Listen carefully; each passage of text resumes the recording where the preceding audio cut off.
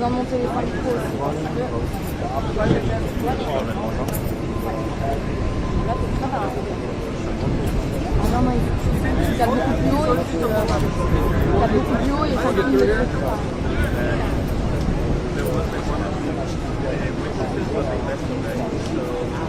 So Chris, one of the things we saw was the ground. Describe it clearly. Tu vas prendre un peu de recul et la zoomer si tu veux. One of both of those national guardsmen.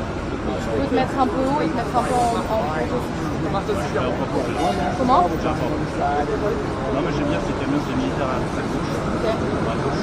À gauche. À droite avec les gaz.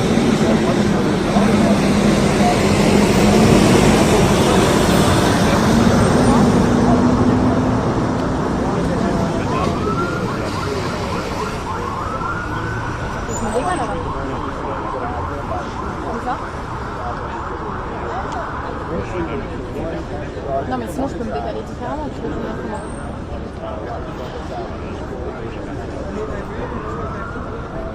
Là je prends sur live. Ouais, je clique sur live. Là t'es sur live.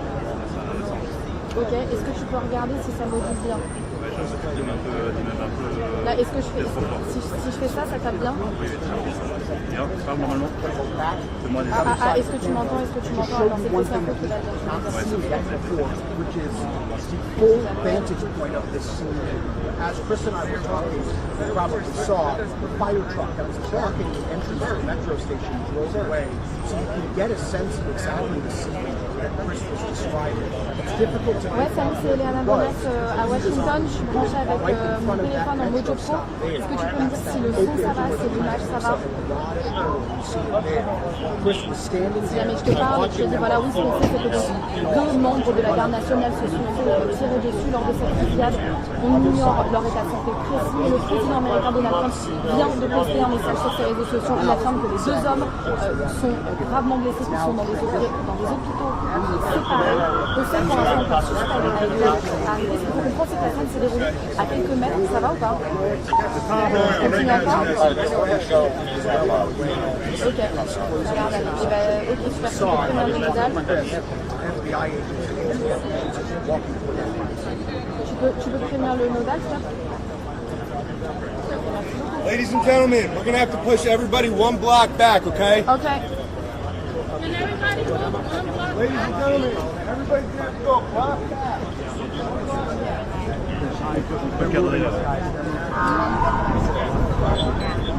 It always happens when you have the best spot. You Exactly. have it, and then a minute before the line.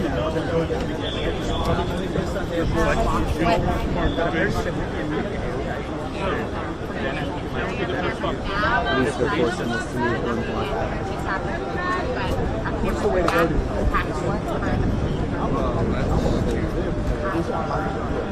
that's the way to Alright, our police line is moving back. This tape is moving back. If you have a camera against the police line tape, please move it. You do not want to damage your equipment.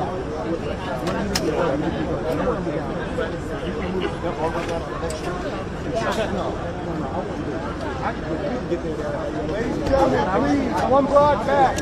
One block back.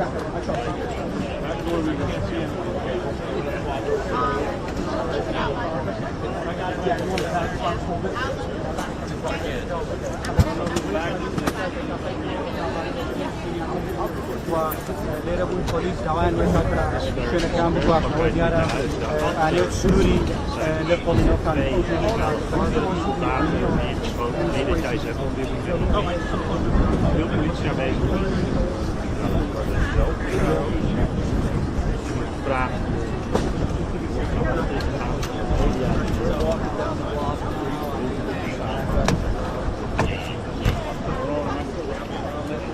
Yeah, you're good. Hey, once we get everybody, we'll just cut it right here.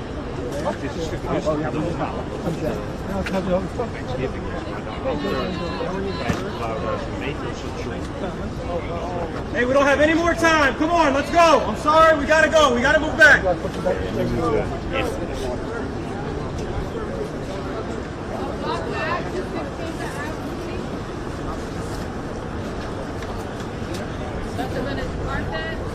It's a crime thing, so I can't let us No, I was talking.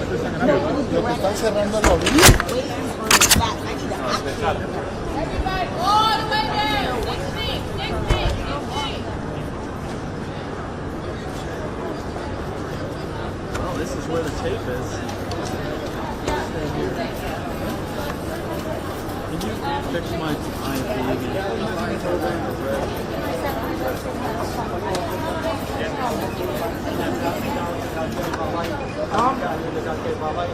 Block back, the whole block, the entire block. 16, 16. And we have to go a whole block. Excuse me. 16, 16. That right here, 16.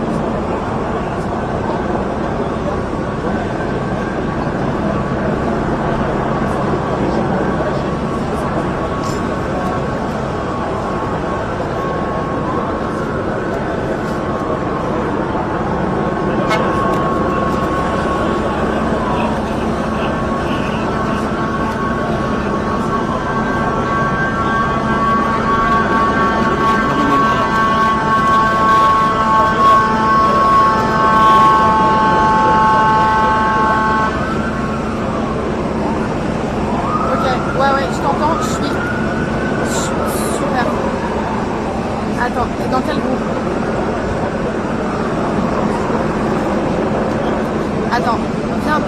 Attends, la priorité c'est que tu viennes me rejoindre. Je suis au croisement. Je suis, tu vois, pas du côté du bureau, de l'autre côté. Ouais, au croisement. J'arrive pas à t'envoyer, mais il faut que tu t'approches des rues balises au plus proche possible de l'intersection. Croisement High Street et Connecticut Avenue, mais pas côté du bureau. En gros, tu sors du bureau, tu vas à gauche et tu traverses. Ok? Tu sors du bureau, tu vas à gauche, ou tu sors du bureau, tu traverses, et ensuite tu vas à gauche. Donc tu vas retrouver au premier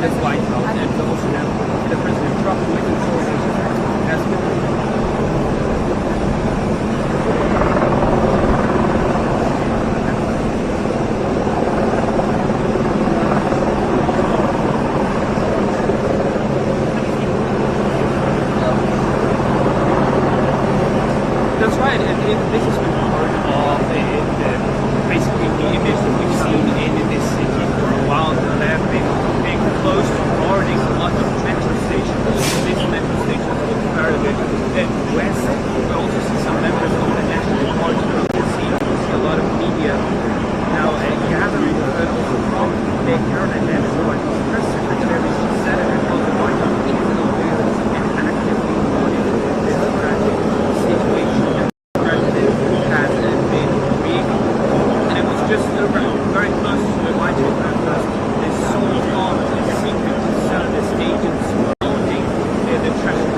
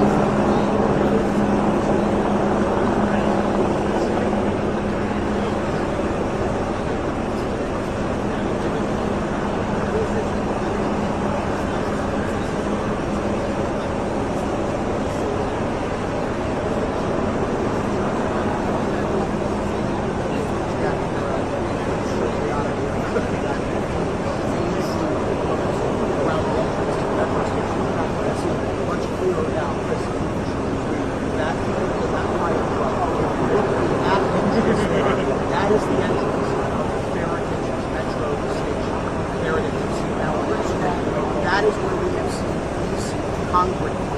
Remember, it's in those metro stations that we discussed the National Guard, the public safety mission in Washington, D.C. do not know in particular what these two National Guardsmen do in those days, but you've seen the scene really focus on metro stations. One of our Chris Plater, who's actually right behind the camera right now, one of our photographers saw as he walked up to the scene was two National Guardsmen. Worked on receiving medical attention right at the entrance of the airport. What we also see around here is National Guard, Washington, D.C., and we know what as part of that public safety mission, sprint over here, by EMS. We saw one emergency there. This one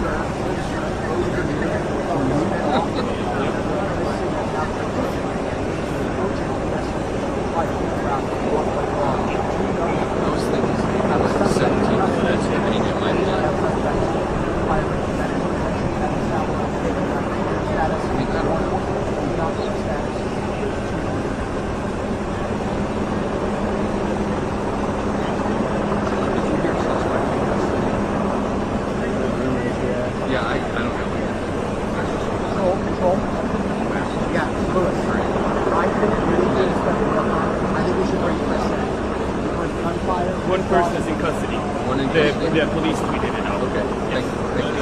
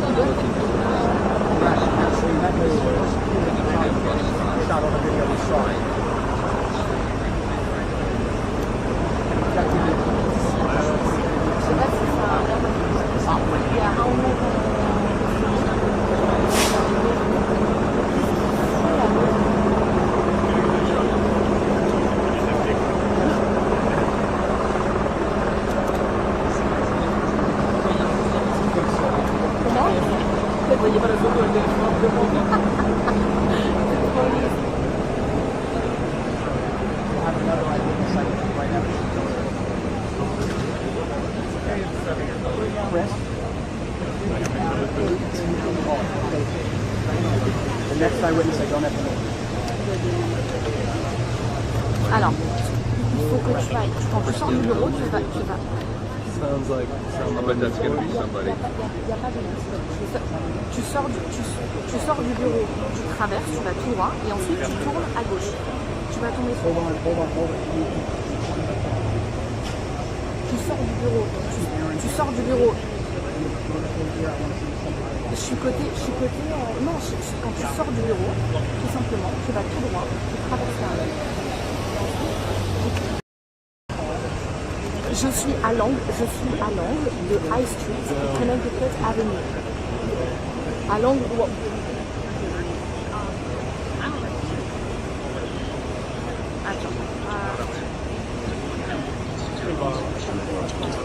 Je suis à l'angle de High Street. Il n'y a pas de sandwicherie, il n'y a rien. Je ne sais pas comment t'expliquer. Tu vois taper?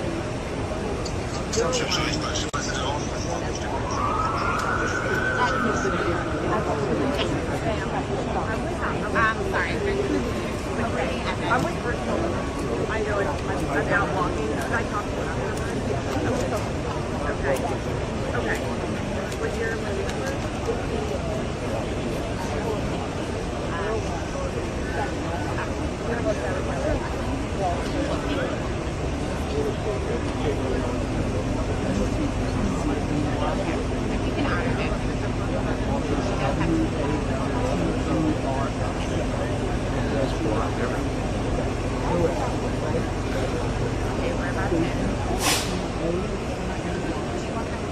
Oh, no, that's part of it. I was going to the right.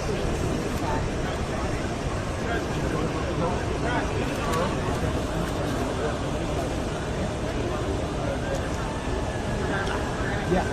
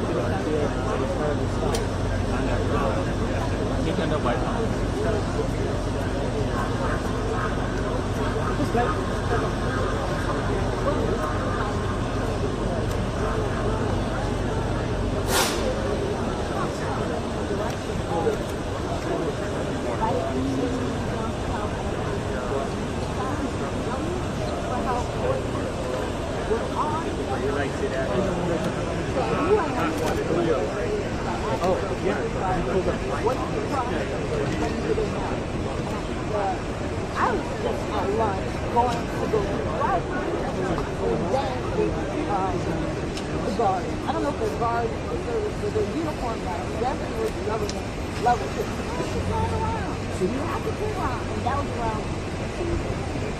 Stacey, compared to where we are now, right, using this as our place, where were you approximately?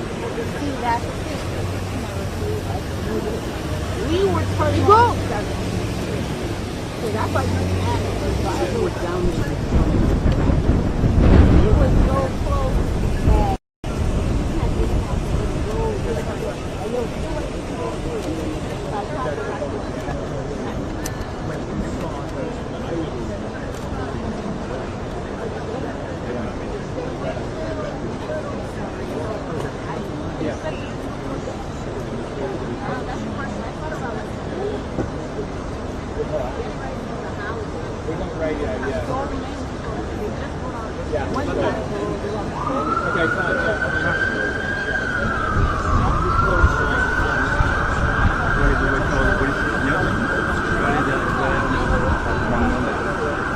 Hallöchen.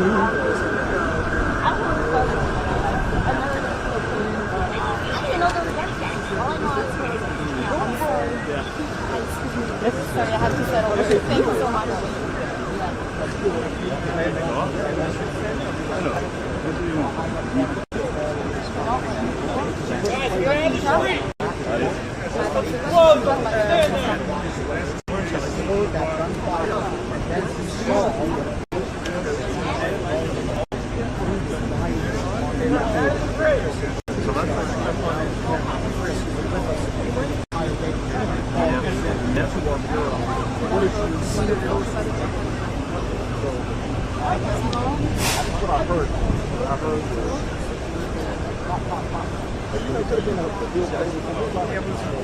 Yeah, so we're live.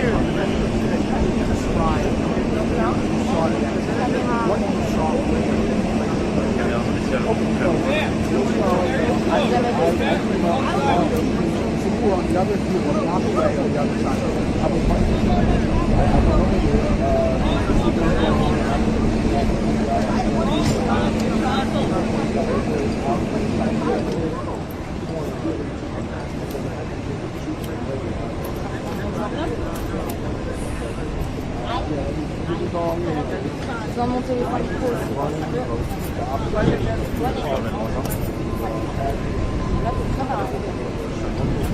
Non, non, il y a beaucoup de l'eau et puis il y a beaucoup de l'eau et ça filme le truc.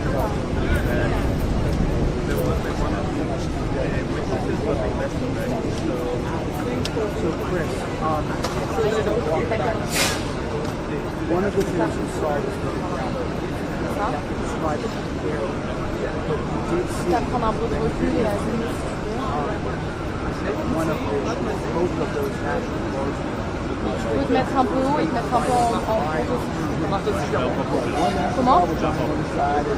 Non, mais j'aime bien ces camions des militaires à gauche. Ok. À gauche. À droite, j'ai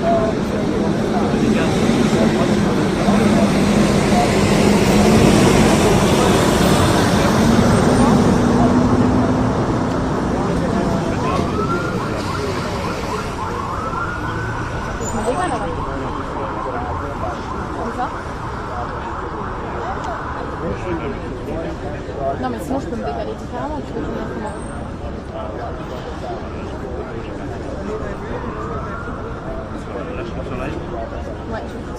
pas des oreilles. Ok, est-ce que tu peux regarder si ça module bien? Ouais, je sais que tu un peu. Là, est-ce que je fais, si je fais ça tape bien? Bien, tu parles normalement. Fais-moi des Est-ce que tu m'entends? Est-ce que tu m'entends? Alors c'est possible un peu que là, which is the full vantage point of this scene. As Chris and I were talking, you probably saw the fire truck that was blocking the entrance to the metro station drove away, so you can get a sense of exactly the scene that Chris was describing. It's difficult to ouais, salut, c'est Léana Bonnet à Washington. Je suis branchée avec mon téléphone en mojo pro. Est-ce que tu peux me dire si le son ça va, si l'image ça va? Si jamais je te parle et que je te dis voilà, oui, ce qu'on sait, c'est que deux membres de la garde nationale se sont tirés dessus lors de cette fusillade. On ignore leur état de santé précis. Le président américain Donald Trump vient de poster un message sur ses réseaux sociaux. Il affirme que les deux hommes sont gravement blessés, qui sont dans des hôpitaux séparés. Le seul pour l'instant encore suspect arrivé. Ce qu'il faut comprendre, c'est que la scène s'est déroulée à quelques mètres. Ça va ou pas? Continue encore? Ok, regarde, et ben, ok, super, tu peux prévenir le nodal. Tu peux prévenir le nodal, ça? Ladies and gentlemen, we're gonna have to push everybody one block back, okay? Okay. Ladies and gentlemen, everybody's gonna have to go block back.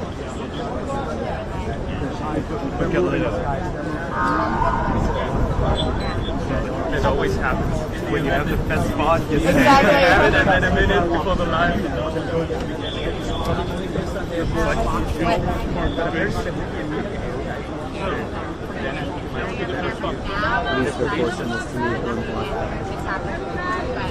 What's the way to go to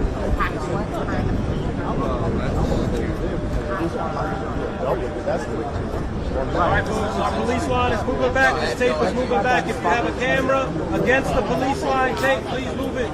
You do not want to damage your equipment.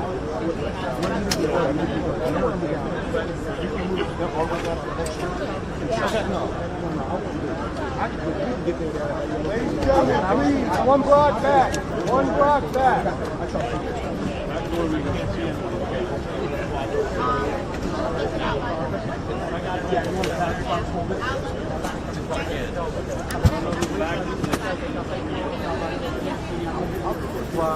National Police دعوان مثلا شنو كان بواقع ديارة عليه سوري لقولنا كان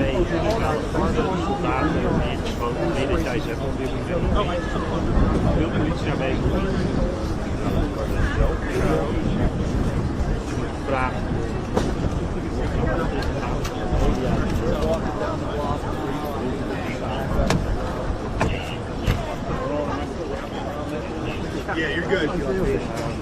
Hey, once we get everybody, we'll just cut it right here.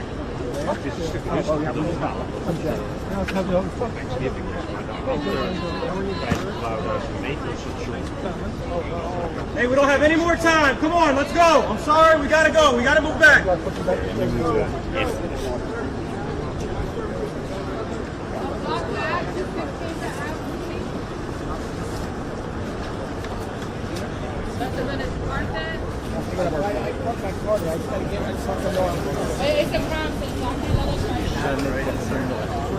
No, I was Lo que están cerrando la orilla.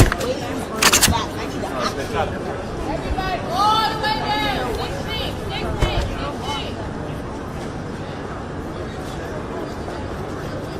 Well, this is where the tape is.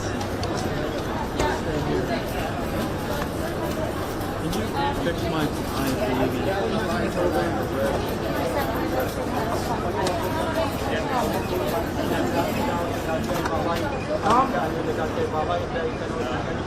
Block back! The whole block! The entire block! 16! 16! And we have to go a whole block. Excuse me! 16! 16! That right here, 16!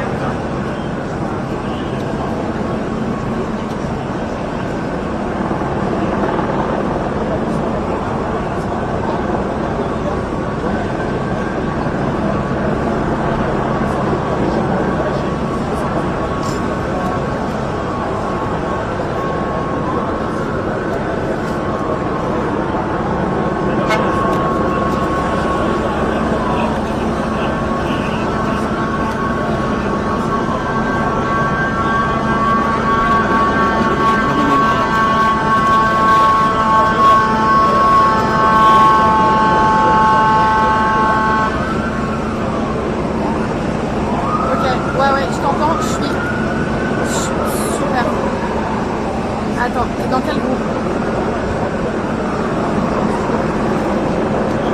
Attends, viens. Attends, la priorité c'est que tu viennes me rejoindre. Je suis au croisement. Je suis, tu vois, pas du côté du bureau, de l'autre côté. Ouais, au croisement. J'arrive pas à t'envoyer, mais tu t'approches des rues balises au plus proche possible de l'intersection.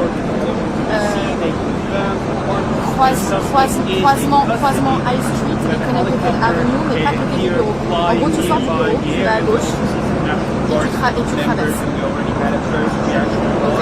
Tu sors du bureau, tu vas à gauche, et tu sors du bureau, tu traverses, et ensuite tu vas à gauche. Tu vas retrouver au premier passage.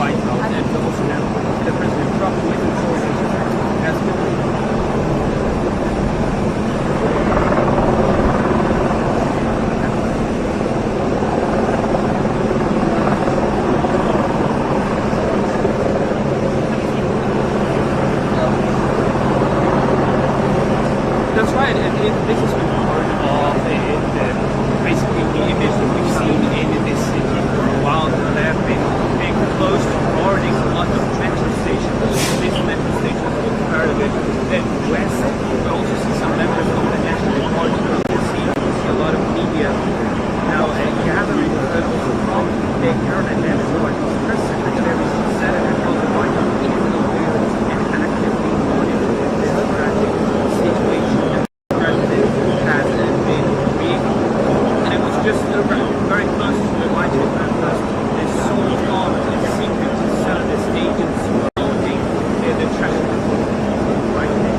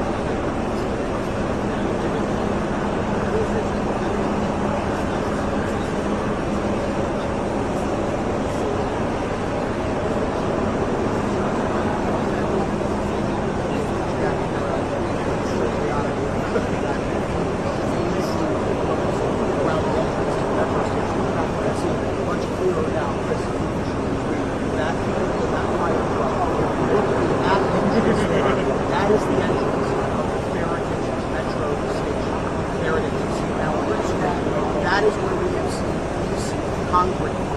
Remember, it's in those metro stations we discussed the National Guard, state area, public safety mission, do not know in particular what these two National Guards are doing in those stations, but we've seen the scene really focus on metro stations. Our Chris Plater, who's actually right behind the camera right now, one of our photographers saw as he walked up to the scene was two National Guardsmen worked on receiving medical attention right at the entrance of the entrance. What we also see National Guard, Washington, D.C., that was all before you were part of that public safety mission, sprint accompanied by EMS. We saw one match there. This one,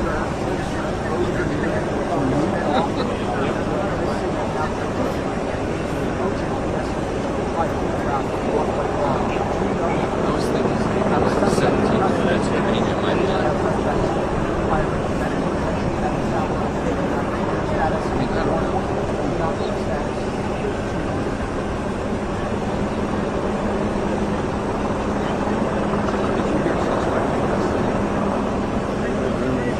Yeah, I don't know. Control. Yeah, Lewis. I think we should bring Chris in.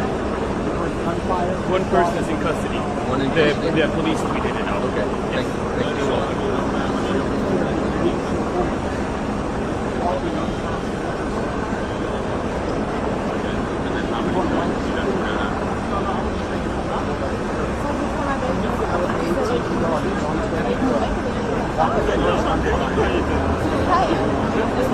avec les déjeuner, puis après on va aller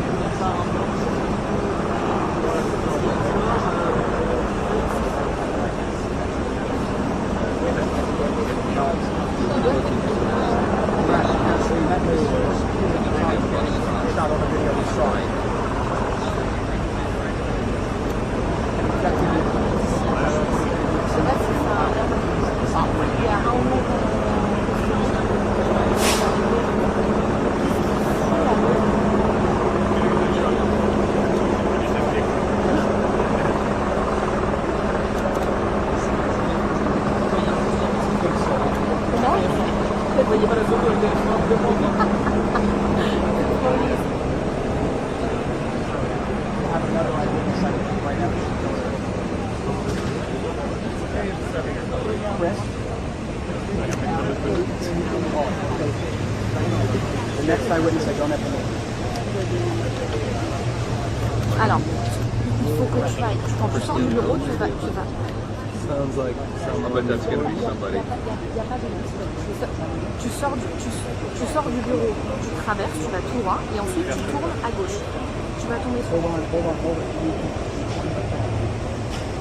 Tu sors du bureau. Je suis côté. Non, quand tu sors du bureau, tout simplement, tu vas tout droit, tu traverses la rue. Je suis à l'angle de High Street et Connecticut Avenue. À l'angle où...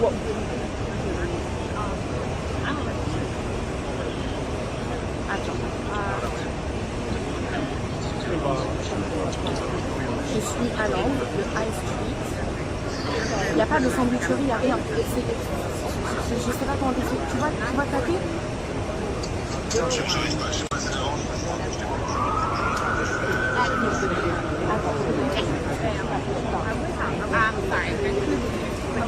I'm with personal.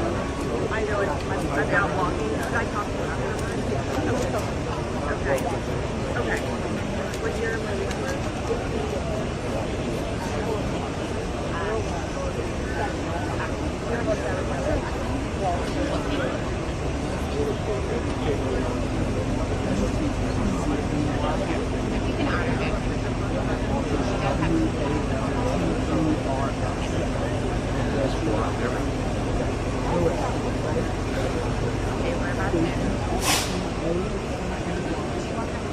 Oh, no, that's fine. I was going to the right.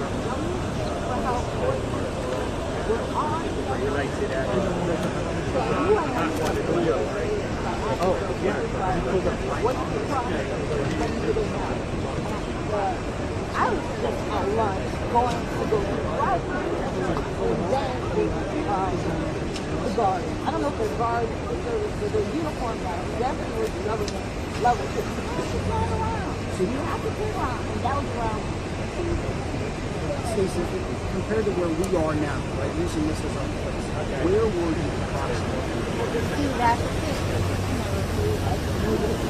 We were turning on 7.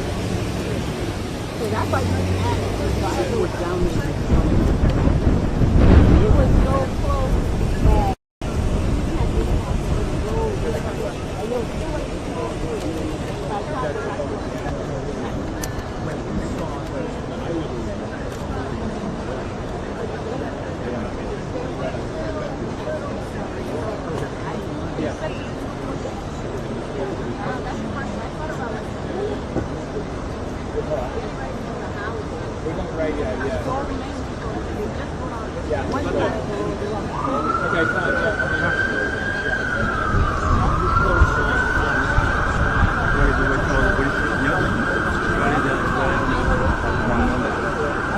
Hallöchen.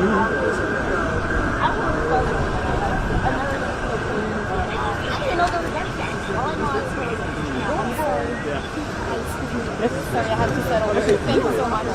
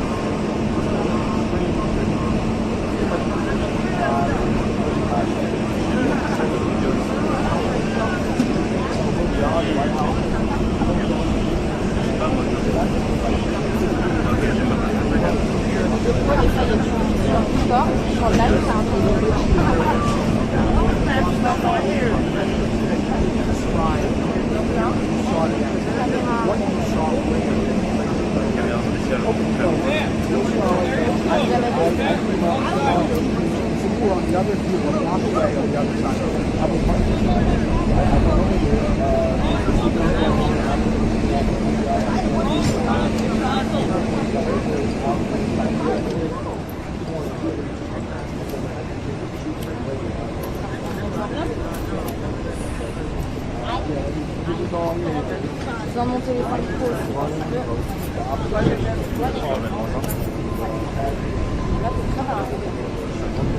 Ah non, non, il tape beaucoup plus haut et puis tape beaucoup plus haut et ça finit de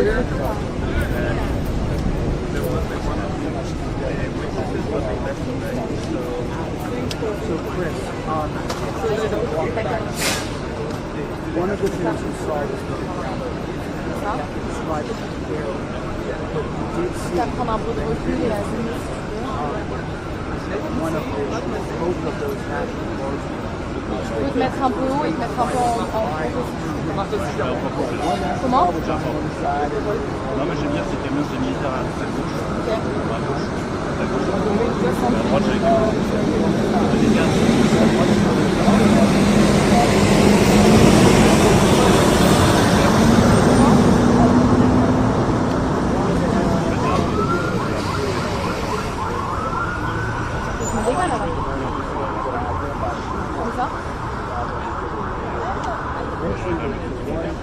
Non mais sinon je peux me décaler différemment, tu veux tourner comment?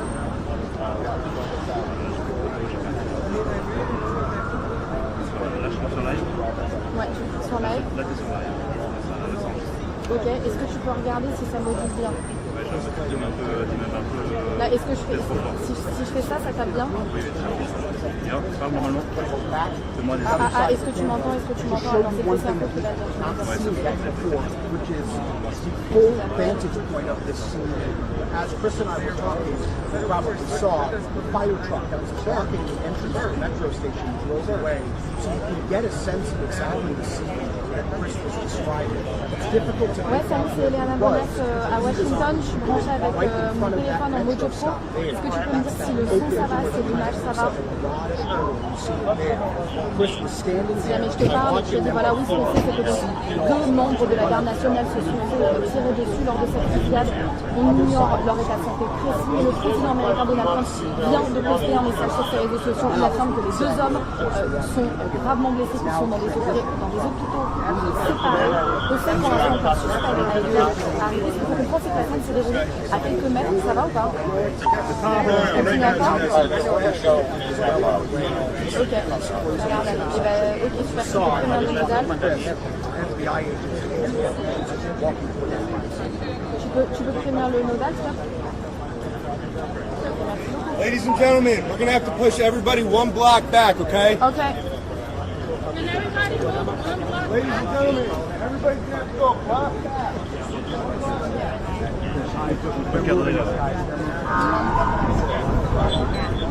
It always happens when you have the best spot. You Exactly. have it, and then a minute before the line.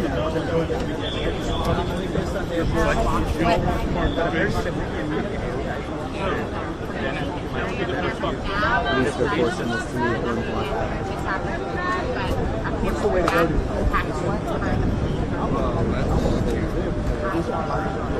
That's the way to All right, our police line is moving back. This tape is moving back. If you have a camera against the police line tape, please move it. You do not want to damage your equipment.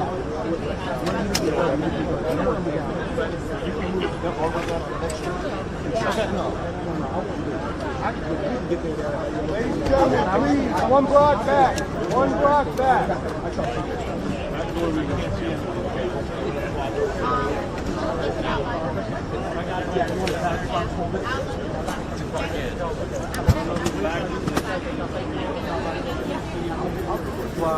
Available police جوان شنو كان بقى وديارة عليه سوري للقضاء كان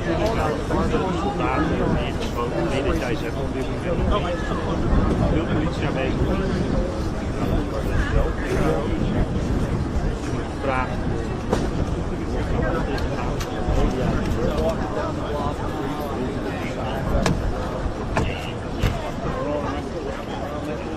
Yeah, you're good. Hey, once we get everybody, we'll just cut it right here.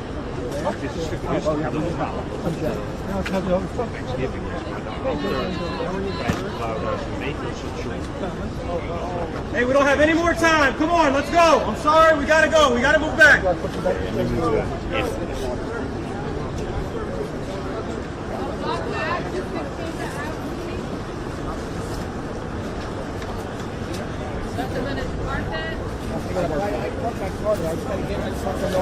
It's a crime.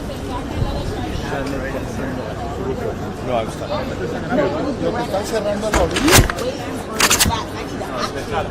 Everybody, all the way down. 16.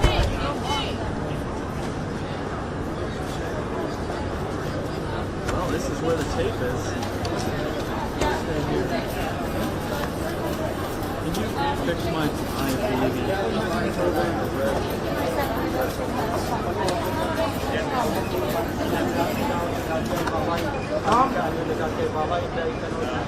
Block that! The whole block! The entire block! 16! 16! And we have to go the whole block. Excuse me! 16! 16! That right here, 16!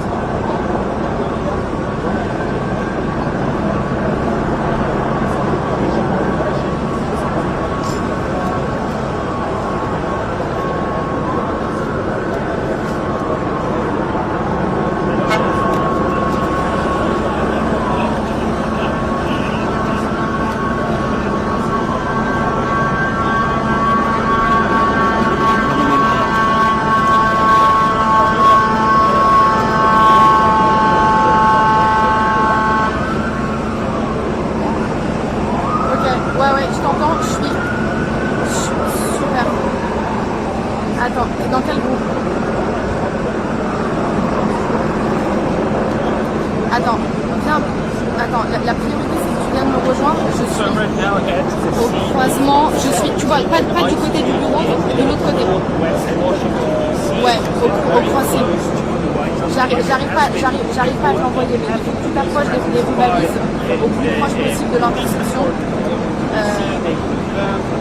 Croisement High Street et Connecticut Avenue, mais pas côté du bureau. En gros, tu sors du bureau, tu vas à gauche et tu traverses. Ok?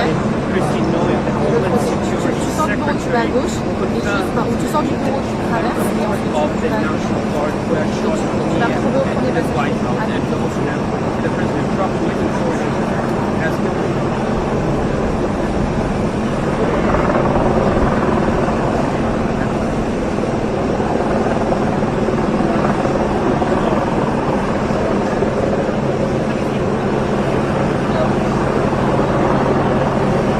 That's right, and this has been part of basically the image that we've seen in this city for a while. They have been close to guarding a lot of metro stations. This metro station is part of it. West, we also see some members of the National Guardsmen. We see a lot of media now gathering also from the Maryland and what press secretary, Senator Joseph Biden is aware and actively monitoring this tragic situation that the president has been creating. And it was just very close to the White House because there's so long and secret service agents surrounding the treasury right now.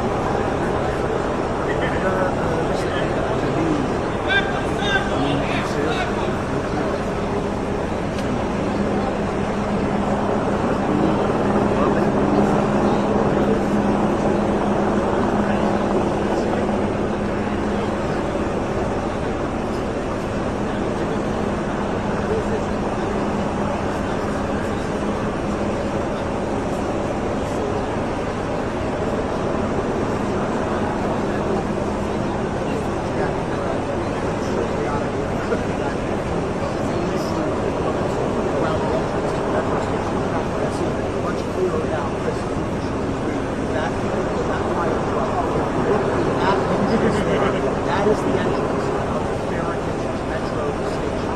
Heritage. Now, that is where we have seen police congregate. Remember, it's in those metro stations that we discussed. The National Guard, the fact that they stay there a public safety mission. I do not know in particular what these two National Guards are doing in the metro station, but you've seen the scene really focus on the metro station. Our first player was actually right behind the camera right now. One of our photographers saw as he walked up to the scene was two National Guardsmen worked on receiving medical attention right at the entrance of the metro station. What we also see here is National Guard across Washington DC and was led before the year as part of that public safety mission sprint by EMS. We saw one match where this one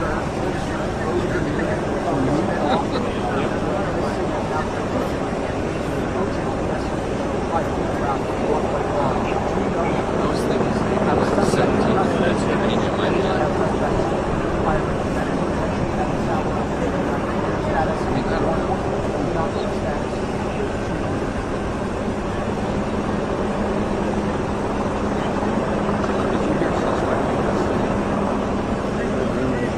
Yeah, I don't know. Control. Yeah, Lewis. I think we should bring Chris in.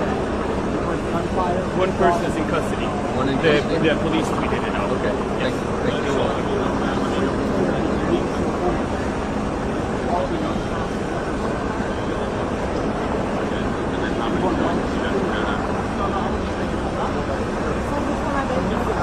Sans doute qu'on avait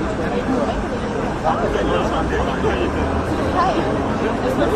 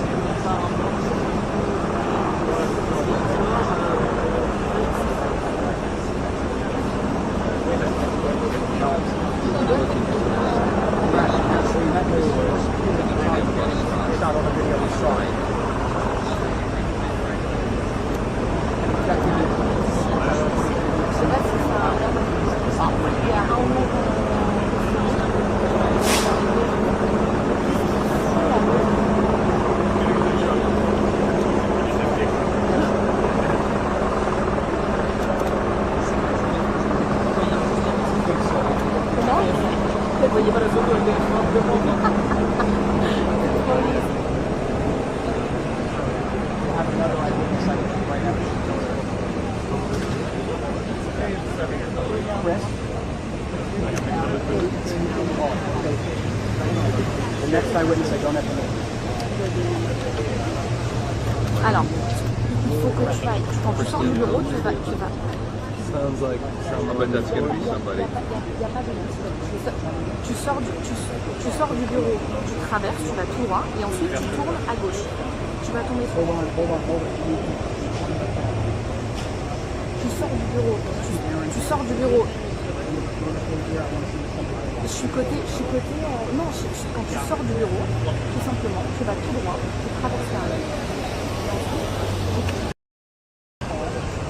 Je suis à l'angle de High Street et Connecticut Avenue.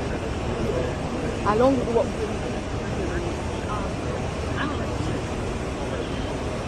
Attends. Je suis à l'angle de High Street. Il n'y a pas de sandwicherie, il n'y a rien. Je ne sais pas comment t'expliquer. Tu vois taper?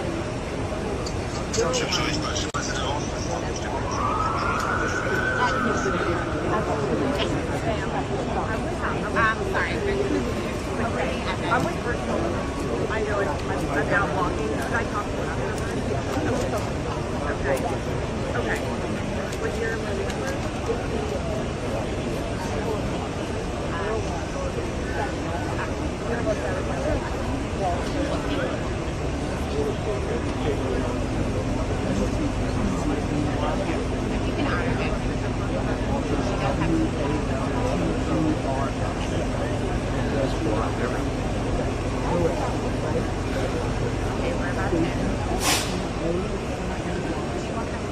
Oh, no, that's part of it. I was going to the right.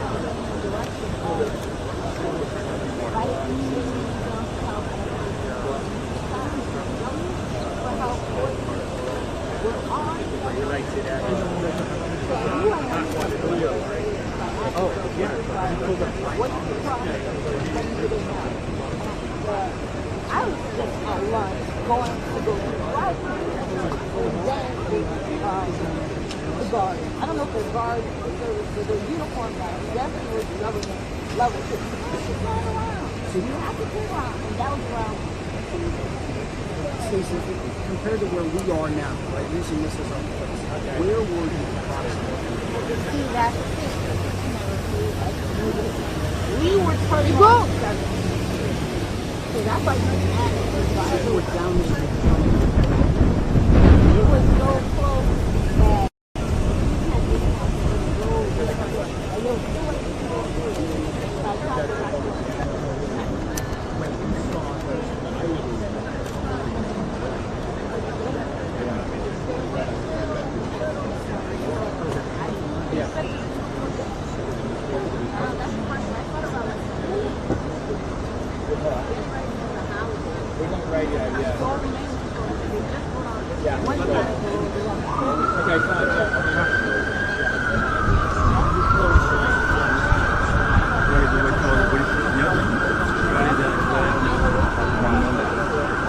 Hallöchen.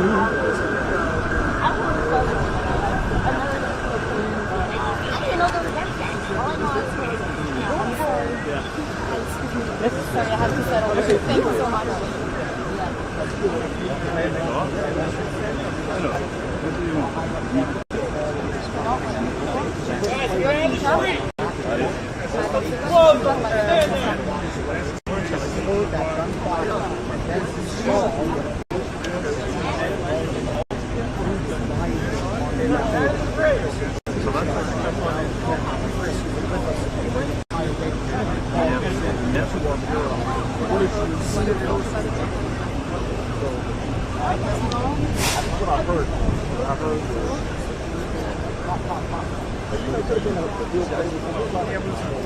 Yeah, so we're live.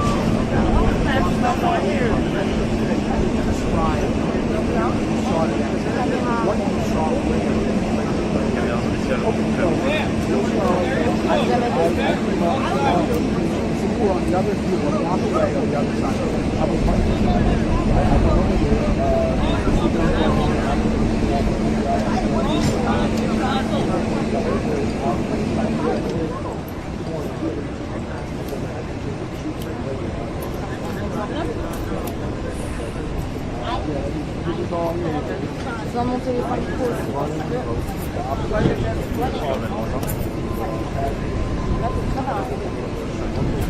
Non, non, il y a beaucoup de l'eau et ça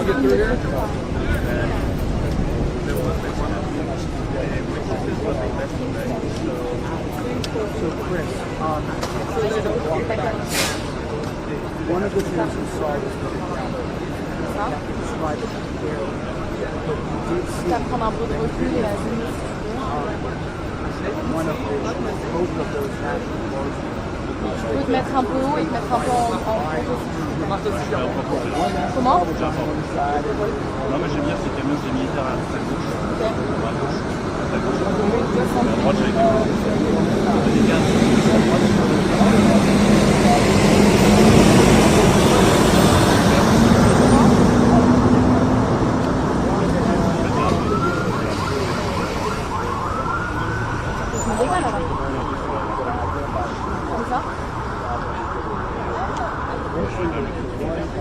Non mais sinon je peux me décaler différemment, tu veux combien comment?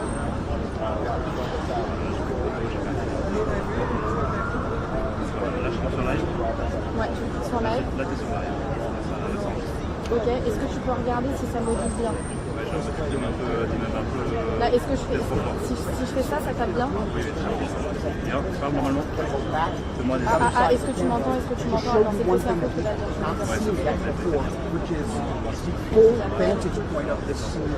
As Chris and I were talking, we probably saw the fire truck that was blocking the entrance to the metro station drove away, so you can get a sense of exactly the scene that Chris was describing. It's difficult to Ouais, salut, c'est Léana Bonnet à Washington. Je suis branchée avec mon téléphone en mojo pro.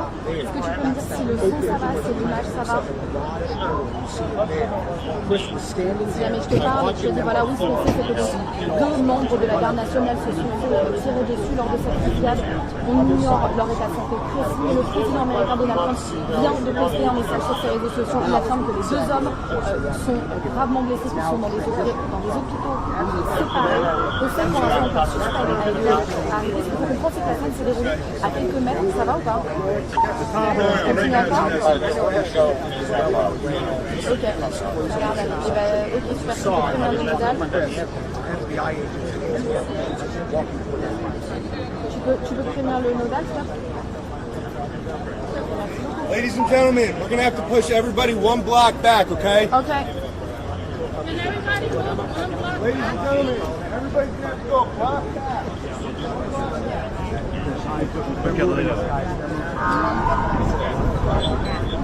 It always happens when you have the best spot. You Exactly. have it, and then a minute before the live.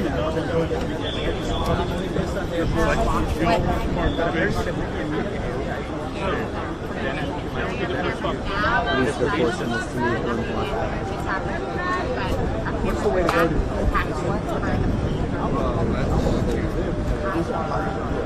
That's the way to Alright, our police line is moving back. This tape is moving back. If you have a camera against the police line tape, please move it. You do not want to damage your equipment.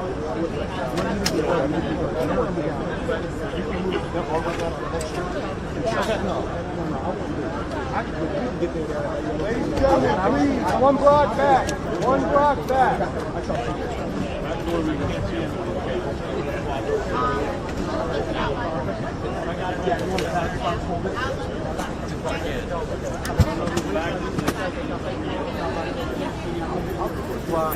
National Police دعوان وكذا شنو كان بواقع وديارة عليه سوري للقضاء كان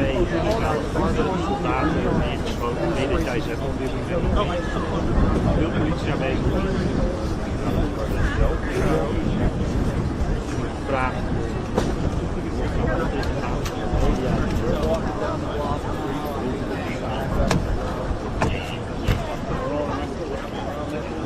Yeah, you're good. Hey, once we get everybody, we'll just cut it right here.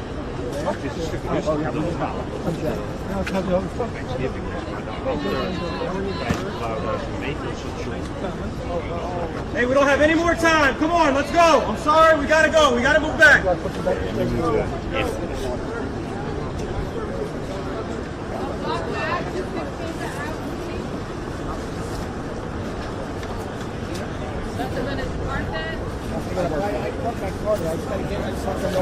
It's a crime. No, I was talking.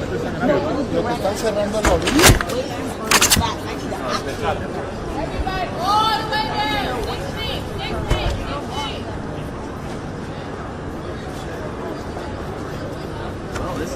tape is. Can you fix my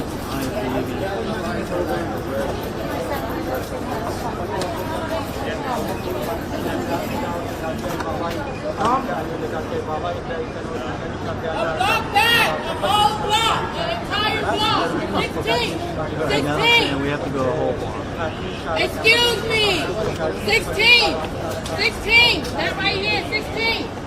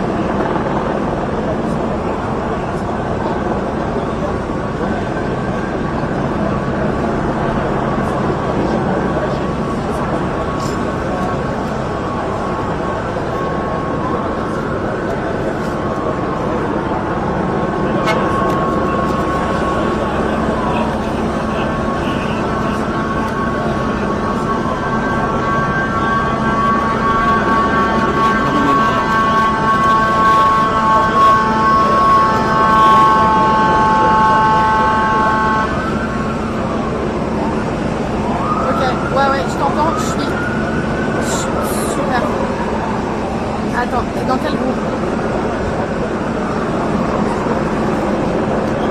Attends, viens. Attends, la priorité c'est que tu viennes me rejoindre. Je suis au croisement. Je suis, tu vois, pas du côté du bureau, de l'autre côté. Ouais, au croisé. J'arrive pas à t'envoyer les plus proche des rivalises, au plus proche possible de l'intersection. Croisement High Street et Connecticut Avenue, mais pas côté du bureau. En gros, tu sors du bureau, tu vas à gauche et tu traverses. Ok? Tu sors du bureau, tu vas à gauche, ou tu sors du bureau, tu traverses, et ensuite tu vas à gauche. Et tu vas trouver au premier bâtiment.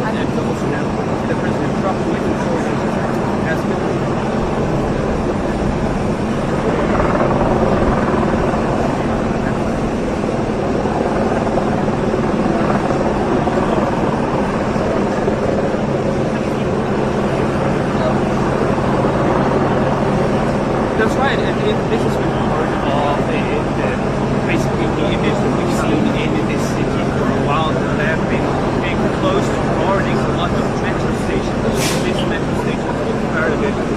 West, we also see some members of the National Guardsmen. We see a lot of media now gathering from the current National Guardsmen press secretary, Senator from the White House, and actively monitoring this tragic situation that the president has been creating.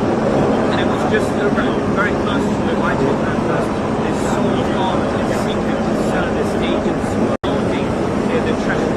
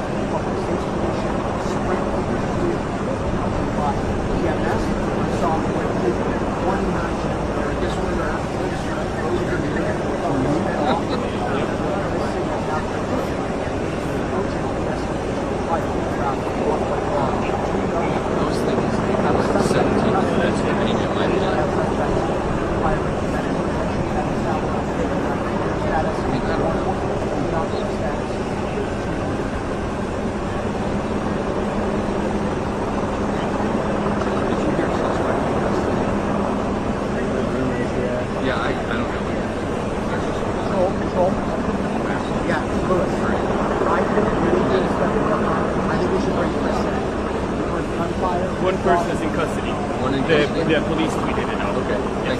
Thank you so much.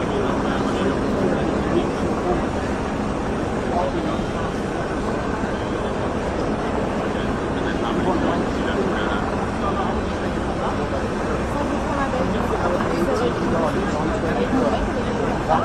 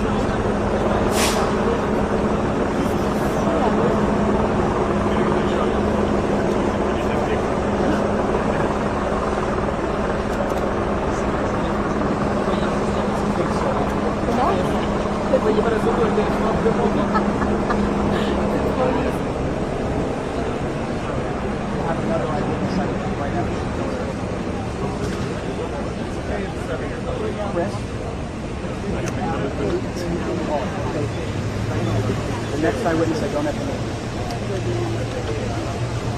Alors, il faut que tu ailles. Quand tu sors du bureau, tu vas. Sounds like but that's gonna be somebody. Tu sors du bureau, tu traverses, tu vas tout droit et ensuite tu tournes à gauche. Tu vas tomber sur. Tu sors du bureau. Je suis côté. Non, quand tu sors du bureau, tout simplement, tu vas tout droit, tu traverses la rue. Je suis à l'angle de High Street et Connecticut Avenue. À l'angle où...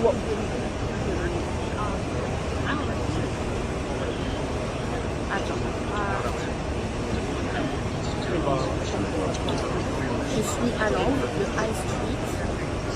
Il n'y a pas de sandwicherie, il n'y a rien. Je ne sais pas comment t'expliquer. Tu vois taper?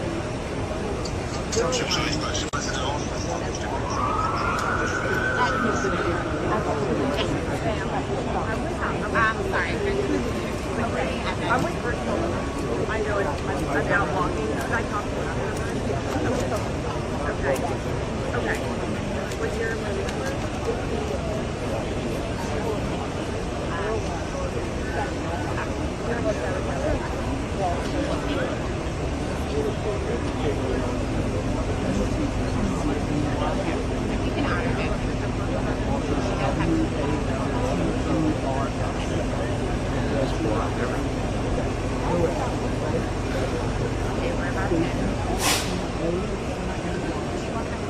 Oh, no, that's part of it. I was going to the right.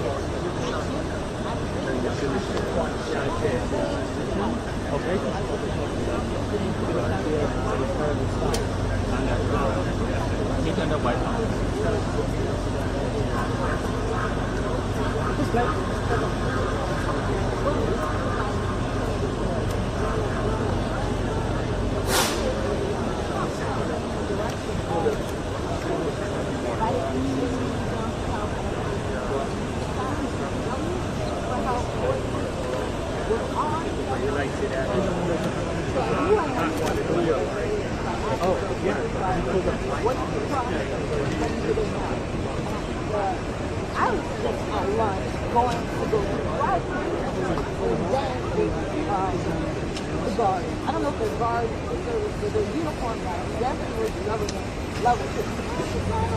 So you have to figure out, and that was around. Stacey, compared to where we are now, right, using this as our place, where were you approximately? See, that's the thing. We were turning on 7. So that's like We were down the street. we were so close that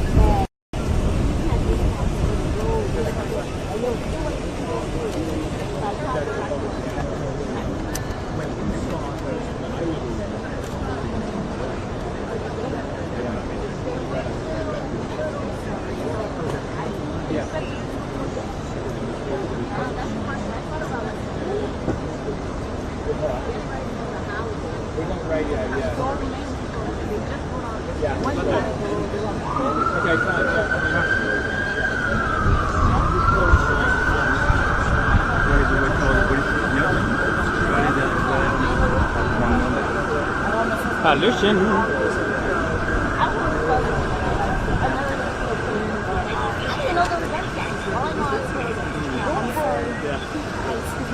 sorry, I have to settle. Thank you so much.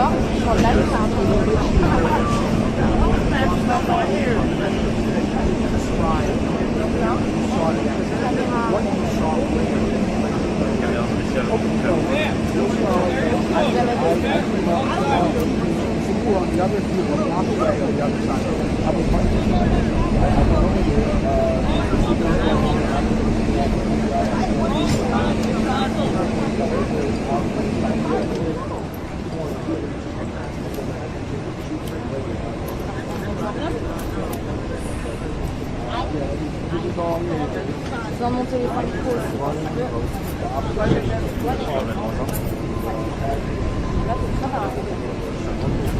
Non, mais il y a beaucoup d'eau et puis il y a beaucoup d'eau et ça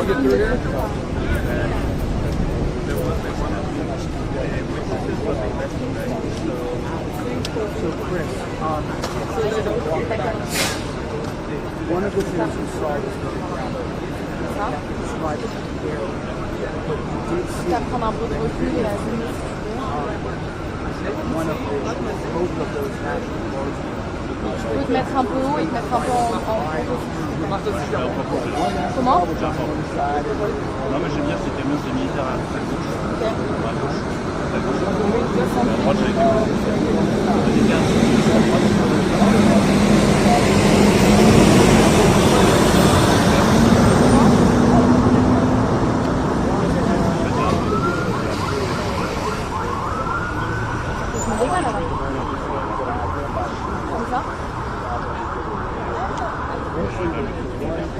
Non mais sinon je peux me décaler différemment, tu peux te mettre comment?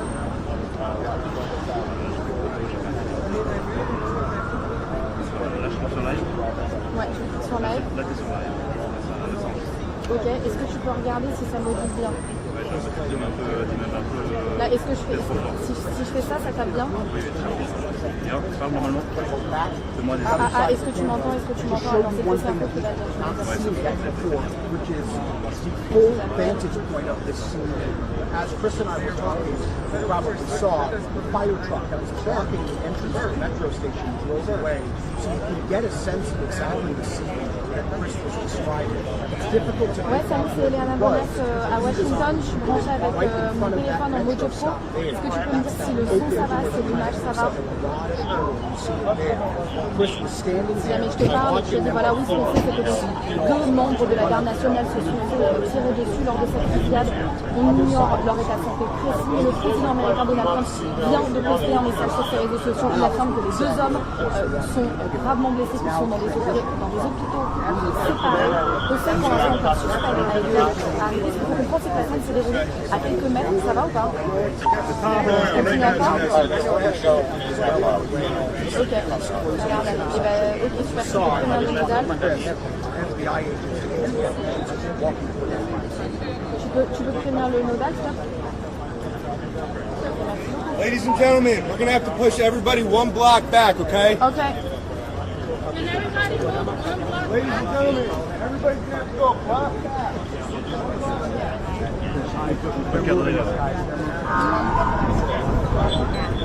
It always happens. When you have the best spot, you have it, and then a minute before the line.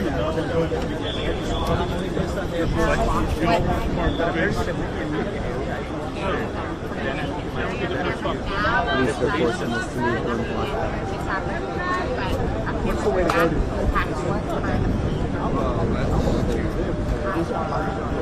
That's the way to All right, our police line is moving back. This tape is moving back. If you have a camera against the police line tape, please move it. You do not want to damage your equipment.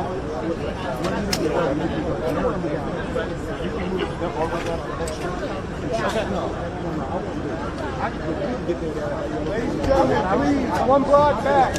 One block back.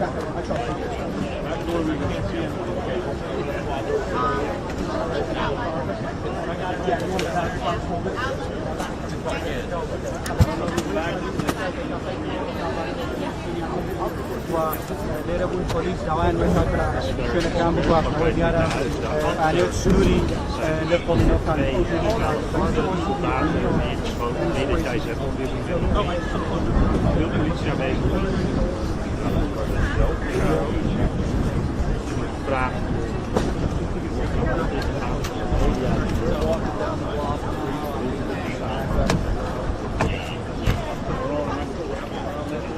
Yeah, you're good.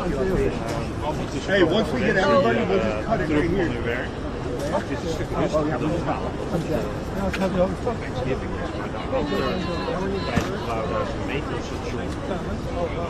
Hey, we don't have any more time. Come on, let's go. I'm sorry, we gotta go. We gotta move back.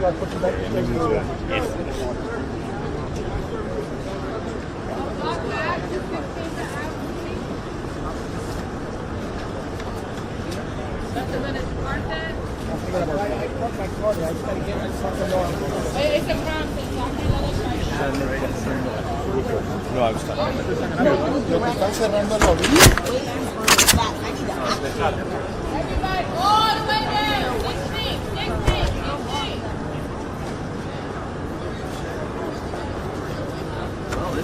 tape is.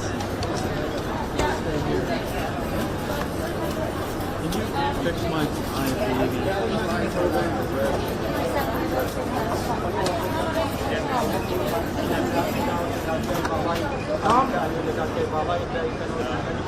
Block that! The whole block! The entire block! 16! 16! We have to go a whole block. Excuse me! 16! 16! That right here, 16!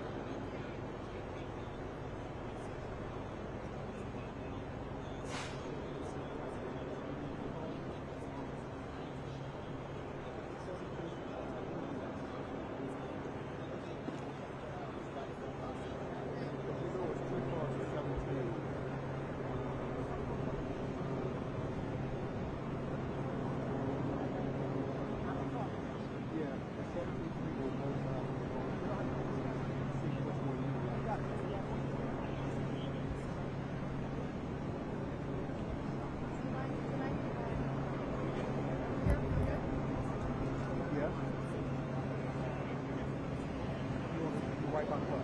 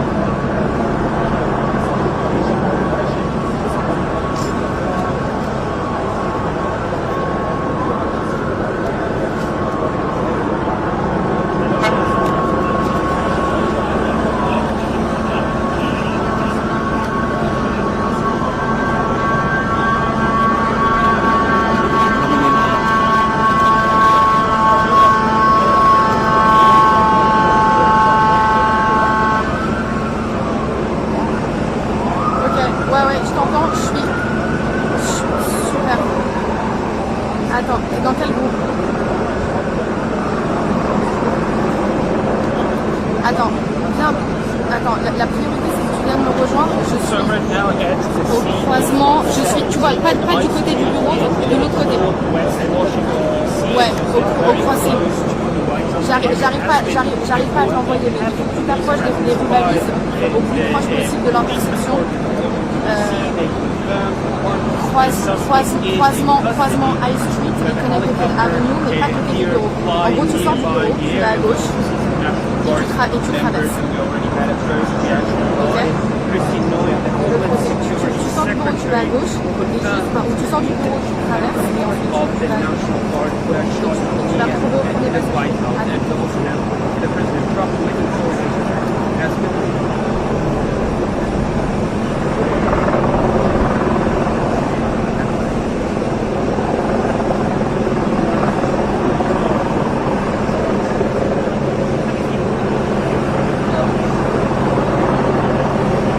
That's right, and this has been part of basically the image that we've seen in this city for a while. They have been close to guarding a lot of metro stations. This metro station is part of it. West, we also see some members of the National Guardsmen. We see a lot of media. Now, you haven't heard from the current National Press Secretary, Senator Noem, and actively monitoring this tragic situation. Just very close to the White House because they sold on in secret to service agents surrounding the traffic. Right?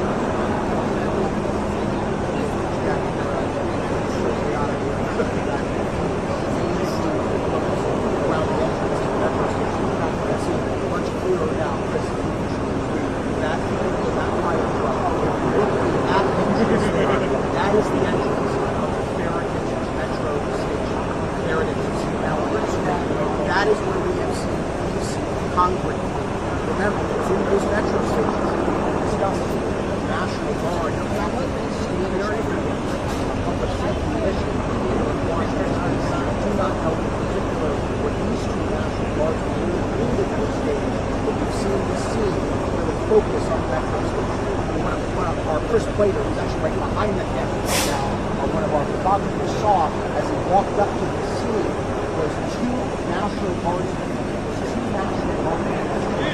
worked on receiving medical attention right at the entrance of the police station.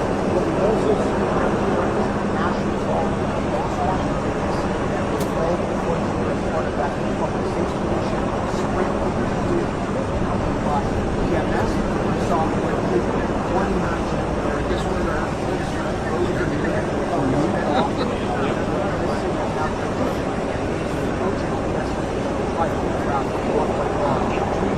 Those things have like 17 minutes of any in my life.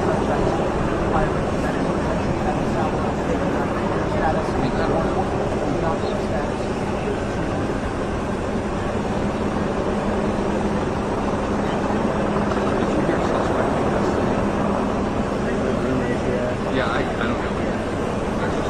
Control. Yeah, Lewis. I think we should bring this in. Gunfire. One person is in custody. One in custody? The police tweeted it out. Okay, thank you so much.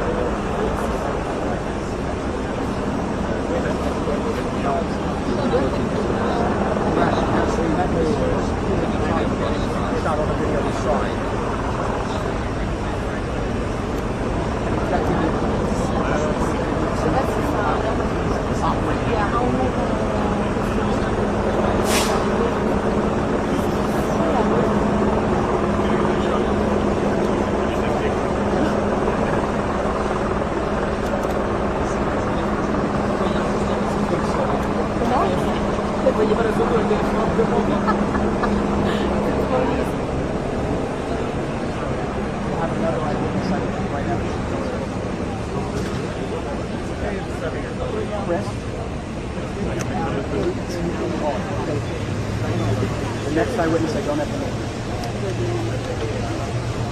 Alors, il faut que tu ailles. Quand tu sors du bureau, tu vas. Sounds like but that's gonna be somebody. Tu sors du bureau, tu traverses, tu vas tout droit et ensuite tu tournes à gauche. Tu vas tomber sur. Tu sors du bureau. Je suis côté. Non, quand tu sors du bureau, tout simplement, tu vas tout droit, tu traverses un œil. Je suis à l'angle de High Street et Connecticut Avenue. À l'angle où...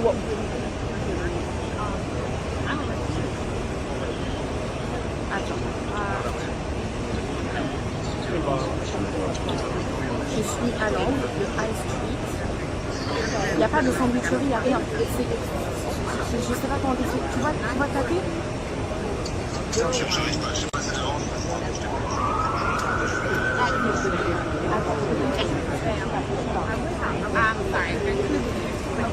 I'm with personal.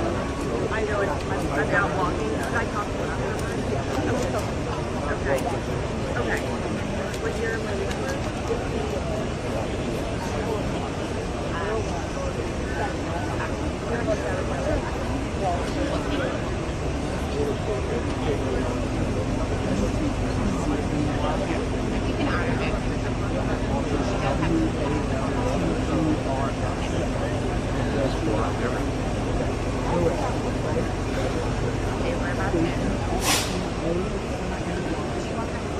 Oh, no, that's fine. I was going to the right.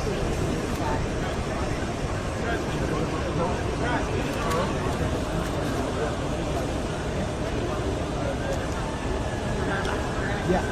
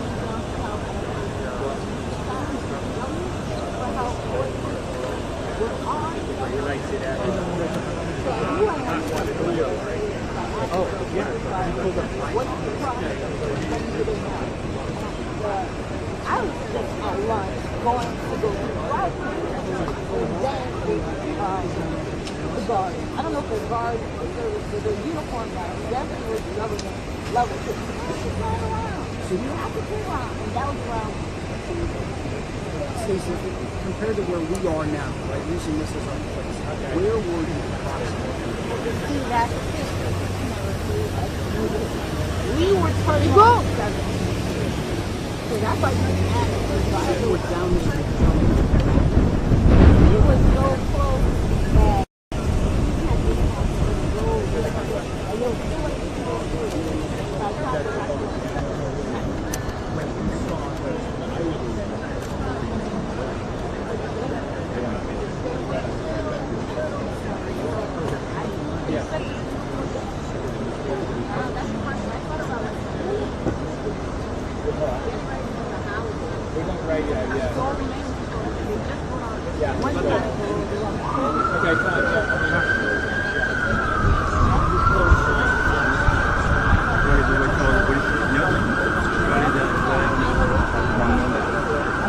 Pollution.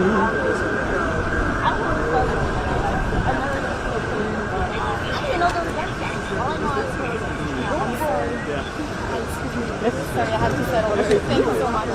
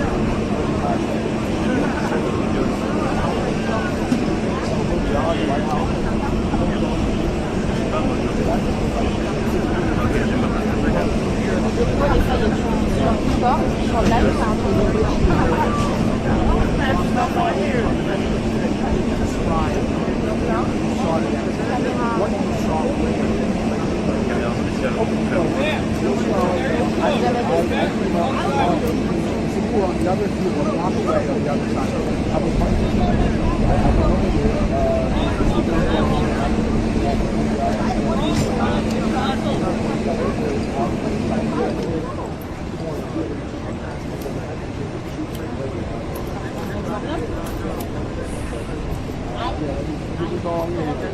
Dans mon téléphone pro aussi.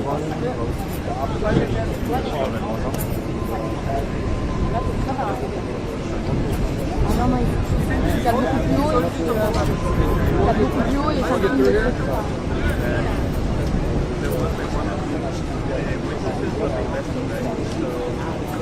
So Chris,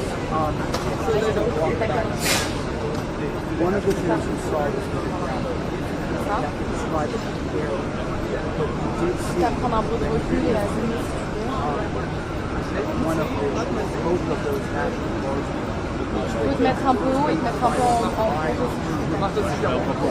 Comment?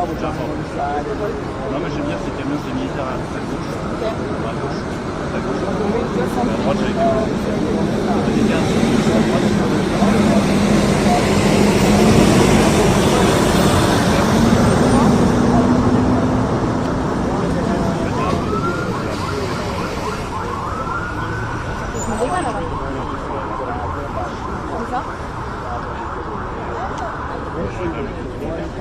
Non mais sinon je peux me décaler différemment, tu veux que je me mette comment?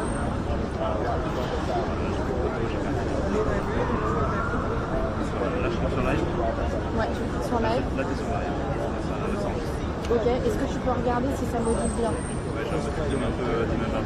Là, est-ce que je fais, si je fais ça, ça tape bien? Oui, bien, parle normalement.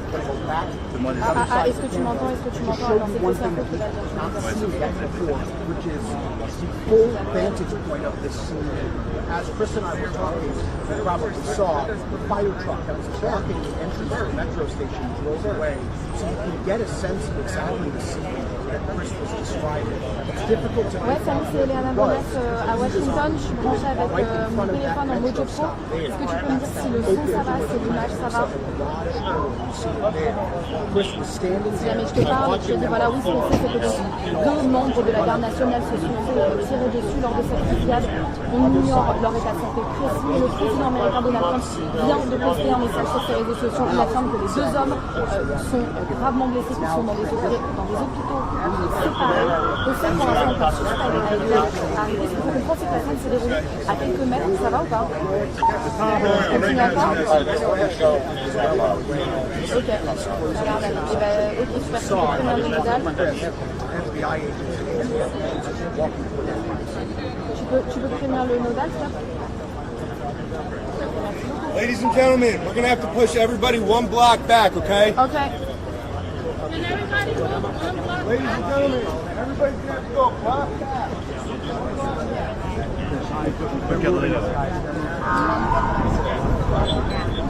It always happens when you have the best spot, you have it, and then a minute before the line.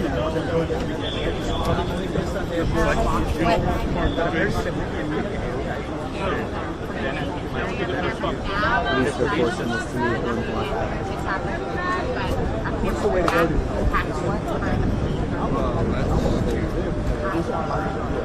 that's the way to. Alright, police line is moving back. This tape is moving back. If you have a camera against the police line tape, please move it. You do not want to damage your equipment.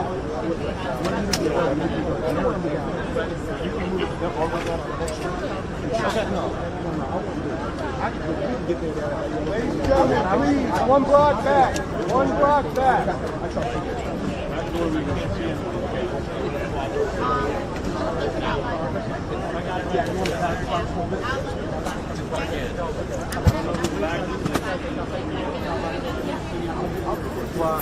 National Police جوان شنو كان بواقع ديارة عليه سوري لقول نوكان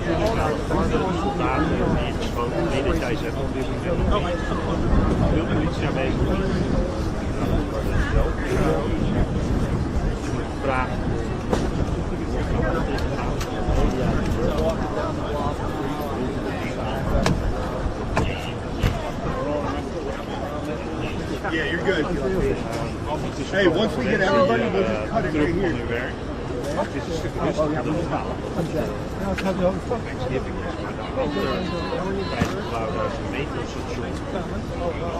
we don't have any more time. Come on, let's go. I'm sorry, we gotta go. We gotta move back.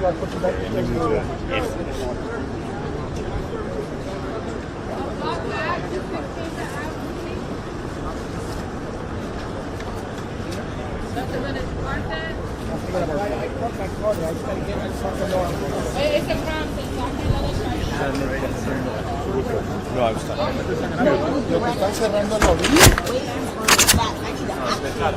Everybody, all the way down. 16, 16, 16. Well, this is where the tape is. Can you fix my IFB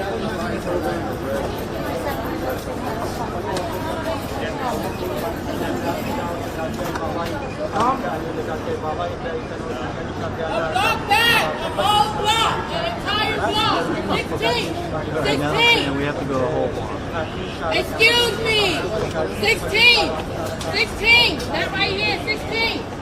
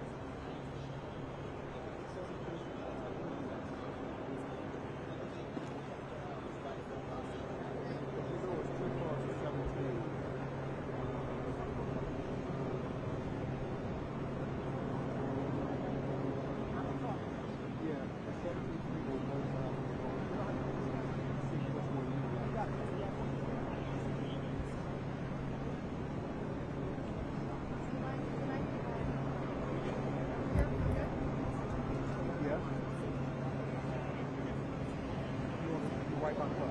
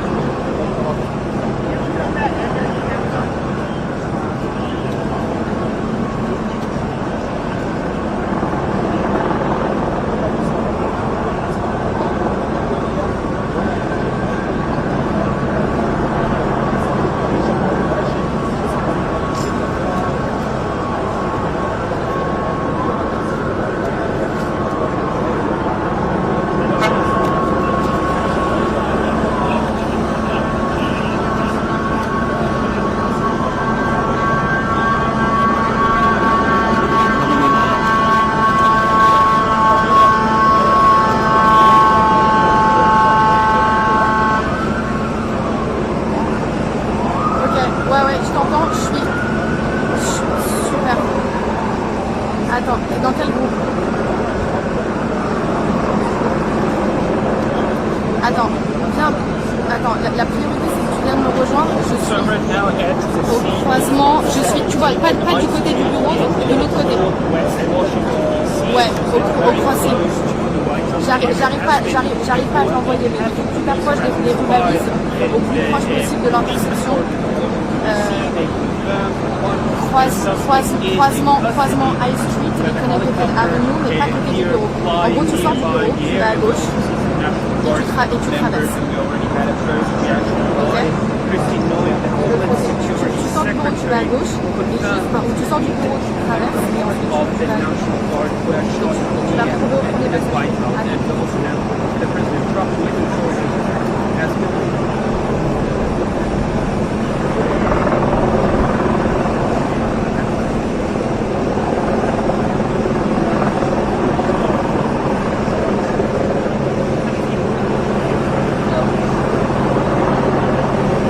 That's right, and this has been part of basically the image that we've seen in this city for a while. They have been close to guarding a lot of metro stations. This metro station is also part of it. West, we also see some members of the National Guardsmen. You see a lot of media. Now, you haven't heard also from the current National Guardsmen press secretary, Senator Noem, even aware and actively monitoring this tragic situation that the president has been creating. And it was just very close to my take on this so long and secret this agents surrounding the traffic, right?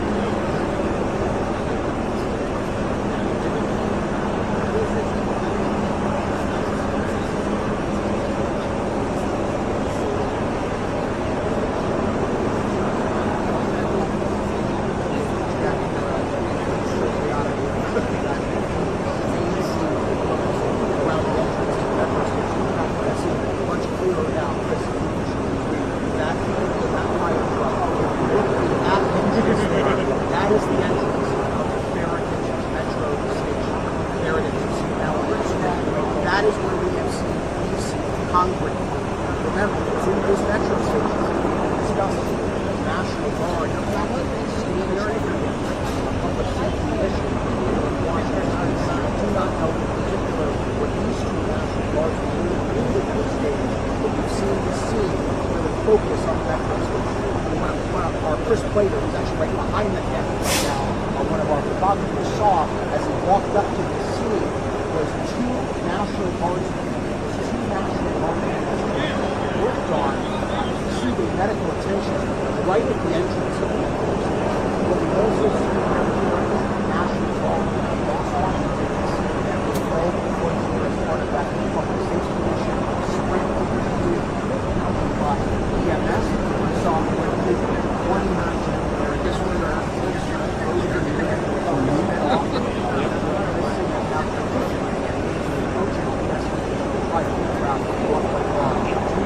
Those things have 17 minutes to reach in my life.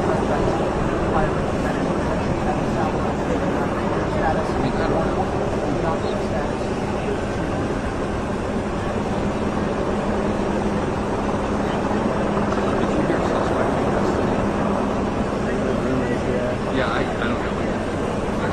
Control. Yeah, Lewis. I think we should bring Chris in. Gunfire. One person is in custody. One in custody? The police tweeted it out. Okay, thank you.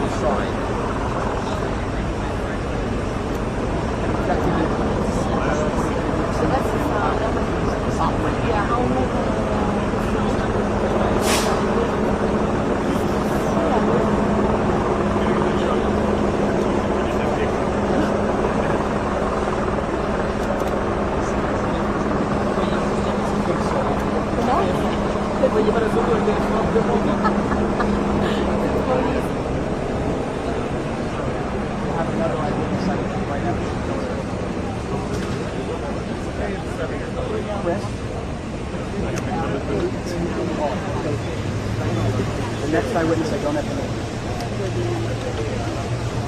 Alors, il faut que tu ailles. Quand tu sors du bureau, tu vas. Sounds like I bet that's going to be somebody. Y a pas de tu sors du bureau, tu traverses, tu vas tout droit et ensuite tu tournes à gauche. Tu vas tomber sur. Tu sors du bureau. Je suis côté. Non, quand tu sors du bureau, tout simplement, tu vas tout droit, tu traverses la rue. Je suis à l'angle de High Street et Connecticut Avenue. À l'angle où...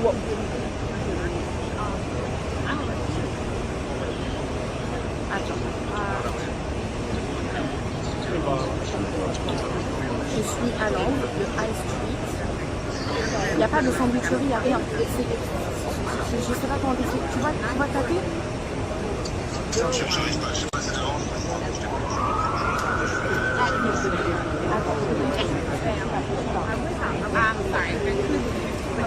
I'm with personal.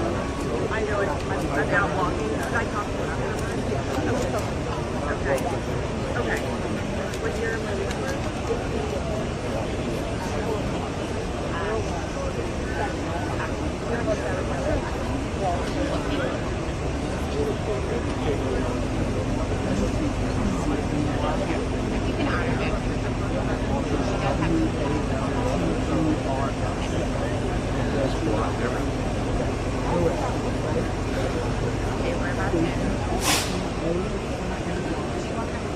Oh no, that's part of it.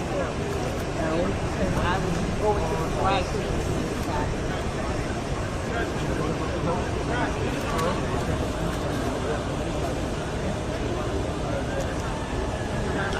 Yeah. Live. So we're gonna wait for time. Hi, we're gonna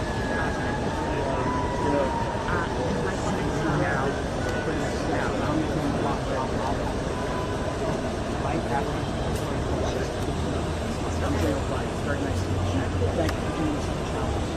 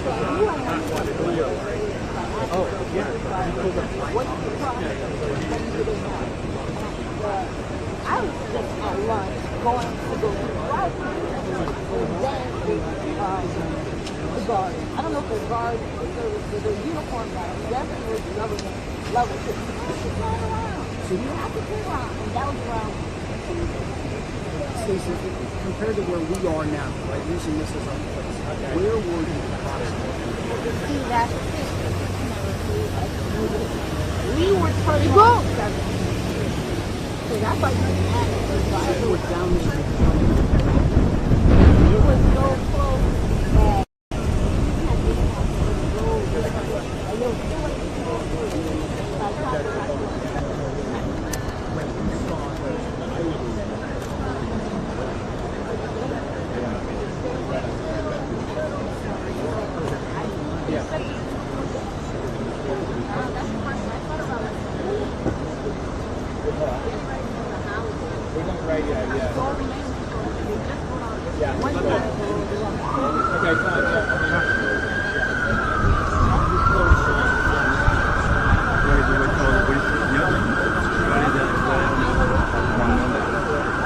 Hallöchen.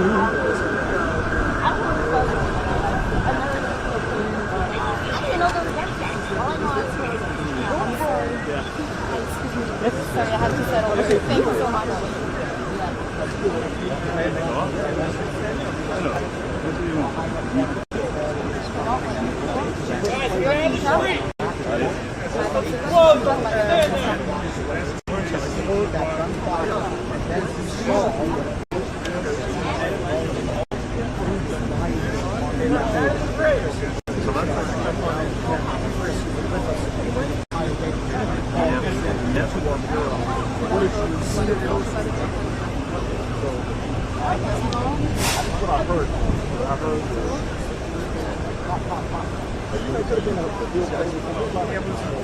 Yes, we're alive.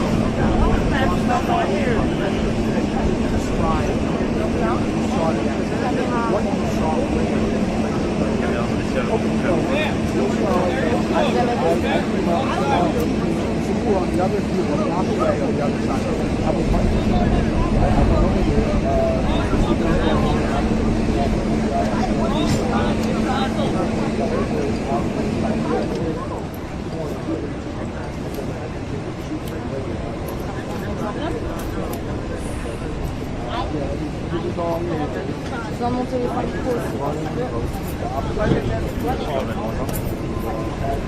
Là, t'es très mal. Ah non, non, t'as beaucoup plus haut et puis t'as beaucoup plus haut et ça filme le truc.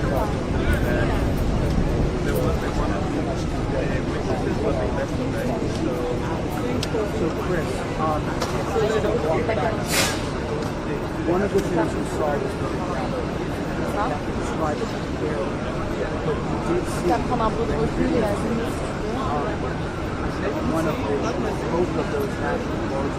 Tu peux te mettre un peu haut et te mettre un peu en Comment? Non, mais j'aime bien ces camions, c'est militaire à gauche. Ok. À gauche. À droite, j'ai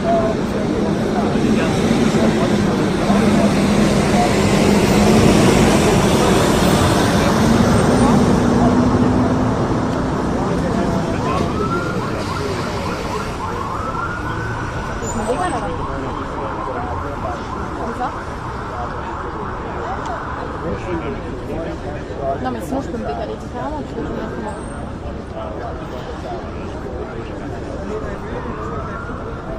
Là je suis sur live. Ouais, je suis sur live. Là t'es sur live. Ok, est-ce que tu peux regarder si ça modifie bien? Ouais, je sais que tu m'as un peu...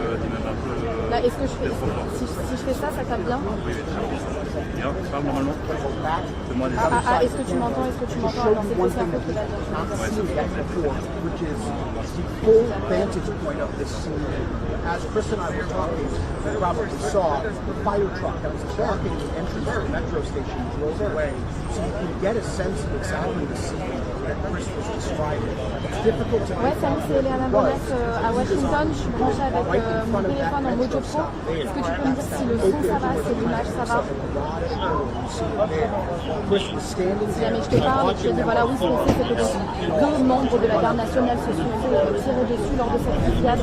On ignore leur état de santé précis. Le président américain Donald Trump vient de poster un message sur ses réseaux sociaux. Il affirme que les deux hommes sont gravement blessés, qui sont dans des hôpitaux séparés. On sait pour l'instant qu'on suspecte avec le arrivé. Ce qu'il faut comprendre, c'est que la scène s'est déroulée à quelques mètres. Ça va ou pas? Continue encore? Ok, alors d'accord. Et ben, ok, super. Tu peux prévenir le nodal. Tu peux prévenir le nodal, toi?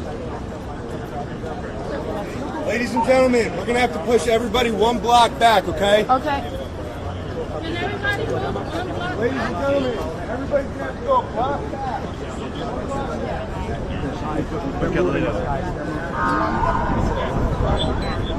It always happens. When you have the best spot, you have it and then a minute before the live.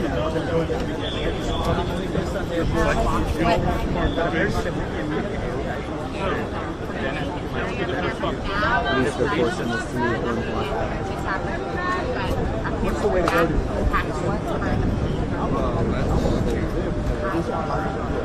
that's the way Our police line is moving back. This tape is moving back. If you have a camera against the police line tape, please move it. You do not want to damage your equipment.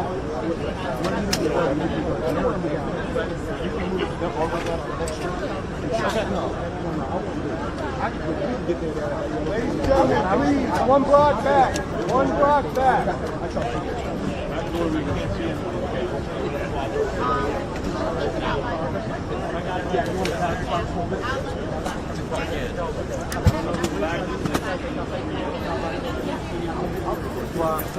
National Police دعوان مثلا شنو كان بواقع وديارة عليه سوري لقوم نوكان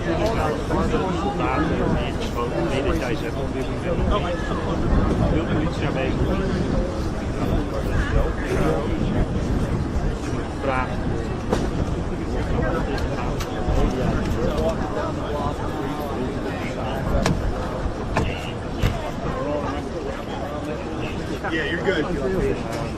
Hey, once we get everybody, we'll just cut it right here.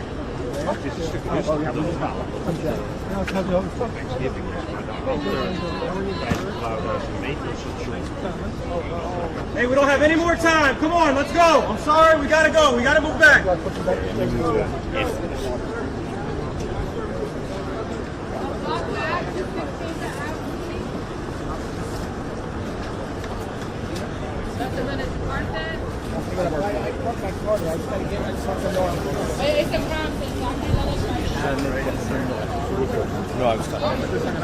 Lo que están cerrando la orilla. Everybody, all the way down. 16, 16, 16. Well, this is where the tape is. Can you fix my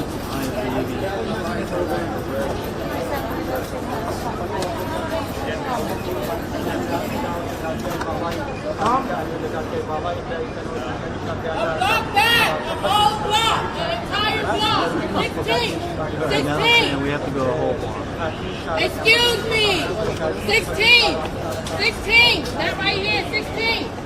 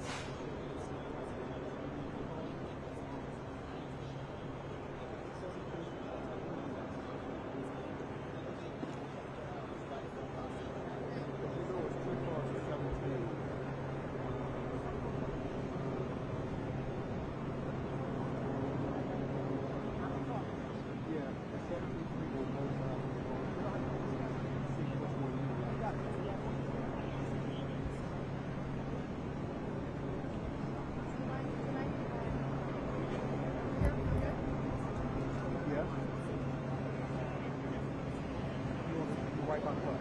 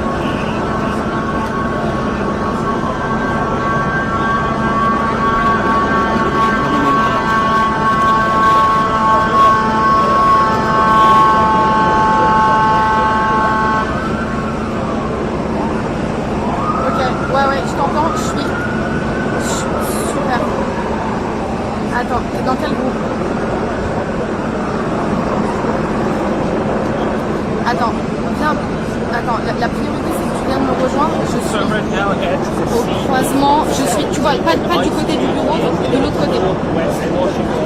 Ouais, au croisement. J'arrive pas à t'envoyer, mais il faut que tu t'approches des rubalises au plus proche possible de l'intersection. Croisement High Street et Connecticut Avenue, mais pas côté du bureau. En gros, tu sors du bureau, tu vas à gauche et tu traverses. Ok. Tu sors du bureau, tu vas à gauche, ou tu sors du bureau, tu traverses, et ensuite tu vas à gauche. Et tu vas retrouver au premier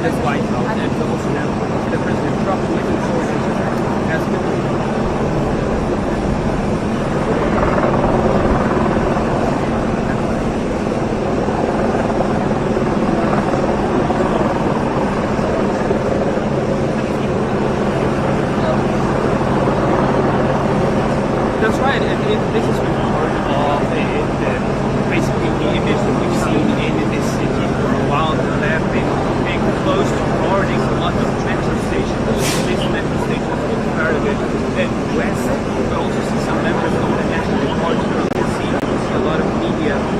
Now, you have a representative from the Maryland National Guardsmen press secretary, Senator John Biden, is aware and actively monitoring this tragic situation that the president has been creating. And it was just very close to the White House because there's so long and secret this agents surrounding the tragedy. Right?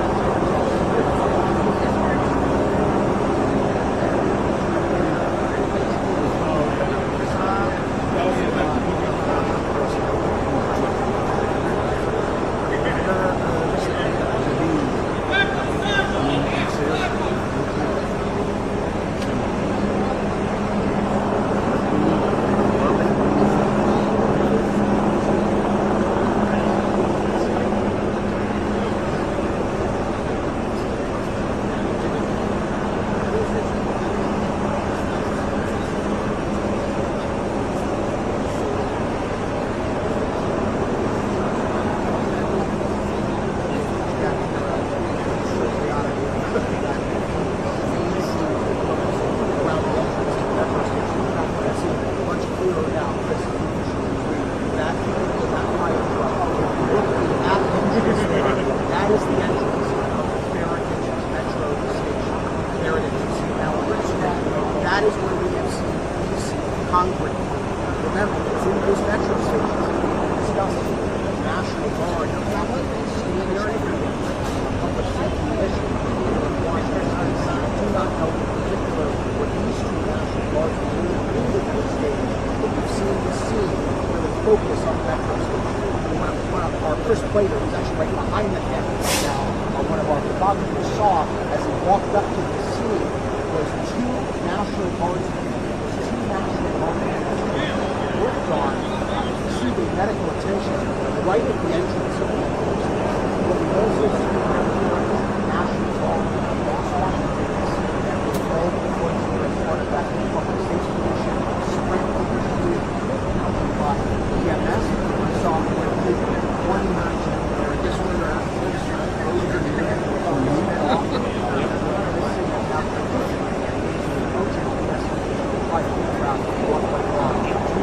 Those things have a 17 range in my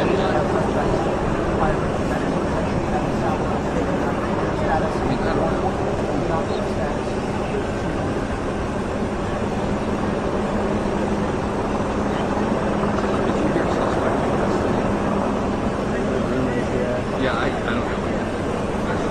Control. Yeah, Lewis. I think we should bring Chris in. Gunfire. One person is in custody. One in custody. The police tweeted it out. Okay. Yes.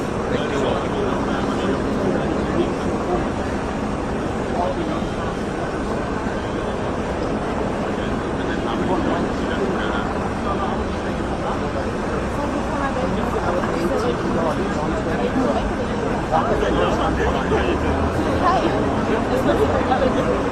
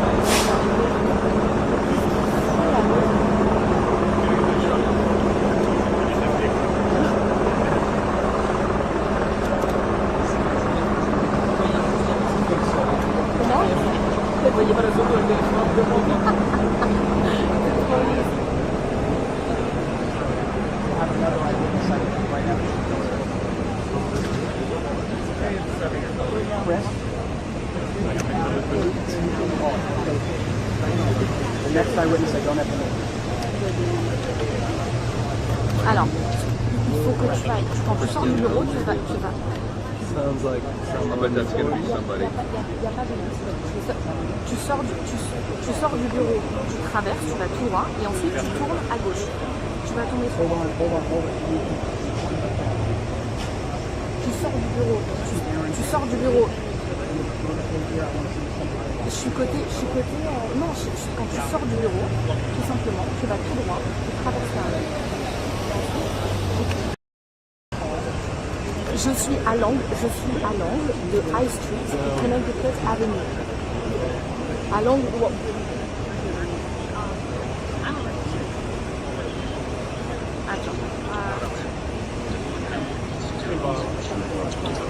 Je suis à l'angle de High Street.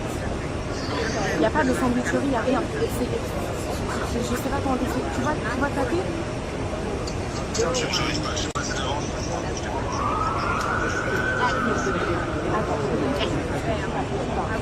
I'm sorry. I'm with personal. I know I'm now walking. Should I talk to you? Okay. Okay. What's your movie number?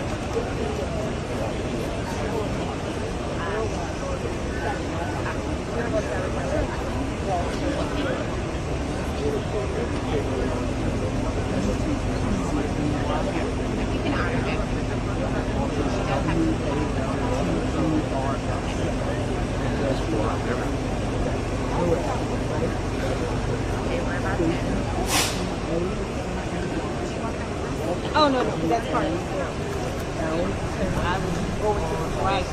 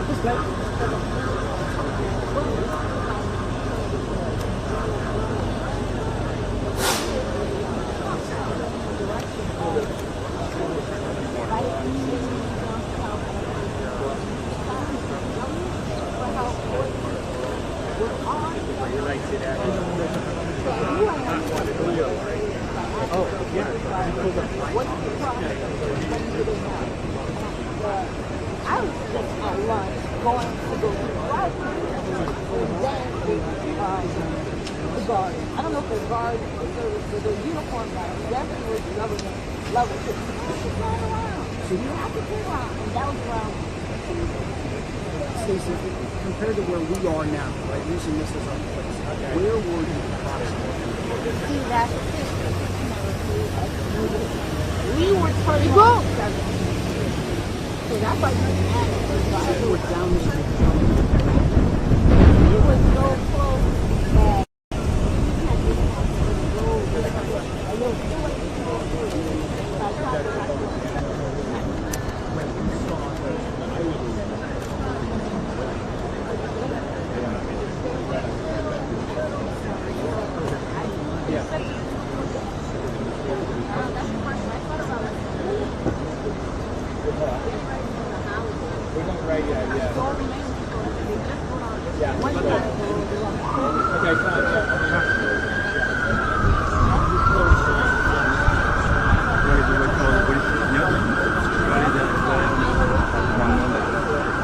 Hallöchen.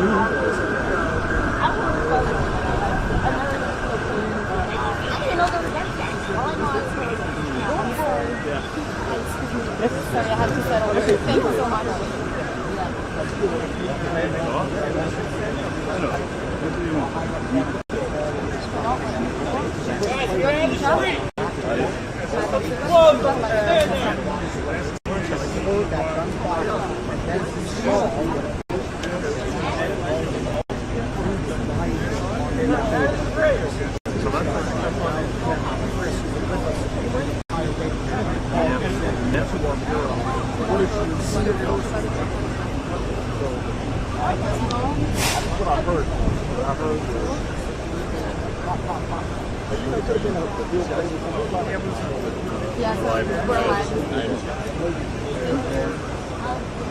Boom!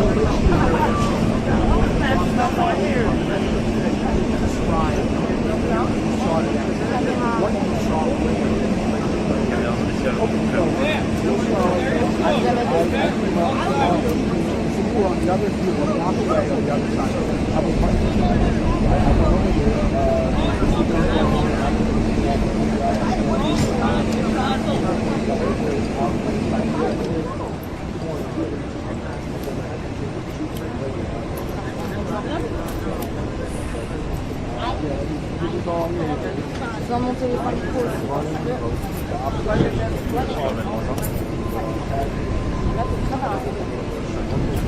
Non, non, il y a beaucoup plus haut et puis il y a beaucoup plus haut et ça filme le truc.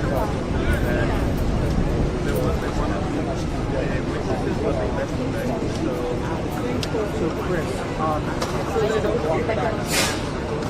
one of the things we saw was the ground. Describe it clearly. Tu vas prendre un peu de recul et à zoomer. One of both of those national guardsmen. Tu peux te mettre un peu haut et te mettre un peu en Comment? Non, mais j'aime bien ces camions de militaires à gauche. Ok. À gauche. À droite,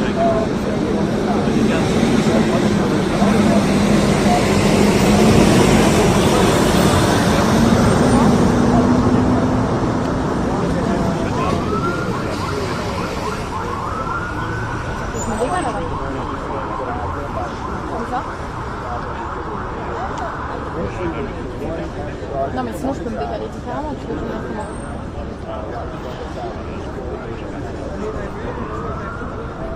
Là je suis sur live. Ouais, je clique sur live. Là t'es sur live. Ok, est-ce que tu peux regarder si ça module bien? Ouais, je sais que tu m'aimes un peu. Là, est-ce que je fais, si je fais ça, ça tape bien? Oui, bien. Tu parles normalement. Fais-moi des est-ce que tu m'entends? Est-ce que tu m'entends? Attends, c'est plus info que là. Which is the full vantage point of this scene. As Chris and I were talking, you probably saw the fire truck that was blocking the entrance to the metro station drove away. So you can get a sense of exactly the scene that Chris was describing. It's difficult to Ouais, salut, c'est Léana Bonnet à Washington. Je suis branchée avec mon téléphone en mojo pro. Est-ce que tu peux me dire si le son ça va, si l'image ça va? Si jamais je te parle et que je te dis voilà, oui, ce qu'on fait, c'est que deux membres de la garde nationale se sont fait tirer dessus lors de cette fusillade. On ignore leur état de santé précis. Le président américain Donald Trump vient de poster un message sur ses réseaux sociaux. Il affirme que les deux hommes sont gravement blessés, qui sont dans des hôpitaux séparés. On sait pour l'instant qu'on suspecte arriver. Ce qu'il faut comprendre, c'est que la scène se déroule à quelques mètres. Ça va ou pas? Continue encore? Ok, regarde, ok, super, tu peux prévenir le nodal. Tu peux prévenir le nodal, toi? Ladies and gentlemen, we're going to have to push everybody one block back, okay? Okay. Ladies and gentlemen, everybody's going to have to go a block back.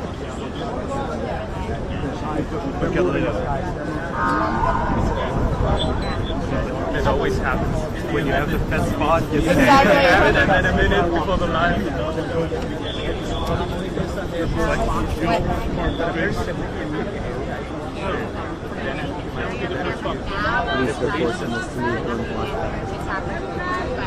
What's the way to go to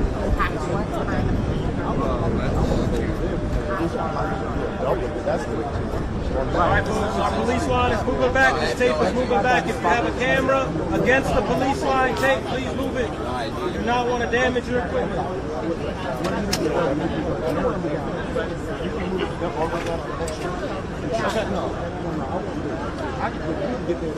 Ladies and gentlemen, please, one block back. One block back.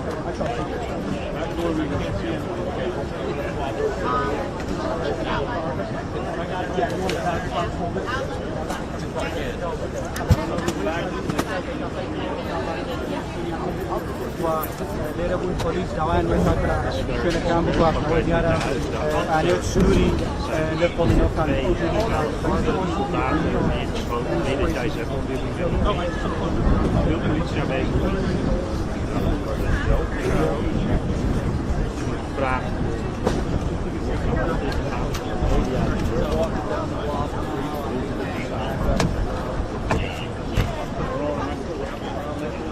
Yeah, you're good. Hey, once we get everybody, we'll just cut it right here.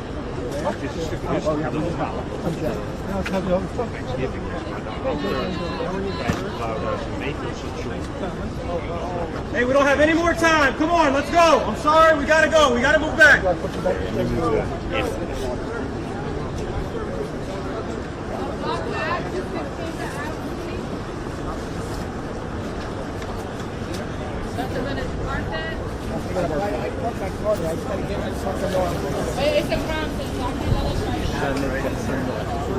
No, I was lo que están cerrando la orilla. Everybody, all the way down. 16, 16, 16. Well, this is where the tape is. Can you fix my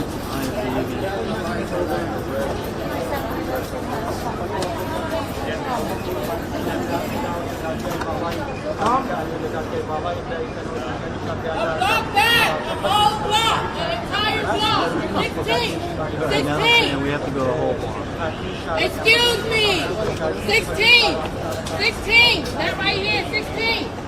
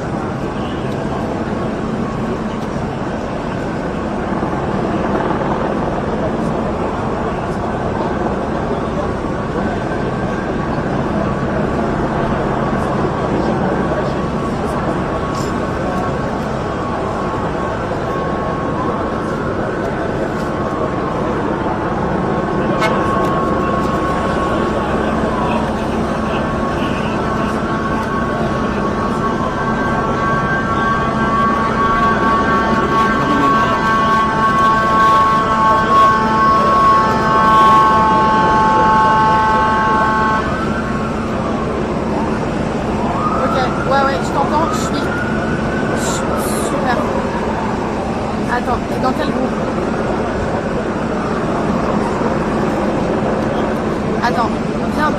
Attends, la priorité c'est que tu viennes me rejoindre. Je suis au croisement. Je suis, tu vois, pas du côté du bureau, de l'autre côté. Ouais, au croisement. J'arrive pas à l'envoyer, mais il faut que tu t'approches des rues balises au plus proche possible de l'intersection. Croisement High Street et Connecticut Avenue, mais pas côté du bureau. En gros, tu sors du bureau, tu vas à gauche et tu traverses. Ok. Tu sors du bureau, tu vas à gauche, ou tu sors du bureau, tu traverses, et ensuite tu vas à gauche. Tu vas retrouver au premier passage.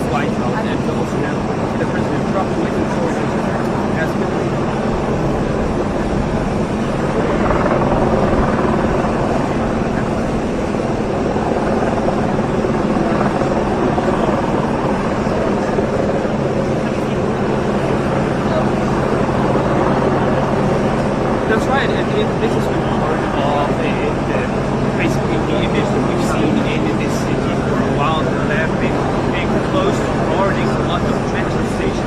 This metro station is also part of it west. We also see some members of the National Guardsmen. We see a lot of media now gathering from the Maryland National Guardsmen. Press Secretary Senator Noem is aware and actively monitoring this tragic situation that the president has been creating. And it was just very close to the White House because there's so long and secret this agents promoting the treasure.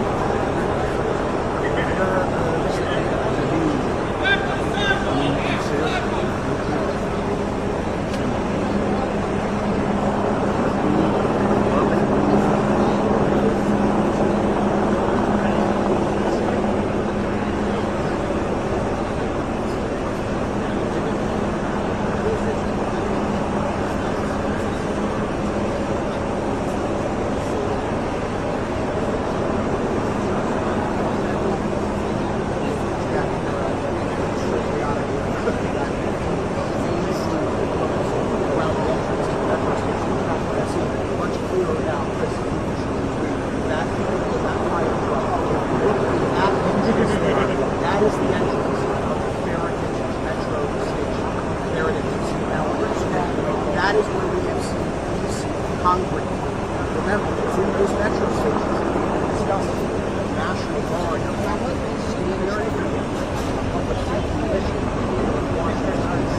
do not know in particular what these two National Guards are doing in those stations, but we've seen the scene really focus on metro stations. One of our first plater was actually right behind the camera right now. One of our photographers saw as he walked up to the scene was two National Guardsmen. Worked on receiving medical attention right at the entrance of the place. What we also see right here is the National Guard across Washington, D.C. that was all before as part of that public safety mission spread over the community. By EMS, we saw one match where this one those are the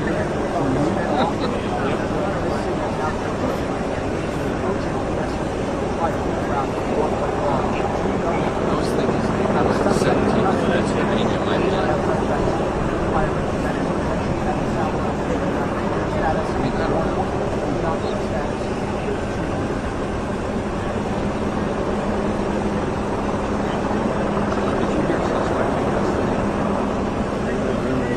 Yeah, I don't know. Control. Yeah, Lewis. I think we should bring Chris in. Gunfire. One person is in custody. One in the custody? police tweeted it out. Okay, thank you.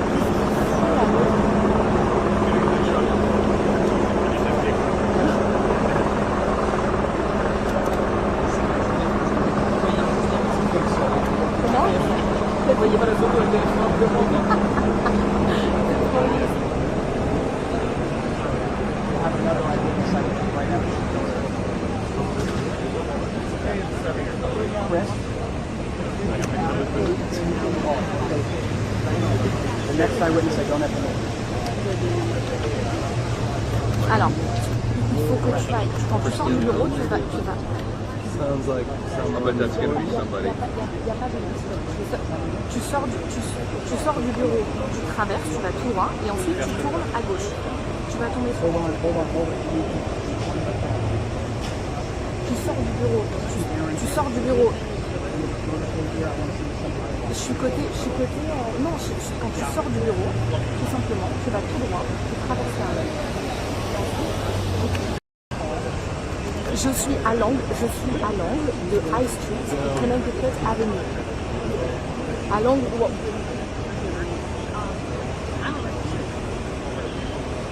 Attends. Je suis à l'angle de High Street. Il n'y a pas de sandwicherie, il n'y a rien. Je ne sais pas comment t'expliquer. Tu vois taper?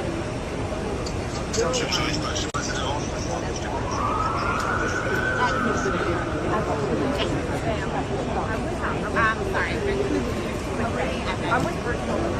I know I'm out walking. Should I talk to them? Okay. Okay. What's your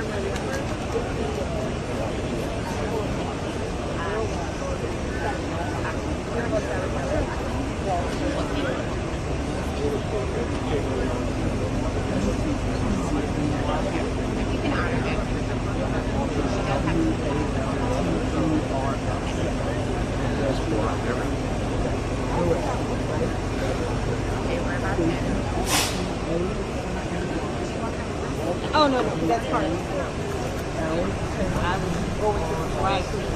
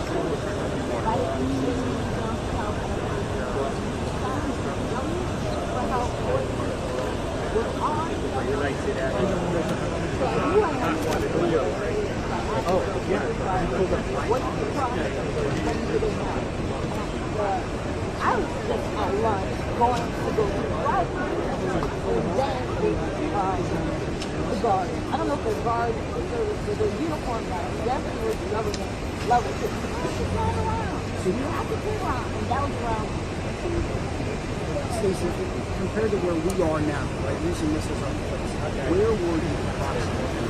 See, that's we were turning on 7. So that's like it was down there. It was so close that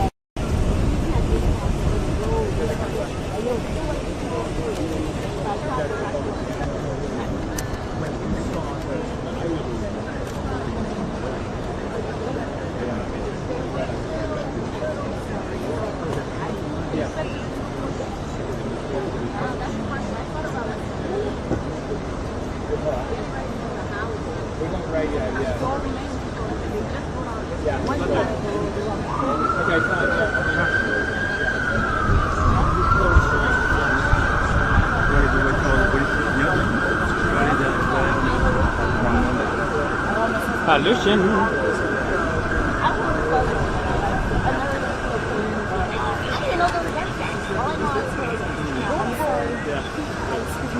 Sorry, I have to settle. Thank you so much.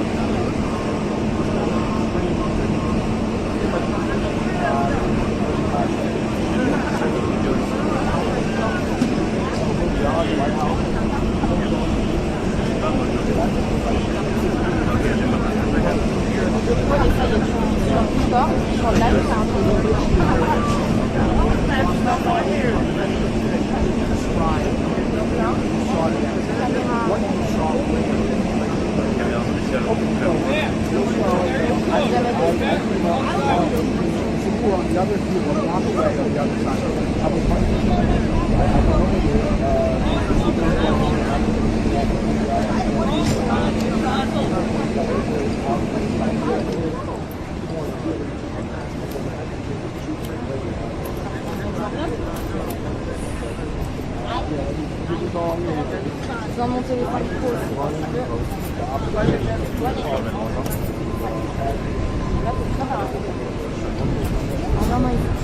T'as beaucoup de l'eau et tu t'as beaucoup de l'eau et ça filme le truc.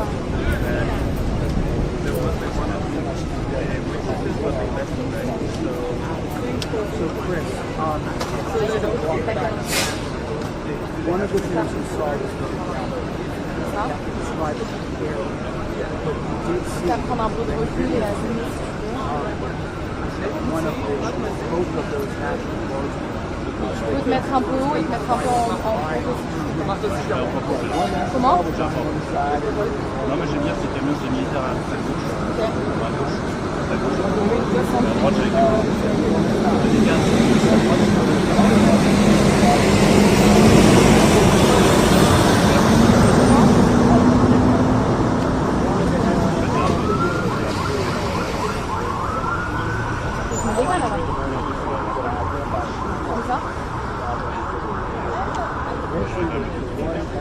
Non mais sinon je peux me décaler différemment, tu veux que je me mette comment?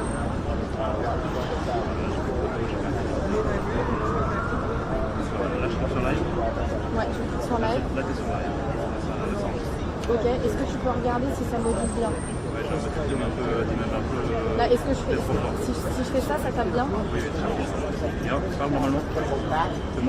Est-ce que tu m'entends? Est-ce que tu m'entends? Alors, c'est plus simple que la which is the full vantage point of this scene.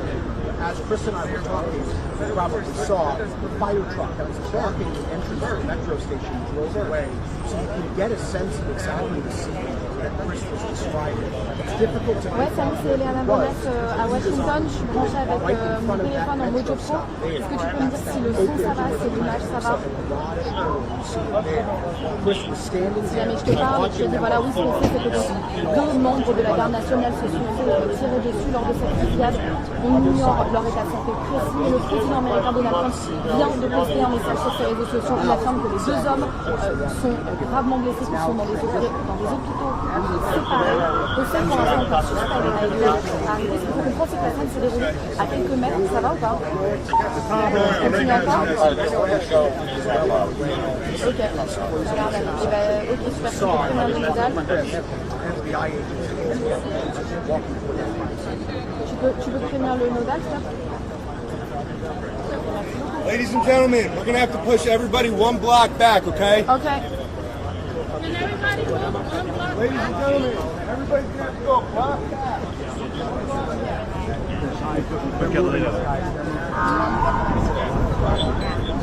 It always happens when you have the best spot. You Exactly. have it, and then a minute before the line.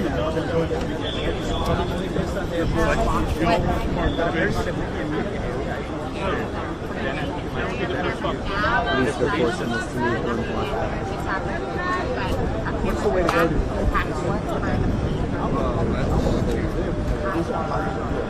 That's the way All right, our police line is moving back. This tape is moving back. If you have a camera against the police line tape, please move it. We do not want to damage your equipment.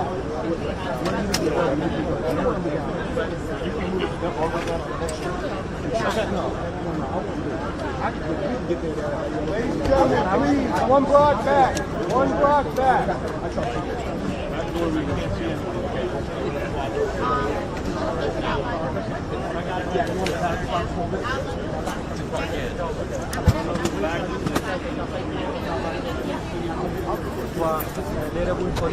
National Guardsmen kunnen gaan bewaken voor jaren aan het studie de politie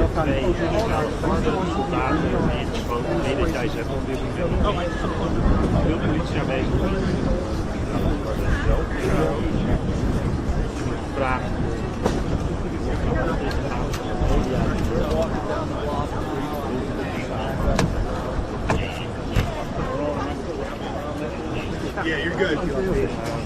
Hey, once we get everybody, we'll just cut it right here.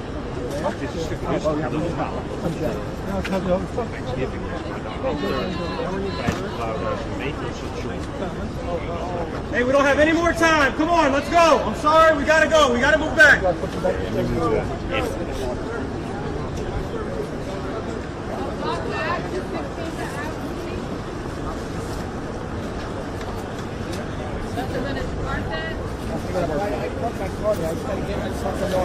It's a crime thing, so I can't let us No, I was talking. Están cerrando el lobby. Everybody, all the way down. 16.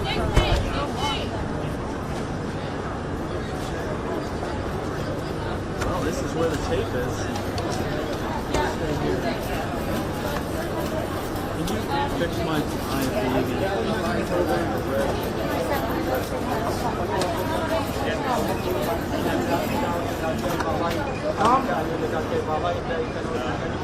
Block that!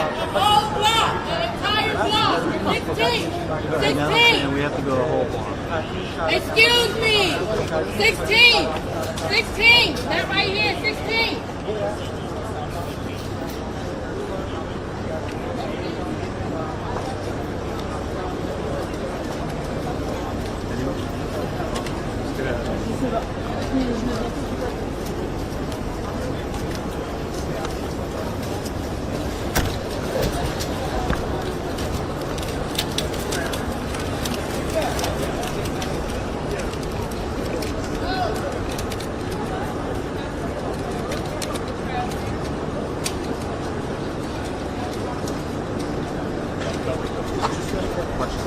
Thank you.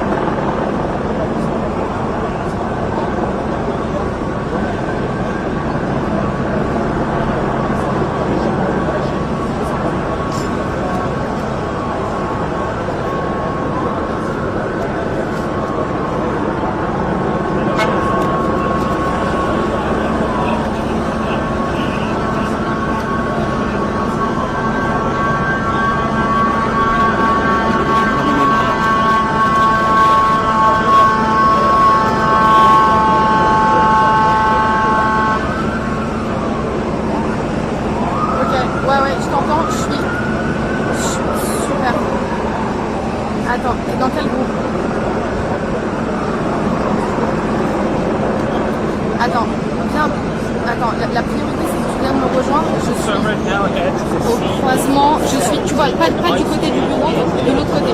West Washington DC. Ouais, au croisé. J'arrive pas à l'envoyer, mais super proche des rues balises, au plus proche possible de l'intersection. Croisement High Street et Connecticut Avenue, mais pas côté du bureau. En gros, tu sors du bureau, tu vas à gauche et tu traverses. Ok. Tu sors du bureau, tu vas à gauche, et tu sors du bureau, tu traverses, et ensuite tu vas à gauche. Donc tu vas retrouver au premier bâtiment.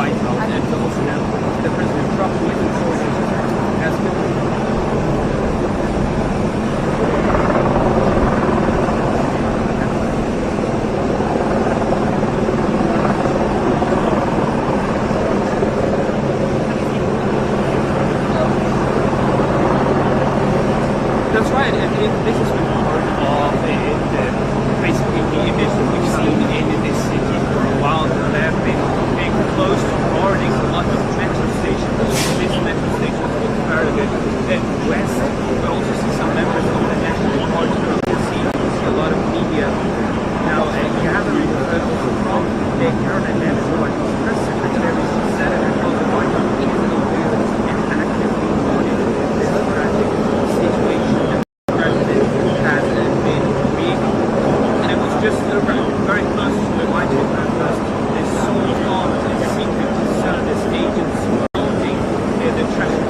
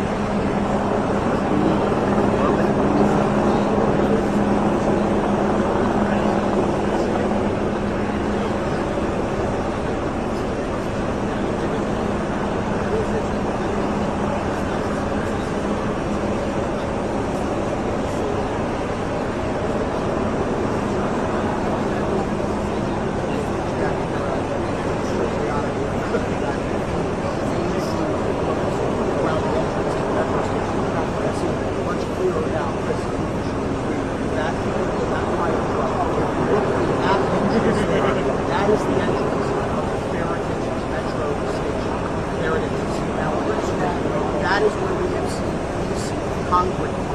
Remember, it's in those metro stations that we discussed the National Guard stationary public safety mission in Washington, D.C. do not know in particular what these two National Guardsmen included in this stage, but we've seen this scene really focus on the metro station. One of our Chris Plater, who's actually right behind the camera right now, one of our photographers saw as he walked up to the scene was two National Guardsmen worked on receiving medical attention right at the entrance of the police.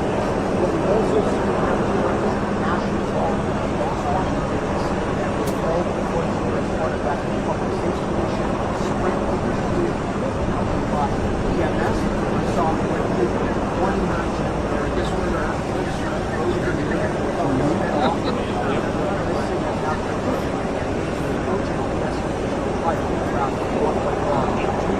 those things have a 17 meaning in my mind.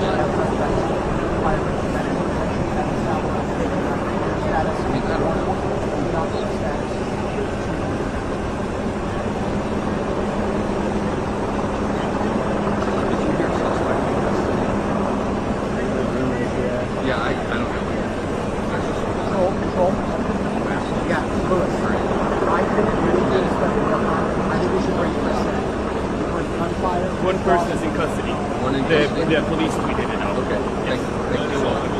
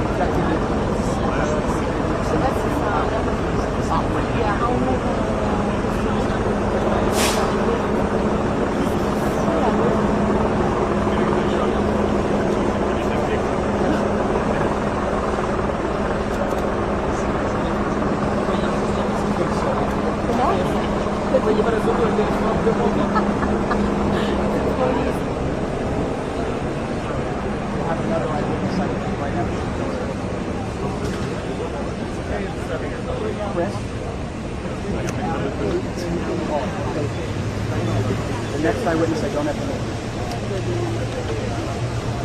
Alors, il faut que tu ailles, quand tu sors du bureau, tu vas.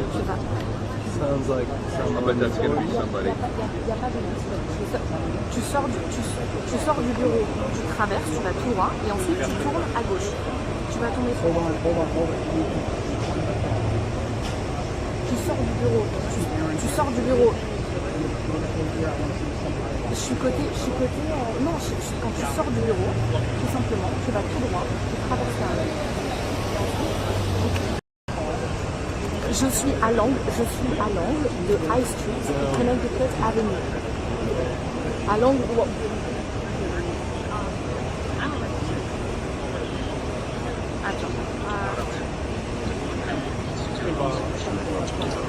Je suis à l'angle de High Street. Il n'y a pas de sandwicherie, il n'y a rien. Je ne sais pas comment t'expliquer. Tu vois taper?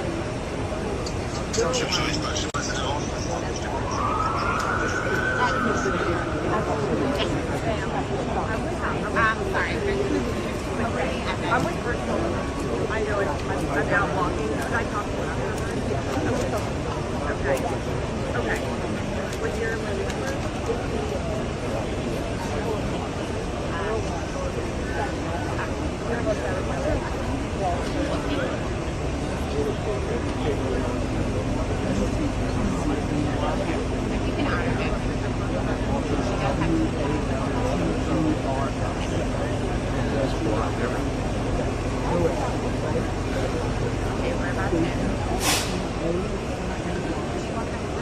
Oh no, that's fine.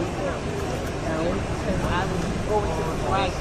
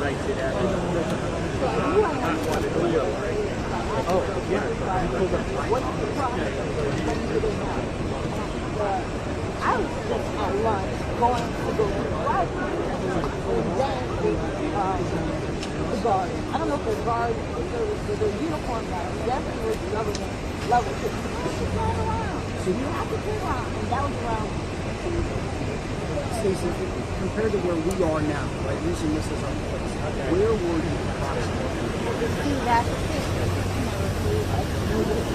We were pretty close. that's why you had it. It was down there. It was so close that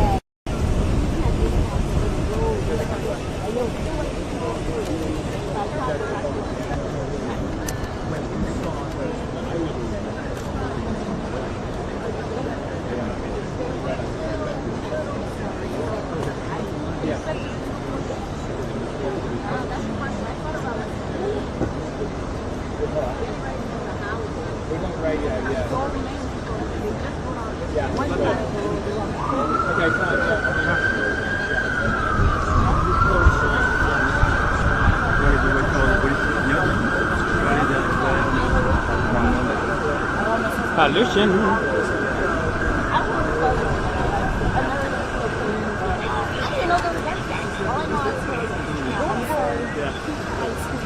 Sorry, I have to settle. Thank you so much.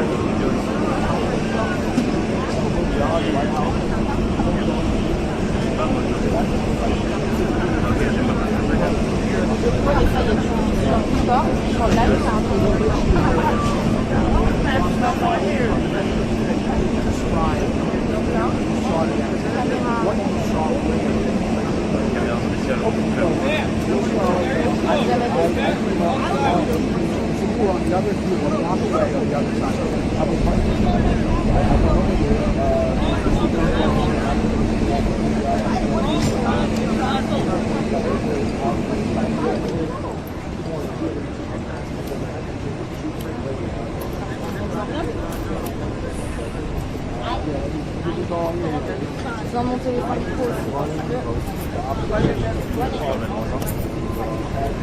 Là, c'est très rare. Ah non, il y a beaucoup de l'eau et ça filme des trucs.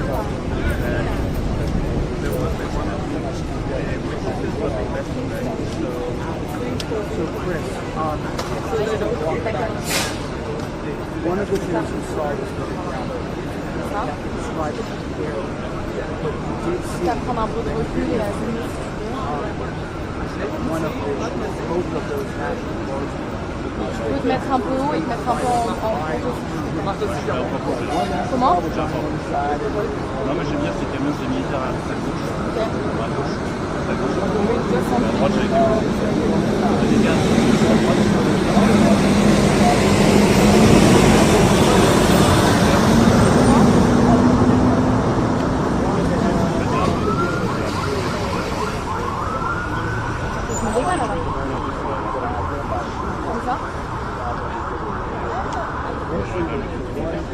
Non mais sinon je peux me décaler différemment, tu veux que je me mette comment?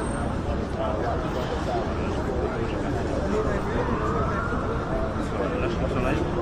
Ouais, je suis sur live. Là t'es sur live. Ok, est-ce que tu peux regarder si ça module bien? Ouais, je pense que tu donnes un peu. Là, est-ce que je fais, si je fais ça, ça tape bien? Oui, très bien.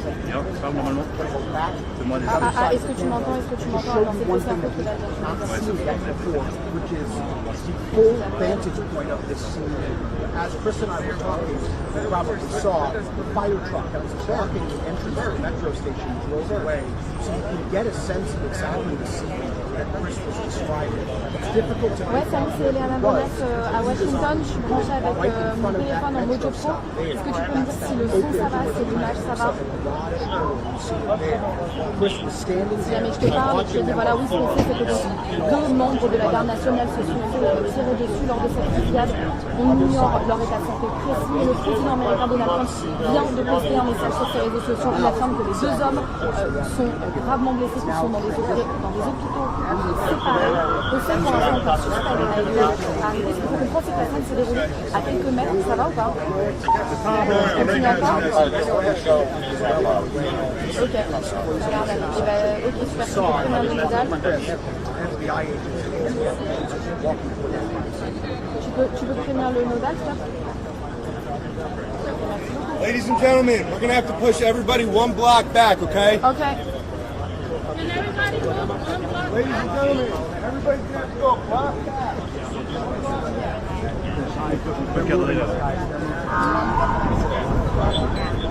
It always happens when you have the best spot. You Exactly. have it, and then a minute before the line.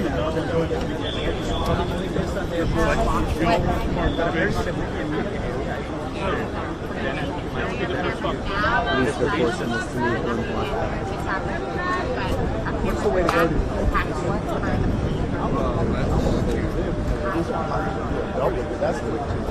Alright, police line is moving back. This tape is moving back. If you have a camera against the police line tape, please move it. You do not want to damage your equipment.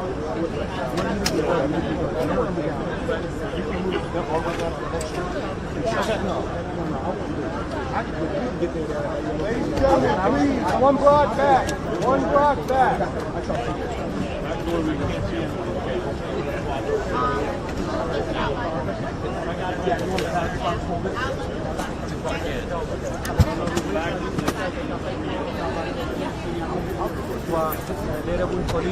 National Guardsmen kunnen gaan bewaken. Ja, analyses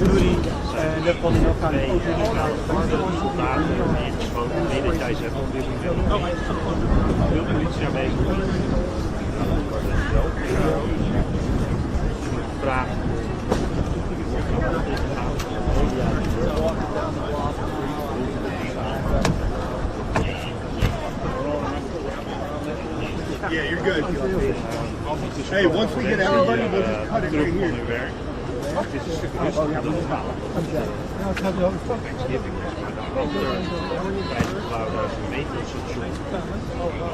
Hey, we don't have any more time. Come on, let's go. I'm sorry, we gotta go. We gotta move back.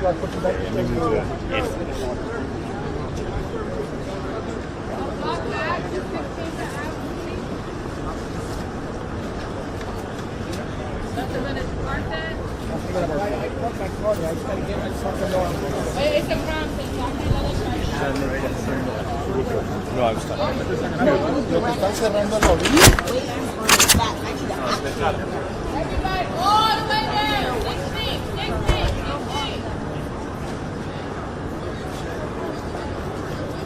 Well, this is where the tape is. Can you fix my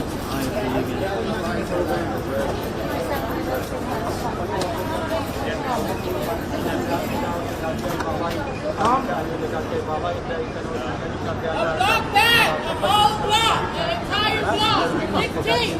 16! And we have to go a whole block. Excuse me! 16! 16! That right here, 16!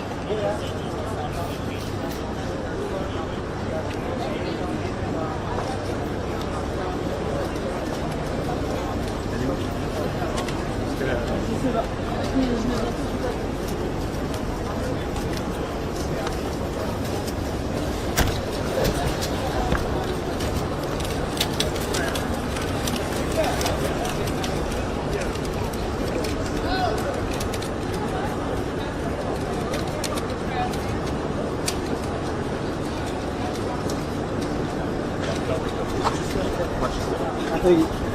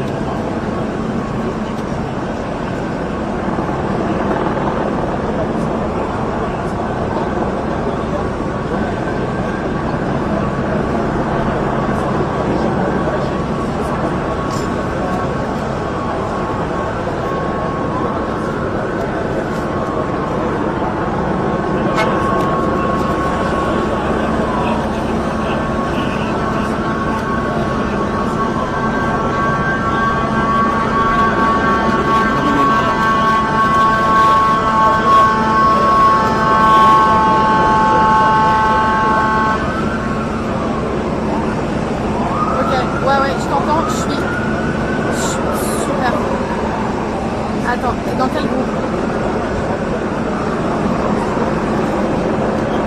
Attends, viens. Attends, la priorité c'est que tu viennes me rejoindre. Je suis au croisement. Je suis, tu vois, pas du côté du bureau, de l'autre côté. Ouais, au croisement. J'arrive pas à t'envoyer. Il faut que tu t'approches des rues balises au plus proche possible de l'intersection.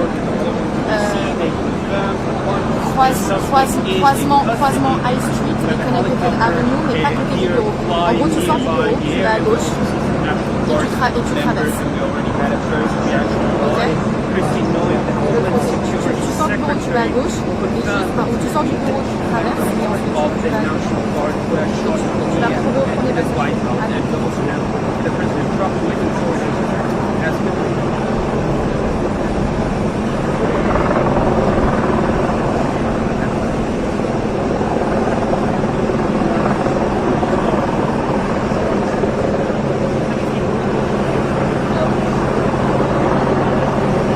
That's right, and this has been part of basically the image that we've seen in this city for a while. There have been close to guarding a lot of metro stations.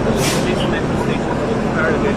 Then west, we also see some members of the National Guardsmen. You see a lot of media now gathering from the internet as well. Press Secretary Senator Noem is aware and actively monitoring this tragic situation that the president has been creating. And it was just very close to the White House because there's so long and secret to some of these agents promoting the traffic right now.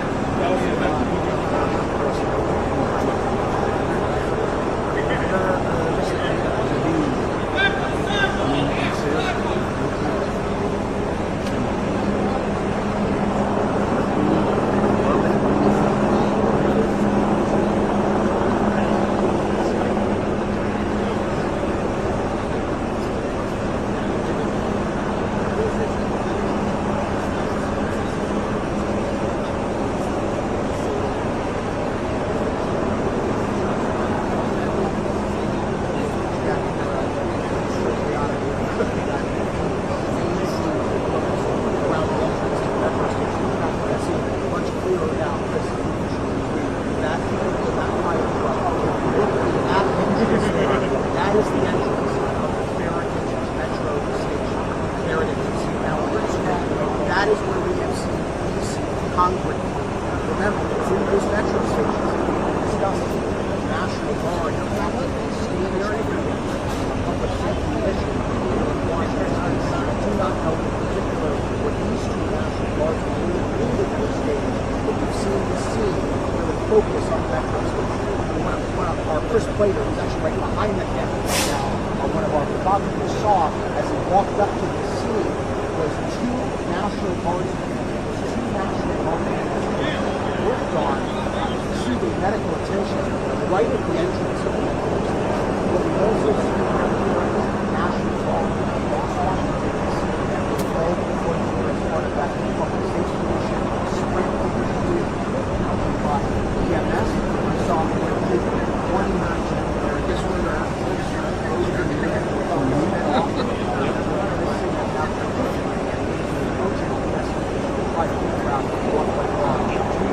Those things have 17 any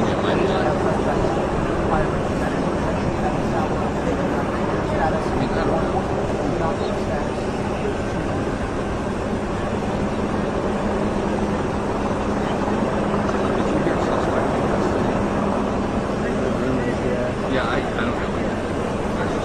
Control. Yeah, Lewis. I think we should bring Kristi. Gunfire. One person is in custody. One in custody? The police tweeted it out. Okay. Yes. Thank you.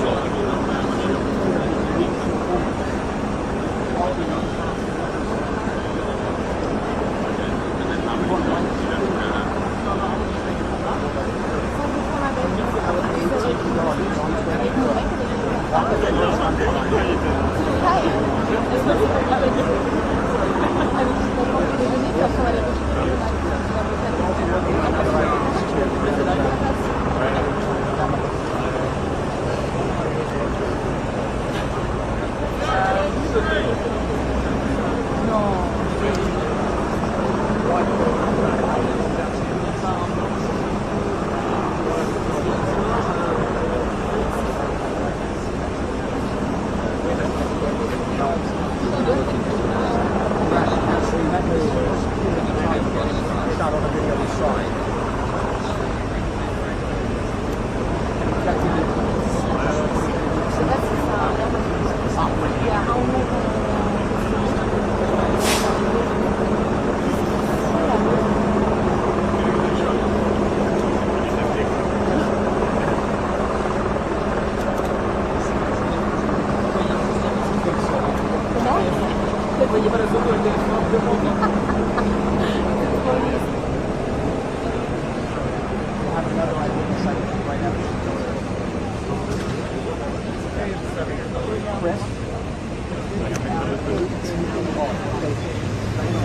The next eyewitness, I don't have to know. Alors, il faut que tu ailles, quand tu sors du bureau, tu vas. Sounds like I bet that's going to be somebody. Tu sors du bureau, tu traverses, tu vas tout droit, et ensuite tu tournes à gauche. Tu vas tomber sur. Tu sors du bureau. Je suis côté, non, quand tu sors du bureau, tout simplement, tu vas tout droit, tu traverses la rue. Je suis à l'angle de High Street et Connecticut Avenue. À l'angle où...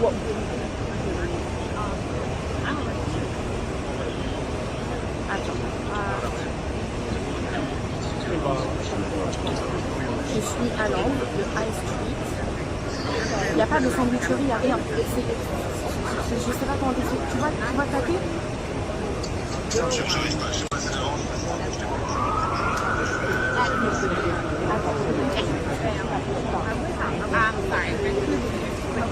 I'm with personal. I know I'm out walking. Should I talk to you?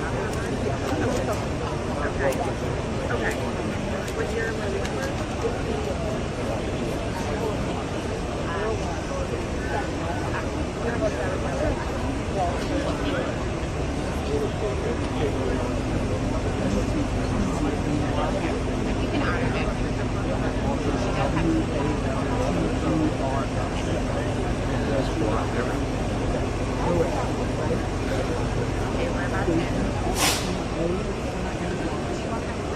Oh, no, that's part of it.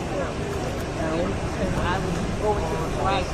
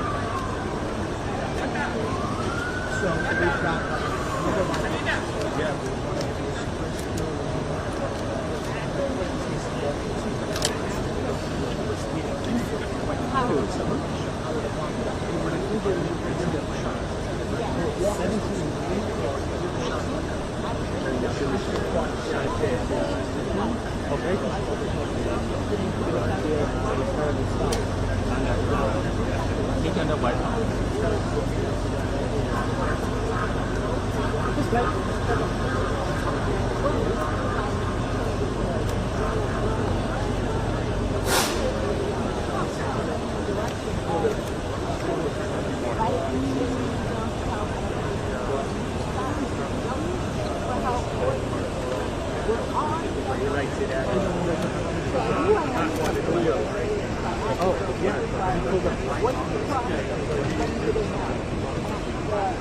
I was just on lunch going to the right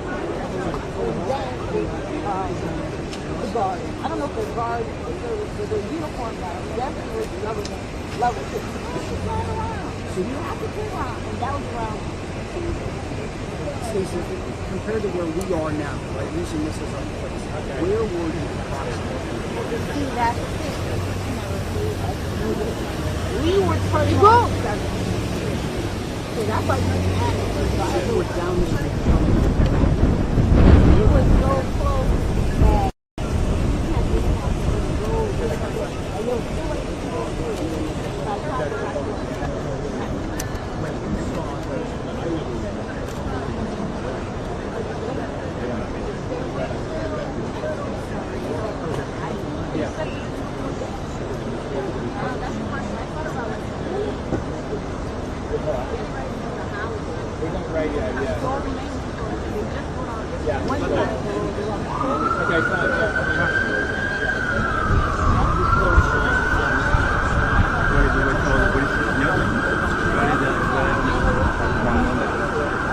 Pollution.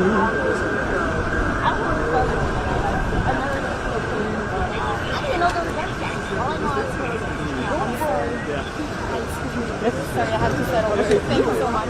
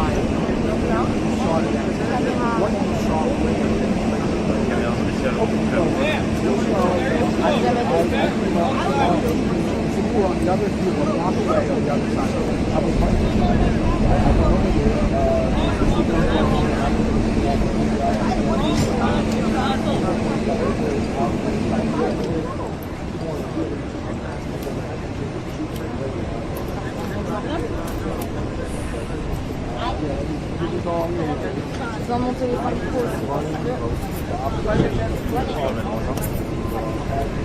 Là, c'est très rare. Non, non, il tape beaucoup plus haut et puis il faut filmer le truc.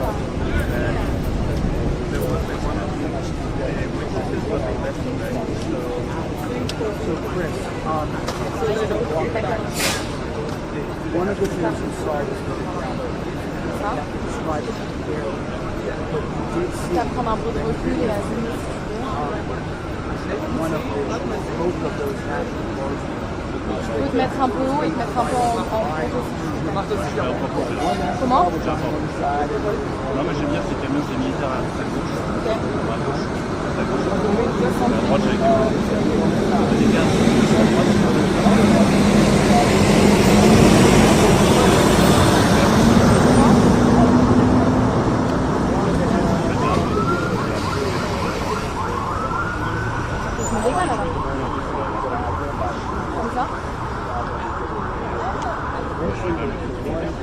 Non mais sinon je peux me décaler différemment, tu veux que je me mette comment?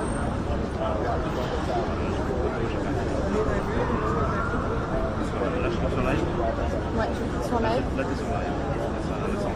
Ok, est-ce que tu peux regarder si ça module bien? Ouais, je sais que tu m'as un peu... Là, est-ce que je fais... Si je fais ça, ça tape bien? Oui, bien, parle normalement. C'est moi déjà. Est-ce que tu m'entends? Est-ce que tu m'entends? Alors c'est le cerveau qui va bien. Which is the full vantage point of this scene. As Chris and I were talking, you probably saw the fire truck that was blocking the entrance to the metro station drove away, so you can get a sense of exactly the scene that Chris was describing. It's difficult to... Ouais, salut, c'est Léana Bonnet à Washington. Je suis branchée avec mon téléphone en mojo pro. Est-ce que tu peux me dire si le son ça va, si l'image ça va? Si jamais je te parle et que je te dis voilà, oui, ce qu'on sait, c'est que deux membres de la garde nationale se sont tirés dessus lors de cette fusillade. On ignore leur état de santé précis. Et le président américain Donald Trump vient de poster un message sur ses réseaux sociaux. Il affirme que les deux hommes sont gravement blessés, qui sont dans des hôpitaux séparés.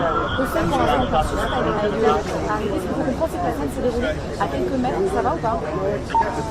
Continue encore? Ok, alors d'accord. Et ben, ok, super, tu peux prévenir le nodal. Tu peux prévenir le nodal, ça? Ladies and gentlemen, we're gonna have to push everybody one block back, okay? Okay. Can everybody move one block? Ladies and gentlemen, everybody's gonna have to go block back.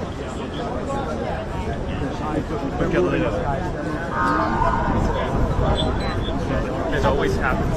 When you have the best spot, you Exactly. have it, and then a minute before the line.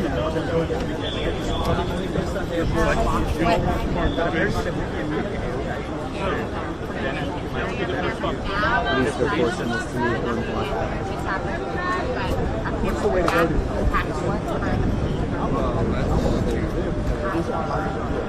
That's the way to. Alright, our police line is moving back. This tape is moving back. If you have a camera against the police line tape, please move it. You do not want to damage your equipment.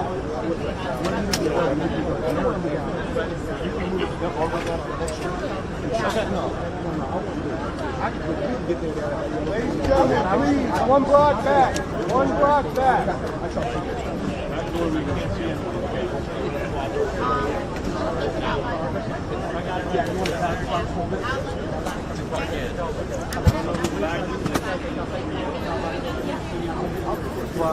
Available police جوان مثلا شنو كان بواقع وديارة عليه سوري لقل كان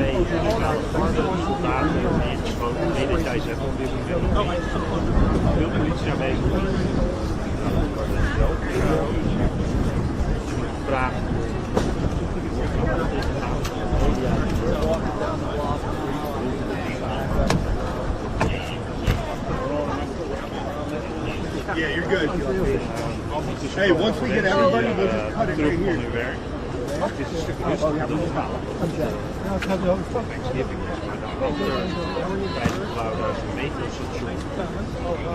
Hey, we don't have any more time. Come on, let's go. I'm sorry, we gotta go. We gotta move back.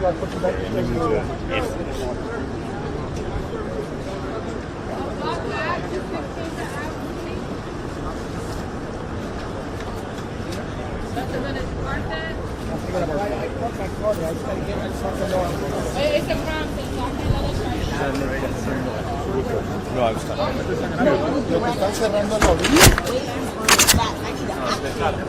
Everybody, all the way down. 16.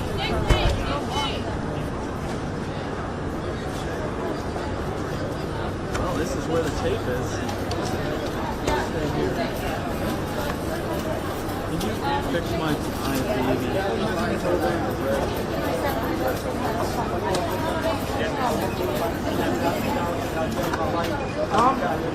Block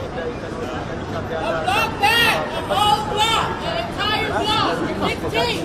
16! We have to go a whole block. Excuse me! 16! 16! That right here, 16!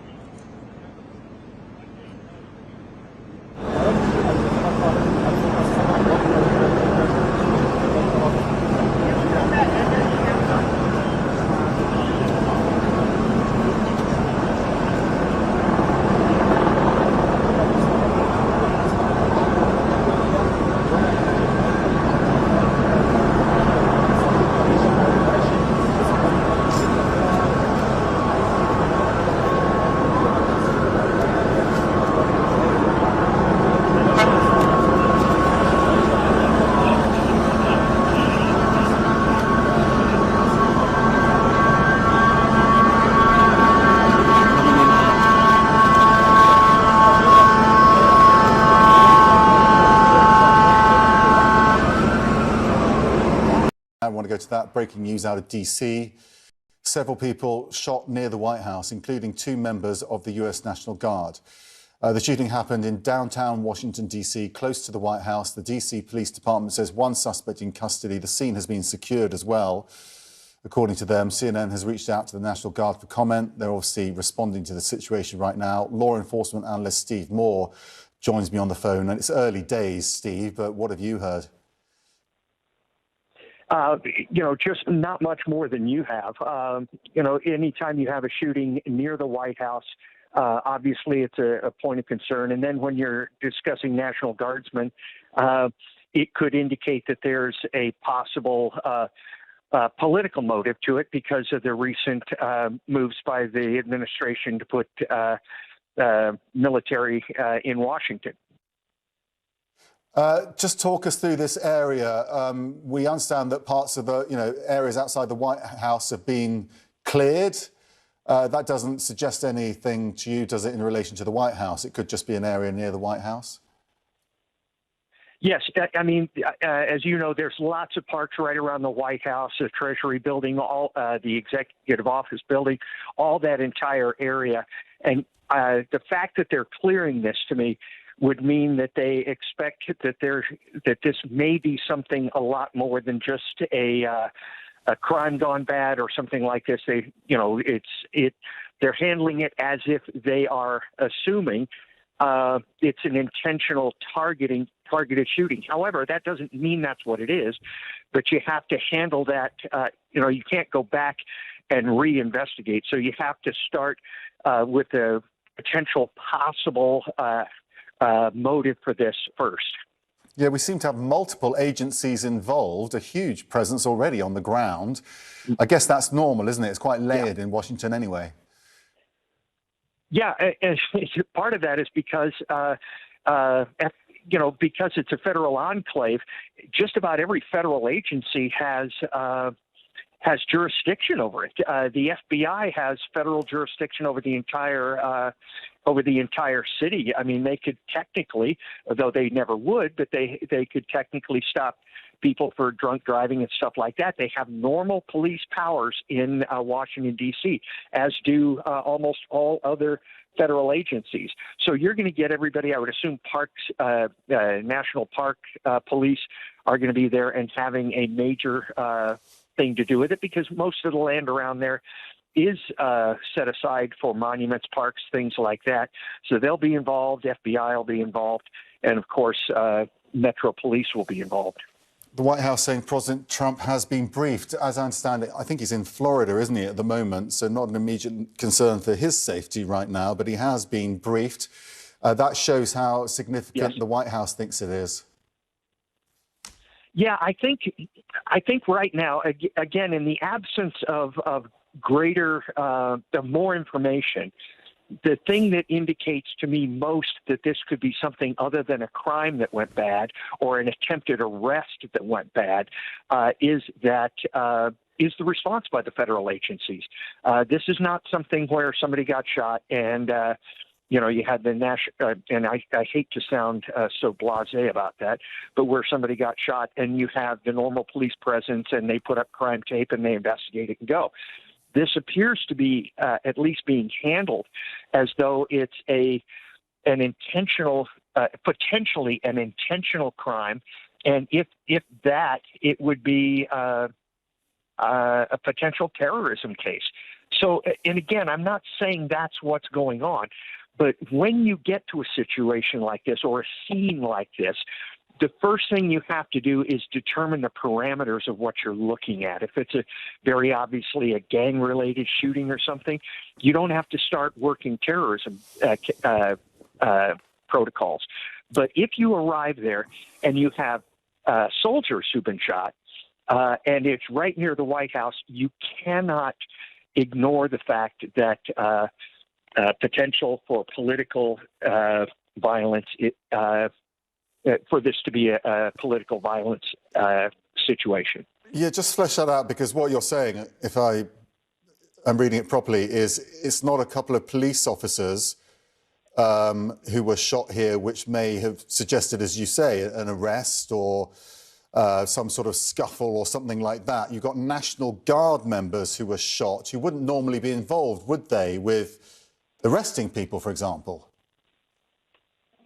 No, not necessarily. You know, you have some National Guard units that are military police units who are very well schooled in law enforcement. In fact, many of them, when they're not at the Guard, are actual policemen in blue uniforms, not green.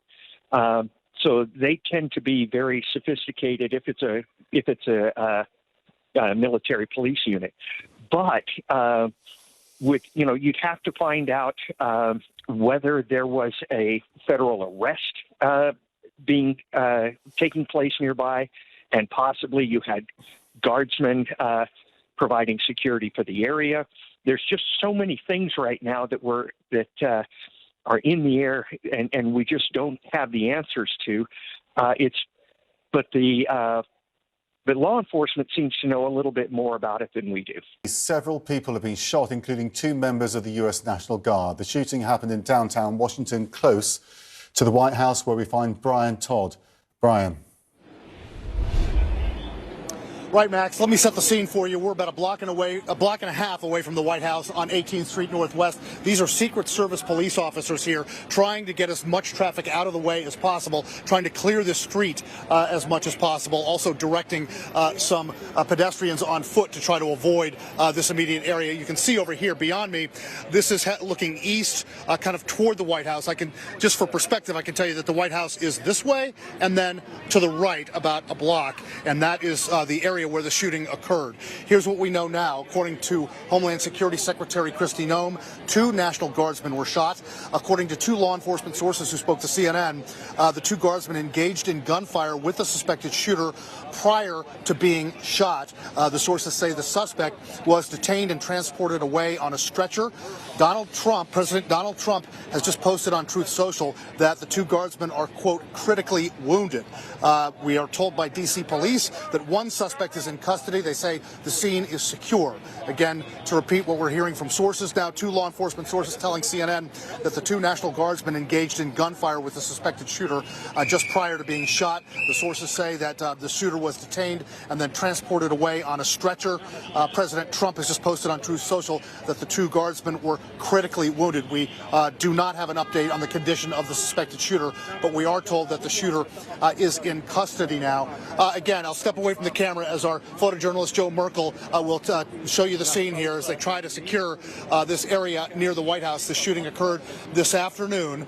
And what one witness told our photojournalist Joe Merkel was that she heard gunshots and then she turned around and saw 2 National Guardsmen getting CPR. That is according to one witness who spoke to a member of our team here not far from the scene.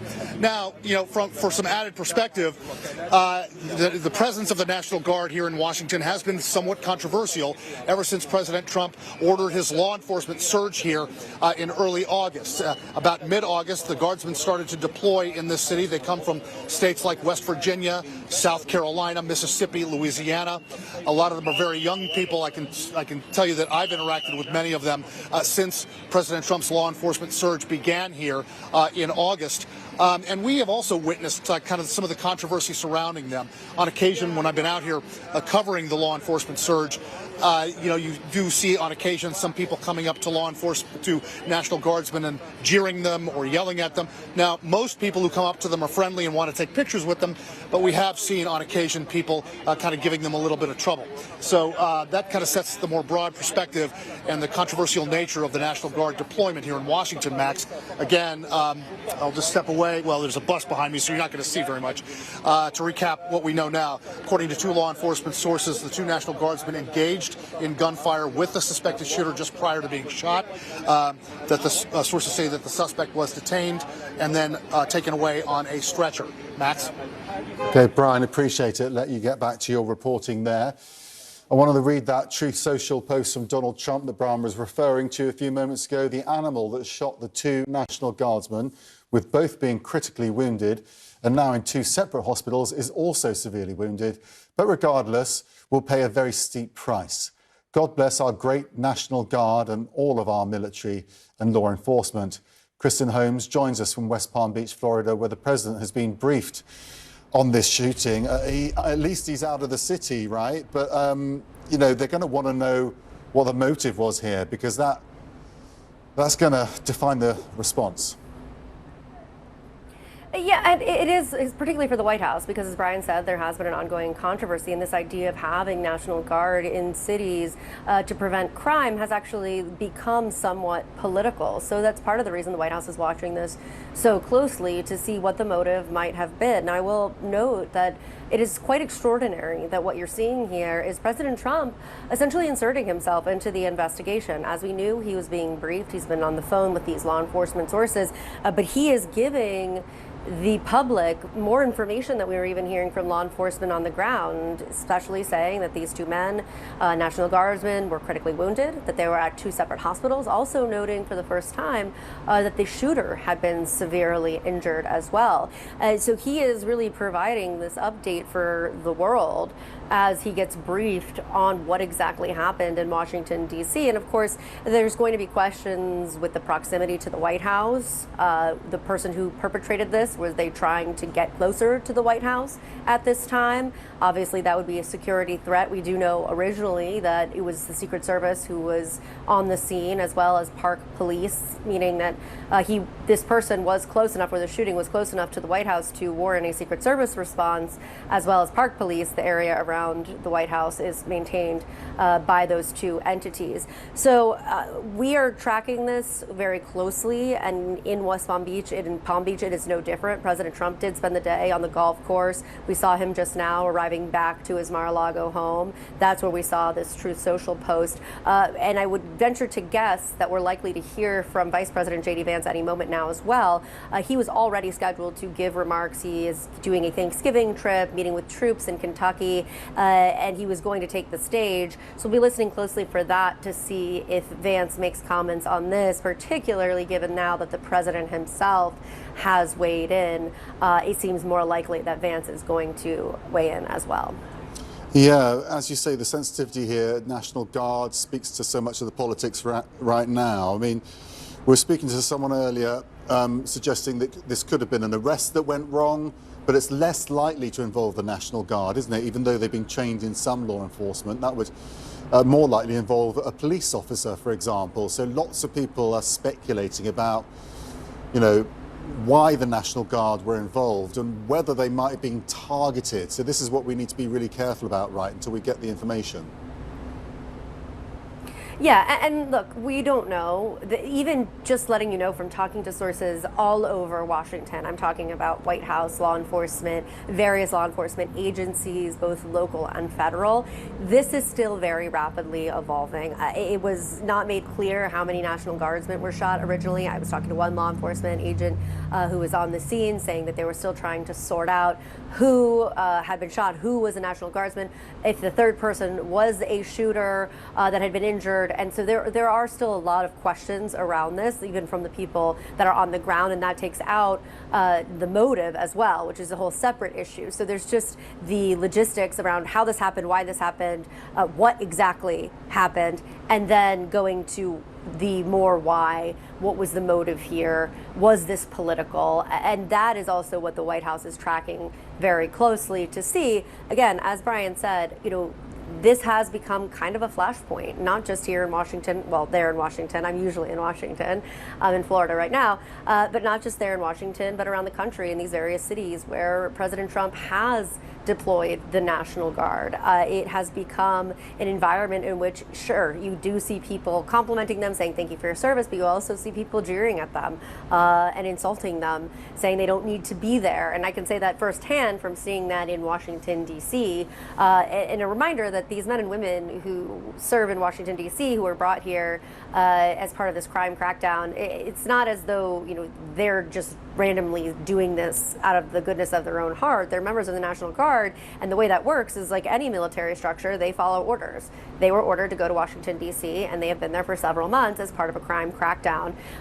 So this idea of it being political, really in the larger scheme of things, seems wild. Because again, these are part of the military. They were ordered to do this, and now they're doing it. But so much of what we've seen in the United States in the last couple of years has been politicized, as is the National Guard has somehow become more of a political symbol than a military one. And so, again, a lot of questions, as you noted. Were they targets? Was this some kind of incident that went wrong? How did this unfold? And was there a political aspect of this? Was there a presidential White House aspect of this? All of that we still don't know, as these details are trickling in very slowly. But I can tell you this, every federal agency is all over this. Every local agency is all over this. They want to get to the bottom of this, and there is going to be an enormous amount of pressure from President Trump and the White House to get answers on this. Kristen, thank you so much for that. Back with you when you get some more. And to speak what Kristi, what she was saying there, even Reagan Airport had to cancel all incoming flights briefly to allow air ambulances to move in and out, and that was in relation to this operation. So the scale of the response here has been enormous, which does suggest a level of investigation. He says these brave West Virginians lost their lives in service of their country. We're in ongoing contact with federal officials as the investigation continues, going on to say that the entire state grieves with their families, their loved ones, and the Guard community. We should note that the scene, according to officials, has been secured, and a suspect is also in custody, which, as of a few moments ago, President Trump confirmed was severely, critically wounded as a result of this shooting. We have our panel back with us, and I want to go to CNN Chief Law Enforcement Analyst John Miller to get your reaction, John, now that we've learned that these two guardsmen have passed away as a result of what happened today.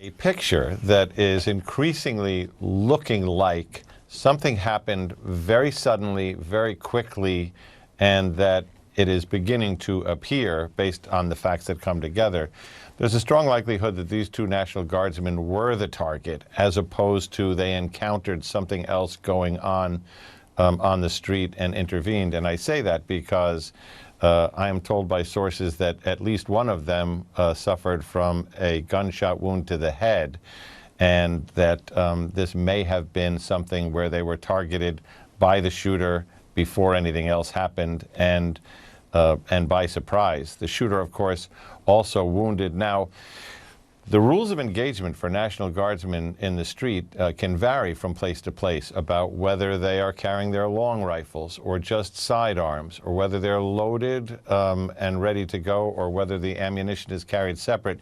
In the case of Washington, D.C., the rules of engagement have been, if you are part of President Trump's D.C. Safe, Beautiful Task Force, as he named it, then everybody, the agents from law enforcement agencies, but also the National Guard members, are deputized as special deputy U.S. Marshals, which allows them to be federal law enforcement agents while they're on duty and armed with loaded weapons. In this case, we believe that those two members were part of that task force and did have loaded weapons and were able to return fire, because we also know the suspect was seriously wounded and taken to a trauma center. So we're not completely in focus here, but the picture is emerging as one that looks like they may have been the only targets of this shooting. And to that point, John, at this point, we do not know of any other victims from this shooting. There are no other victims of this shooting at this point, as you mentioned, that picture becoming a little bit more clear. But obviously, the tragic update that we got in just the last few minutes is these two National Guardsmen that were shot have died after this shooting, as was put out by the governor of West Virginia, where these National Guardsmen had deployed from. While we've been speaking, the Vice President of the United States has been making comments about this, saying this just moments ago. Let's listen in. It is great to be here in beautiful Fort Campbell, Kentucky, and let me just say,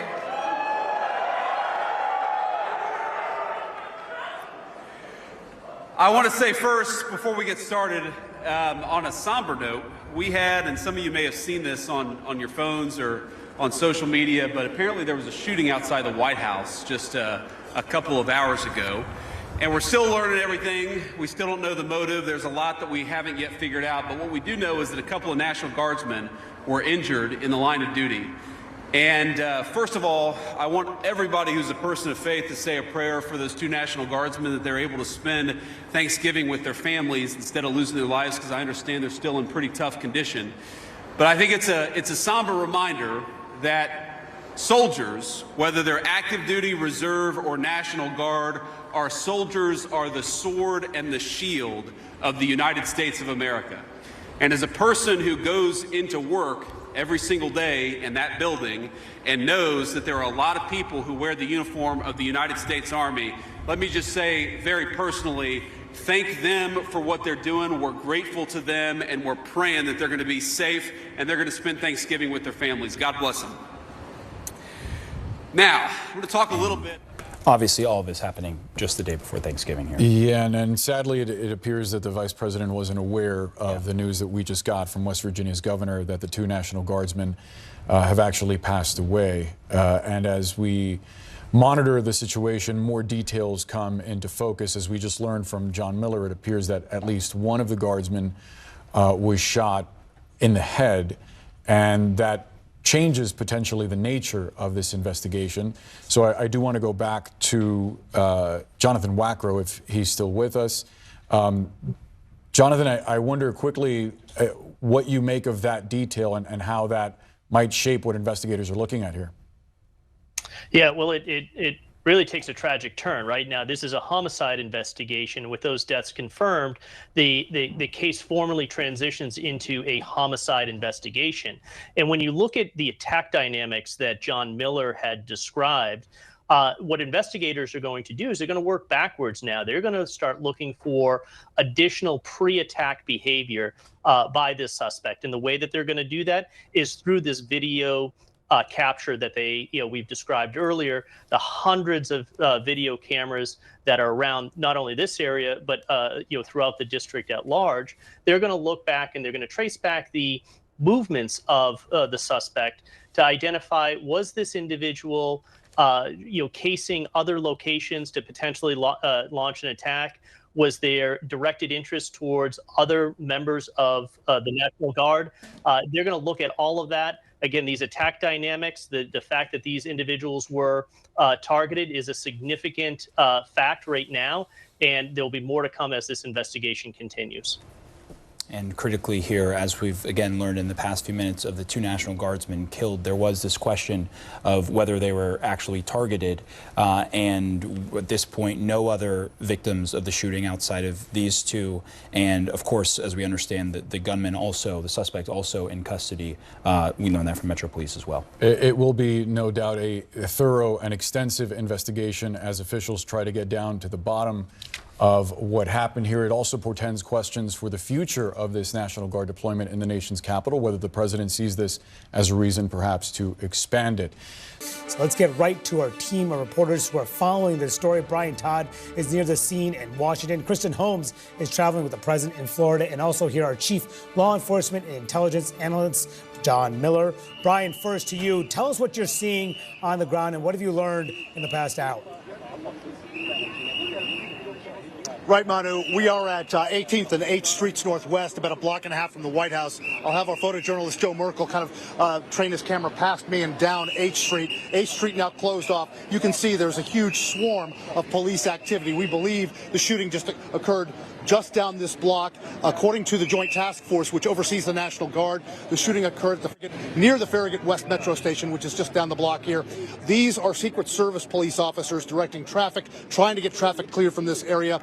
I just heard this one officer tell people that unless you are parked down here or you're staying at one of the hotels down in that in this area of 8th Street, even foot traffic not allowed down on that street. The latest that we have been told by West Virginia Governor Patrick Morrisey is that the two National Guardsmen who were shot have died of their injuries. According to two law enforcement sources who spoke to CNN, the two guardsmen engaged in gunfire with the suspected shooter just before being shot, and the sources tell us that the suspect was detained and then transported away on a stretcher. In addition, according to the FAA, Reagan National Airport briefly halted flights to the airport as they had to deal with medevac helicopter activity at the airport, activity that was, of course, related to this shooting, but we're told that normal operations have resumed. Manu, what we can also tell you is that we did speak to a witness. Our team spoke to a witness to the shooting. She actually heard the gunshots, didn't physically see them, but heard the gunshots, then turned around and said she saw, quote, a bunch of people administering CPR to people who were on the ground. So very disturbing and kind of a chaotic scene here, we're told, near the Farragut West Metro Station, which again is just down here. You're looking east on 8th Street, just down this way. Traffic shut off down here. You can see all the police activity down there. We're told the scene is secure. Suspect is in custody. Manu? Brian, do we expect a news conference at all from the authorities? We're trying to get word of that, Manu. We have not been told anything about that just yet. We're pursuing some information on that. We just don't know yet when they're going to brief us further on this incident, but we're after it. Okay. All right. And we'll be with you back with you on John Miller. What are you hearing from your sources about the nature of this shooting? Well, they're still obviously piecing it together, but if you listen to what Brian Todd told us, the eyewitness hearing the shots and then seeing people immediately go into CPR, the fact that at least one of the two guardsmen sustained a shot to the head, the gunman who was on scene long enough to be taken into custody, apparently with a handgun, also taken to the hospital for injuries that we do not know the extent of. It is emerging as a possibility that the guardsman may have been the sole target of this shooting. What we have not heard from any of the witnesses or law enforcement authorities was that there was some other incident that they were intervening in. Of course, all of this is preliminary because there are still more questions than answers because of the speed with which this unfolded. Very quickly, because they patrol that area as part of their normal perimeter duties from the White House, the U.S. Secret Service Uniform Division was on the scene. I've reviewed some of the photographs where you can see Secret Service Uniform Division officers actually working on one of the guardsmen who is down on the sidewalk at that point, trying to apply immediate medical aid as they wait for the ambulance to arrive. What we are also told is that this incident, a couple of blocks from the White House and within that patrol zone, so far, and again we're early in the investigation, hasn't revealed that there's any White House interest involved in the shooting. Right now, it is beginning to appear that the National Guardsmen may have been the sole target of this shooting, but again, still a lot of investigative work to go. And John, Trump says the suspect is in custody and is severely wounded. Does that tell you that there was that he was shot, that he or she, we don't know who the suspect is yet, but do we think this person might have been shot in retaliation for shooting these guardsmen? So that is a possibility. I've seen also photographs of that suspect being put into the ambulance and the wound from the pictures isn't apparent as to what it is, but he was removed to the hospital from the scene, and we are aware of the president's statement of him being severely wounded. Now, those National Guardsmen, because, Mano, they are believed to be part of the D.C. Safe and Beautiful Task Force that was created on orders from the President of the United States, their rules of engagement are different from many of the National Guardsmen that have been deployed in other cities. They are deputized as special deputy U.S. Marshals. So they go from being National Guardsmen to actual law enforcement officers with those powers and authority in the streets of Washington, D.C., which is they can be armed with loaded weapons. They can use deadly force under the rules of engagement. So one of them or both of them may have had a chance to shoot back, but law enforcement was there very quickly and took the gunman into custody. So still a couple of blank spots in the chain of events there. So Kristen Holmes, who's traveling with the president in Florida. Kristen, president has been briefed. He's posted about this. He did mention that this suspect has been severely wounded. What has he been saying, and what are you hearing from the White House? Well, what I'm hearing from the White House is that they're monitoring this very closely. We also just heard from Vice President J.D. Vance. He was at an event. He was previously scheduled to make remarks. It was a Thanksgiving event. He was talking to troops, and he did address this at the very top. Now, it did seem as though he wasn't given the breaking news that these National Guardsmen had died when he got up there. But one thing he said that was very interesting, and something I know the White House is watching closely, is that there was no known motive at this time. It goes to show you what they are focusing on. And there still are a lot of details, as John said, as Brian said. I know they've been talking to a lot of these law enforcement officials, as have I, as to what exactly the larger picture is here. And that's what they're still trying to sort out. And I can tell you, just in the span of 5 minutes, I was talking to people on the ground who were telling me conflicting information as they were trying to figure out what exactly happened. How did this happen? Why were the shots fired?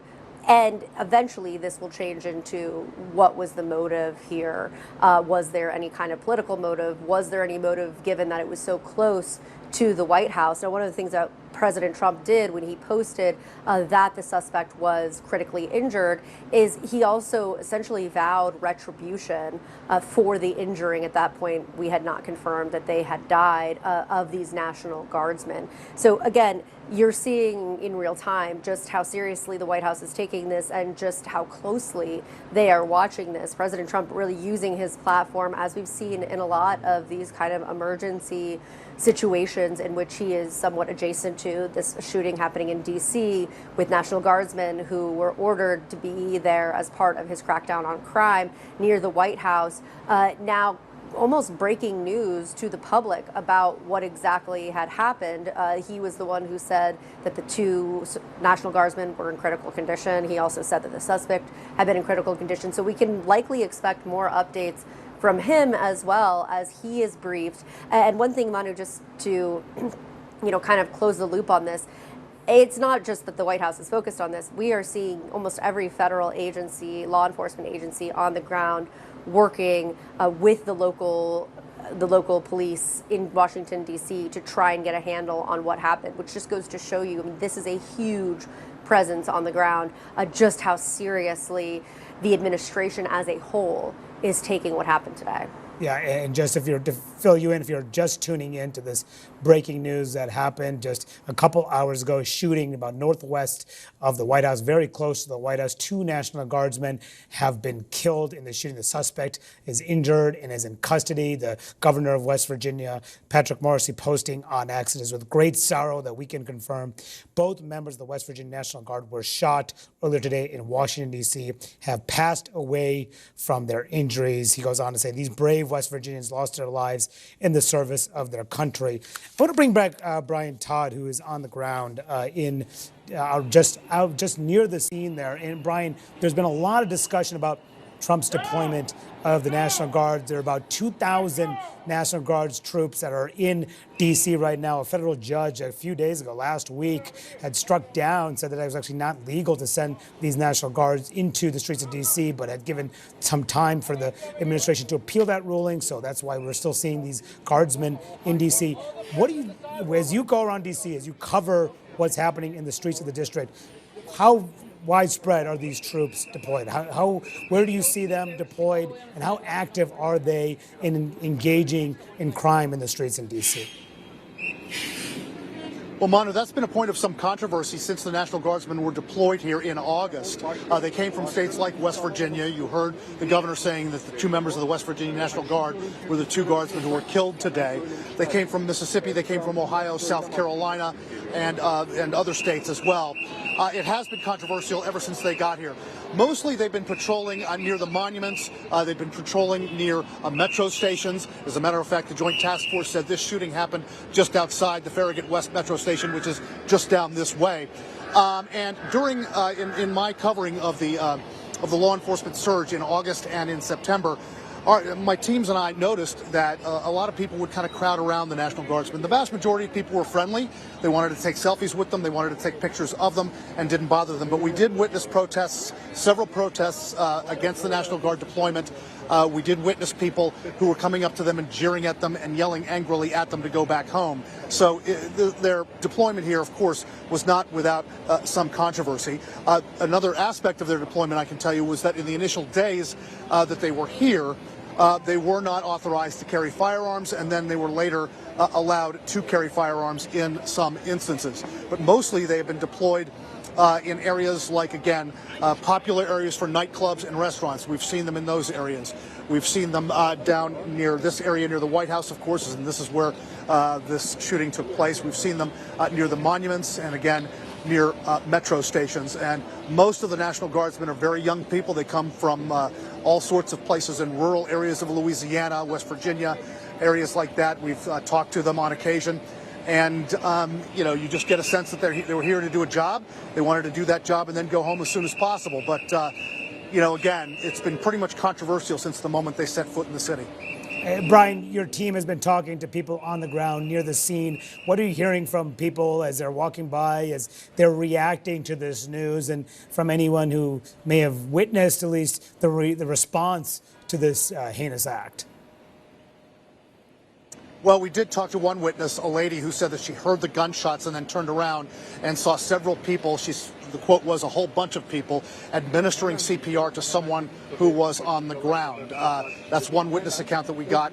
Other people who've been walking around this area have actually been asking us questions about what happened. There's a lot of confusion, as there always is in situations like this. And again, I'll just kind of take you past me here. As you can see, the law enforcement presence, they are directing traffic. They just told people over here who are trying to go down H Street, east on H Street here, that unless you're parked down here or staying in a hotel down here, they were not even allowing foot traffic down here. Now, they did just open this portion of H Street over here to my right, your left. You can see some buses and other vehicles going through. This was closed until a moment ago, and you see these are Secret Service police who are directing traffic. They're just trying to eliminate some of the snarl in this area that comes with so many streets being closed down. My team and I, again, had to park several blocks away and walk several blocks just to get to this location. A lot of streets in the downtown area in Washington, D.C. shut down as a result of this incident. They'll probably be shut down for hours to come. John Miller, talk to me about how the investigation is expected to play out here, particularly with so many law enforcement agencies involved in this. Well, you have the entire alphabet soup of the federal law enforcement community there because it's Washington, D.C., and this was an attack on 2 federal officers, not just members of the National Guard, but we believe that they would have been part of the deputized law enforcement group that's been deployed there, which means this is not just a D.C. homicide case, which, of course, is enormously important if 2 people are gunned down and killed, you know, blocked from the White House and the nation's capital. But when those 2 people are there as government employees serving their country on their mission, and they are targeted, apparently, and a law enforcement source has just confirmed to me that based on what they know so far, it appears the gunman walked up and targeted the 2 Guard members outside of any other incident going on. So it is starting to emerge a picture of what could be an ambush because they were there in their National Guard uniforms. That makes it an assault on federal officers. So you'll have the D.C. homicide case running in parallel with an FBI investigation led by the Joint Terrorism Task Force because of where we are and who was targeted. And both of those are going to merge together. And I just want to read a news statement we have gotten from the governor of West Virginia, Patrick Morrisey, who is saying this now. He said, "We are now receiving conflicting reports about the condition of our 2 Guard members and will provide additional updates once we receive more complete information.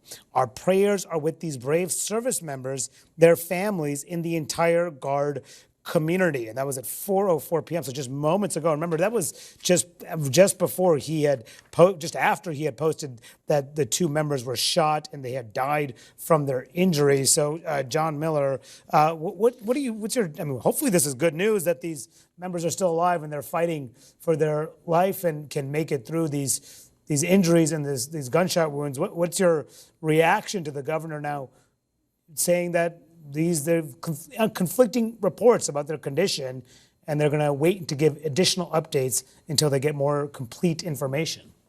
Well, it's one of the things that you see when you have politicians and elected officials who jump into these things and get into that news cycle.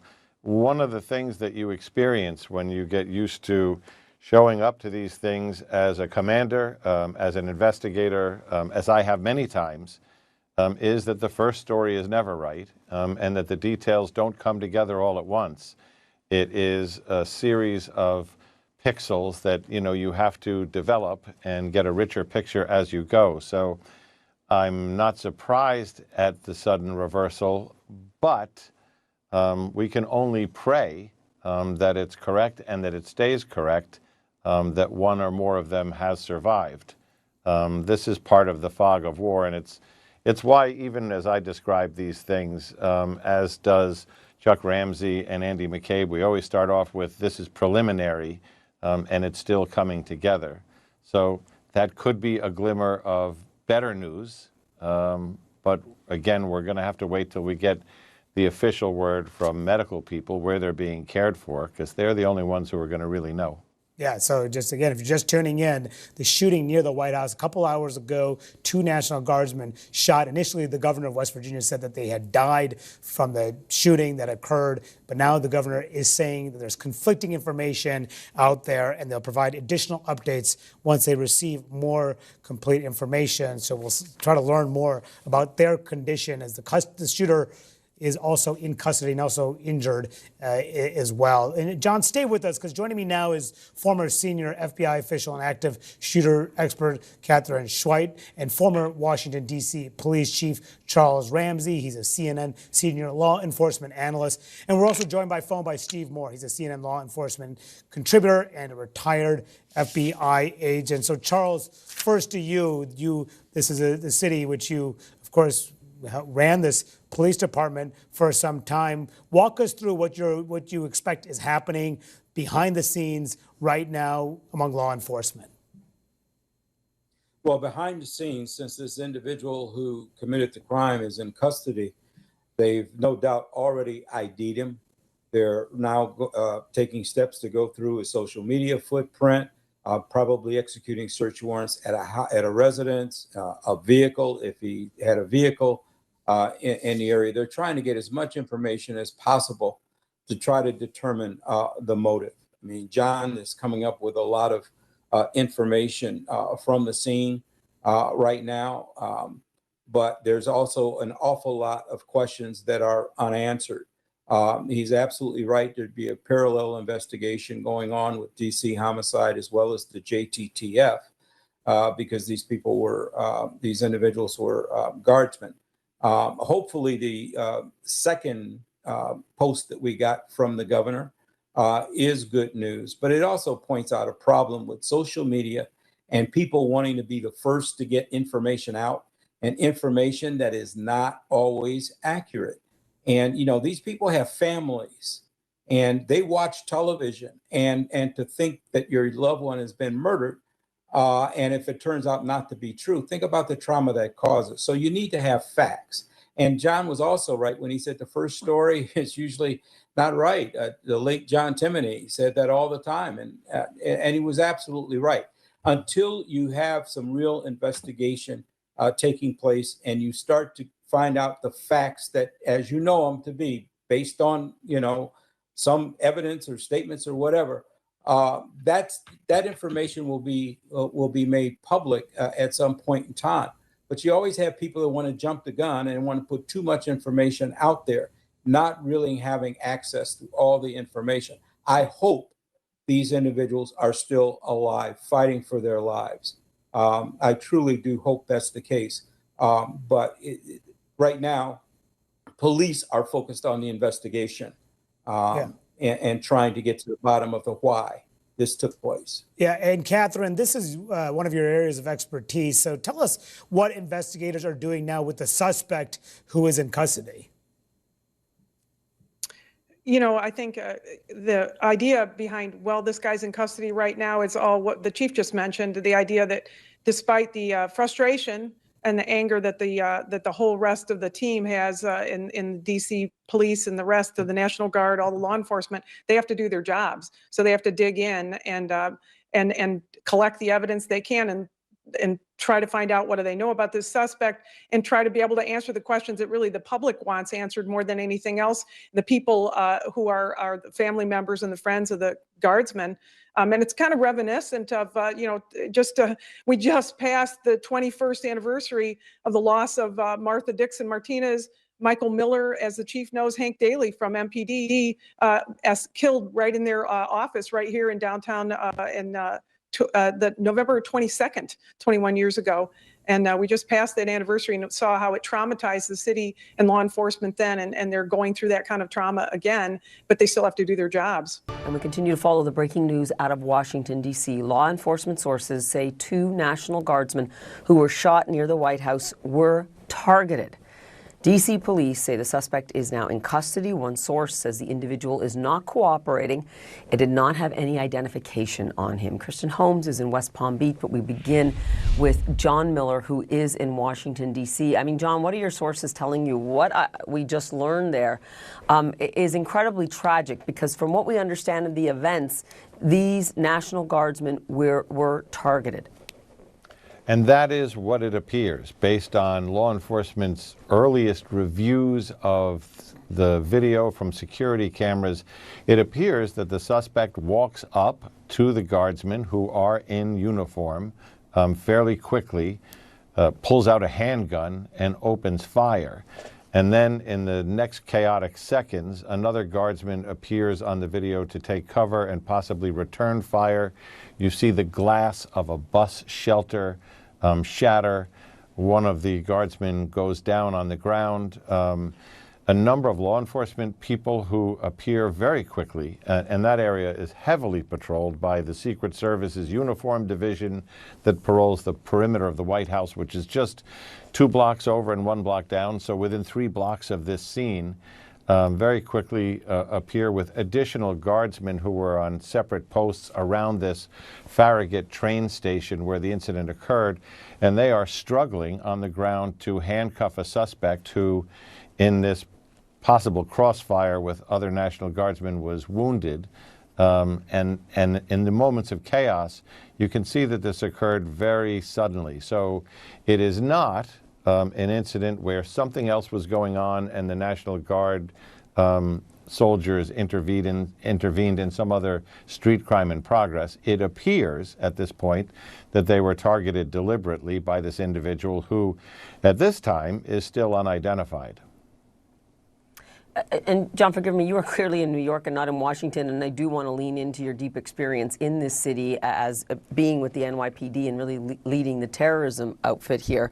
I mean, what are your impressions at this point, given the fact that these were National Guard that were supposed to be deployed to make the city safer, and now they themselves, it appears, have been targeted?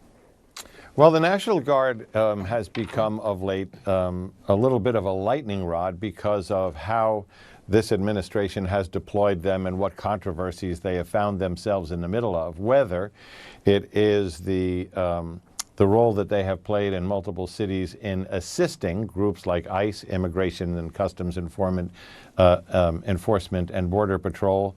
They have become a bit of a lightning rod in the roundup and deportation efforts that are going on for people who are here illegally.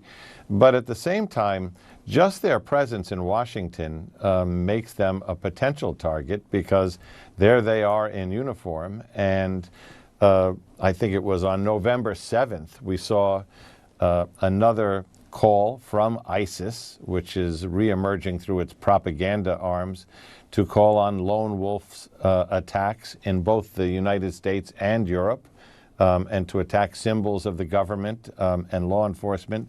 So right now, we don't know what the motive was, and we probably won't know what the motive was or is in this case until they get that gunman identified and figure out what has he been doing, who has he been communicating with, did he leave a message behind or forward about the motive for this.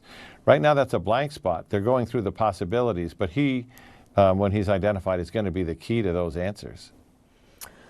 Kristen Holmes, to you now in Florida. You are traveling with the president. He is in Mar-a-Lago for Thanksgiving. He obviously has taken action here and has already made his thoughts pretty clear, given this absolutely chilling event. As I said, inside of 2 blocks from the White House.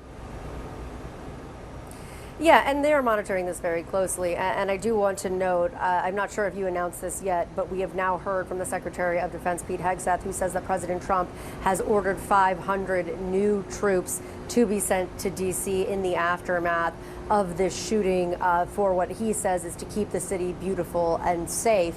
I had actually spoken to a number of members of the D.C. government and D.C. responders who believe that this was likely to be where this story went, that President Trump was going to ramp up the presence in Washington, D.C. Now, we won't see President Trump again today. They called what they call a lid, which means the president won't be seen in public. He's not going to be making any remarks, but that doesn't mean that he's not going to be posting on Truth Social. And as we've already seen, he has been kind of breaking some of the news of what he is hearing to the public. In his Truth Social post, he was the one who noted for the first time that there were 2 guardsmen down who had been critically injured. That critically injured part was not something we had heard before. Obviously, as we've been reporting, there's some confusion as to what exactly happened with those 2 guardsmen. The West Virginia governor first saying that they had both died, then coming back and saying that he was getting conflicting reports. So we're still waiting on that part of this. Then President Trump essentially vowing retribution against the suspect, saying that he was severely injured. That's how the public learned about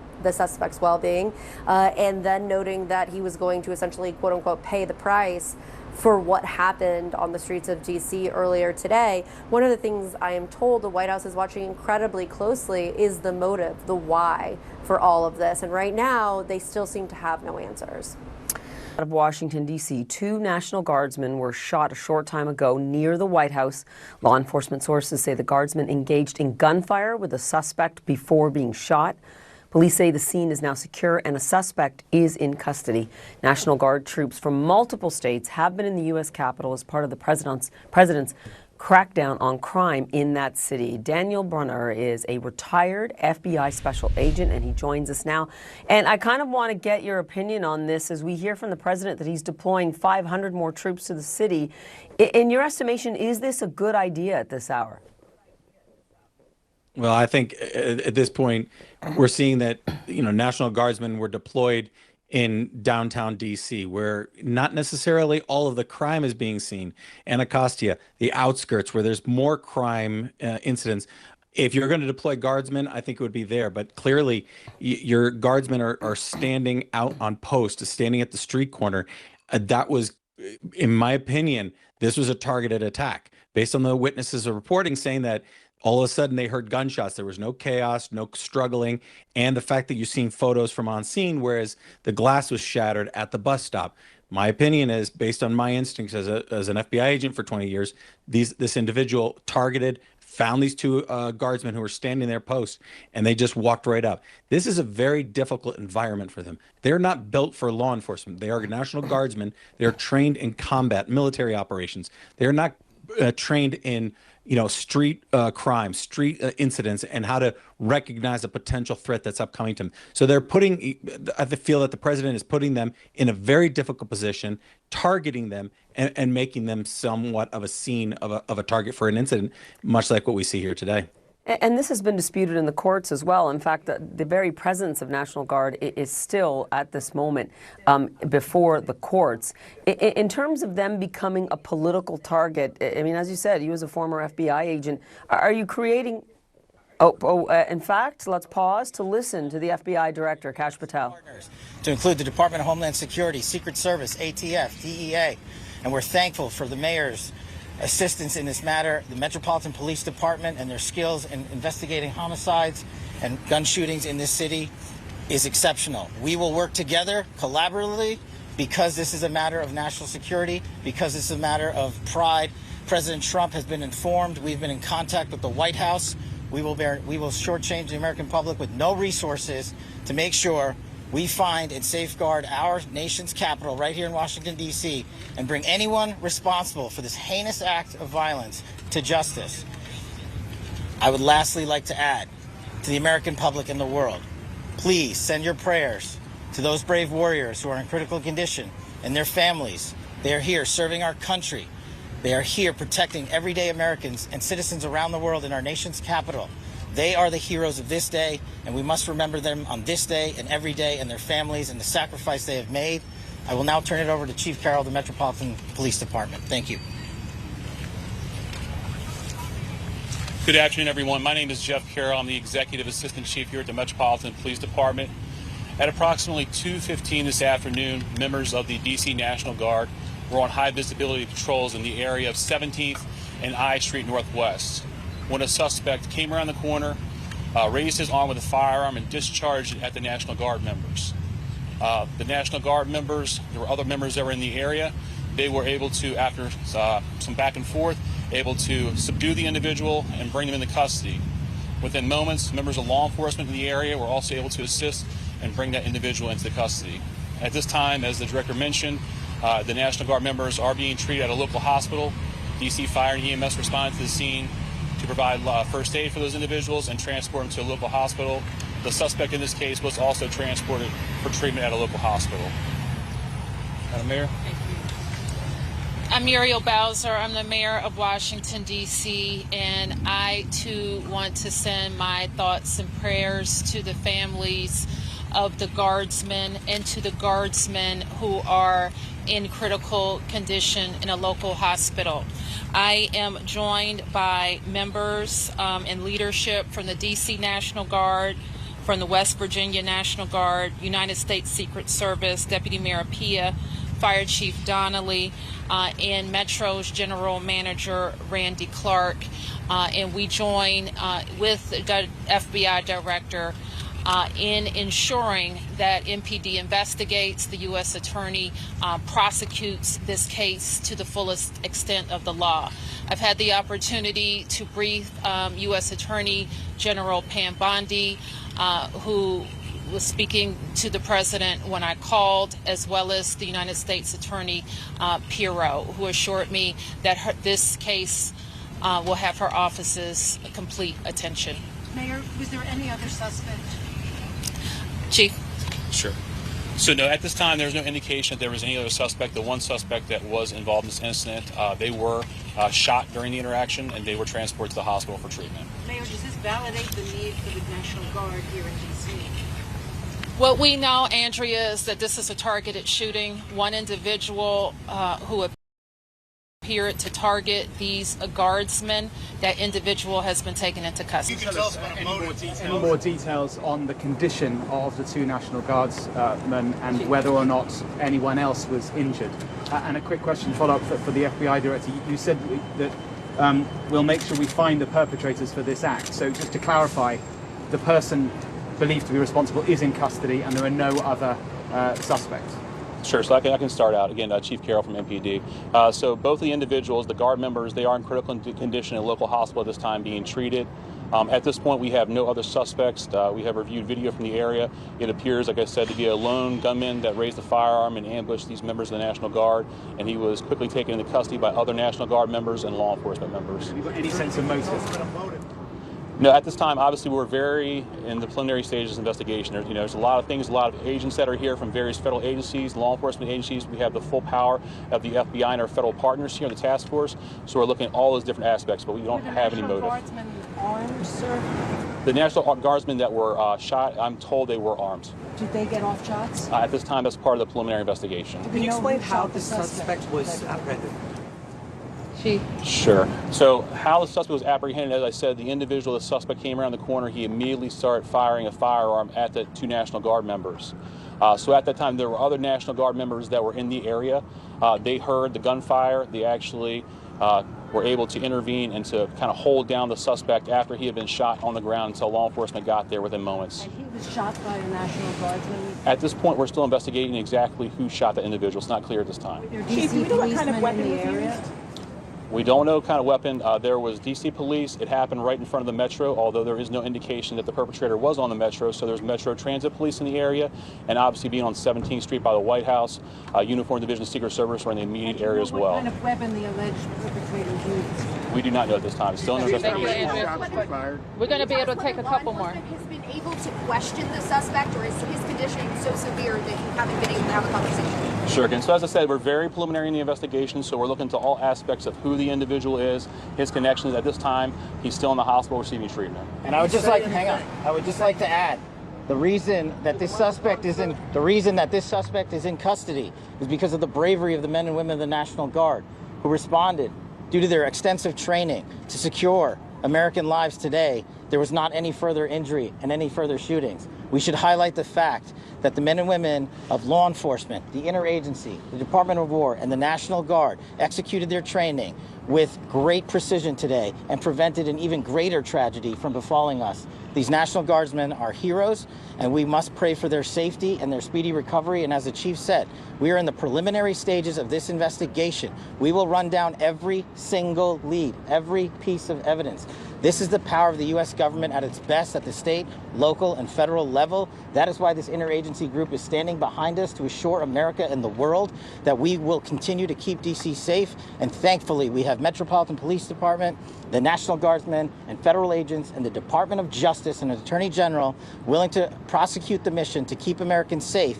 And President Trump has rightly stated that this heinous act will be investigated, and he has thanked the National Guardsmen and women and the men and women of law enforcement. Thank you. Families get notified? Did the suspect say anything at the time? Why did the West Virginia governor say that they Chief, was anyone else shot? All right, that was FBI Director Kash Patel, Washington, D.C. Mayor Muriel Bowser, and other officials giving an update on the shooting that occurred today near the White House. Kash Patel and the mayor saying the two National Guardsmen that were shot are in critical condition and in the hospital. Police confirming a single suspect is in custody and also in the hospital. And at this time, there is no indication that any other suspect was involved in this shooting.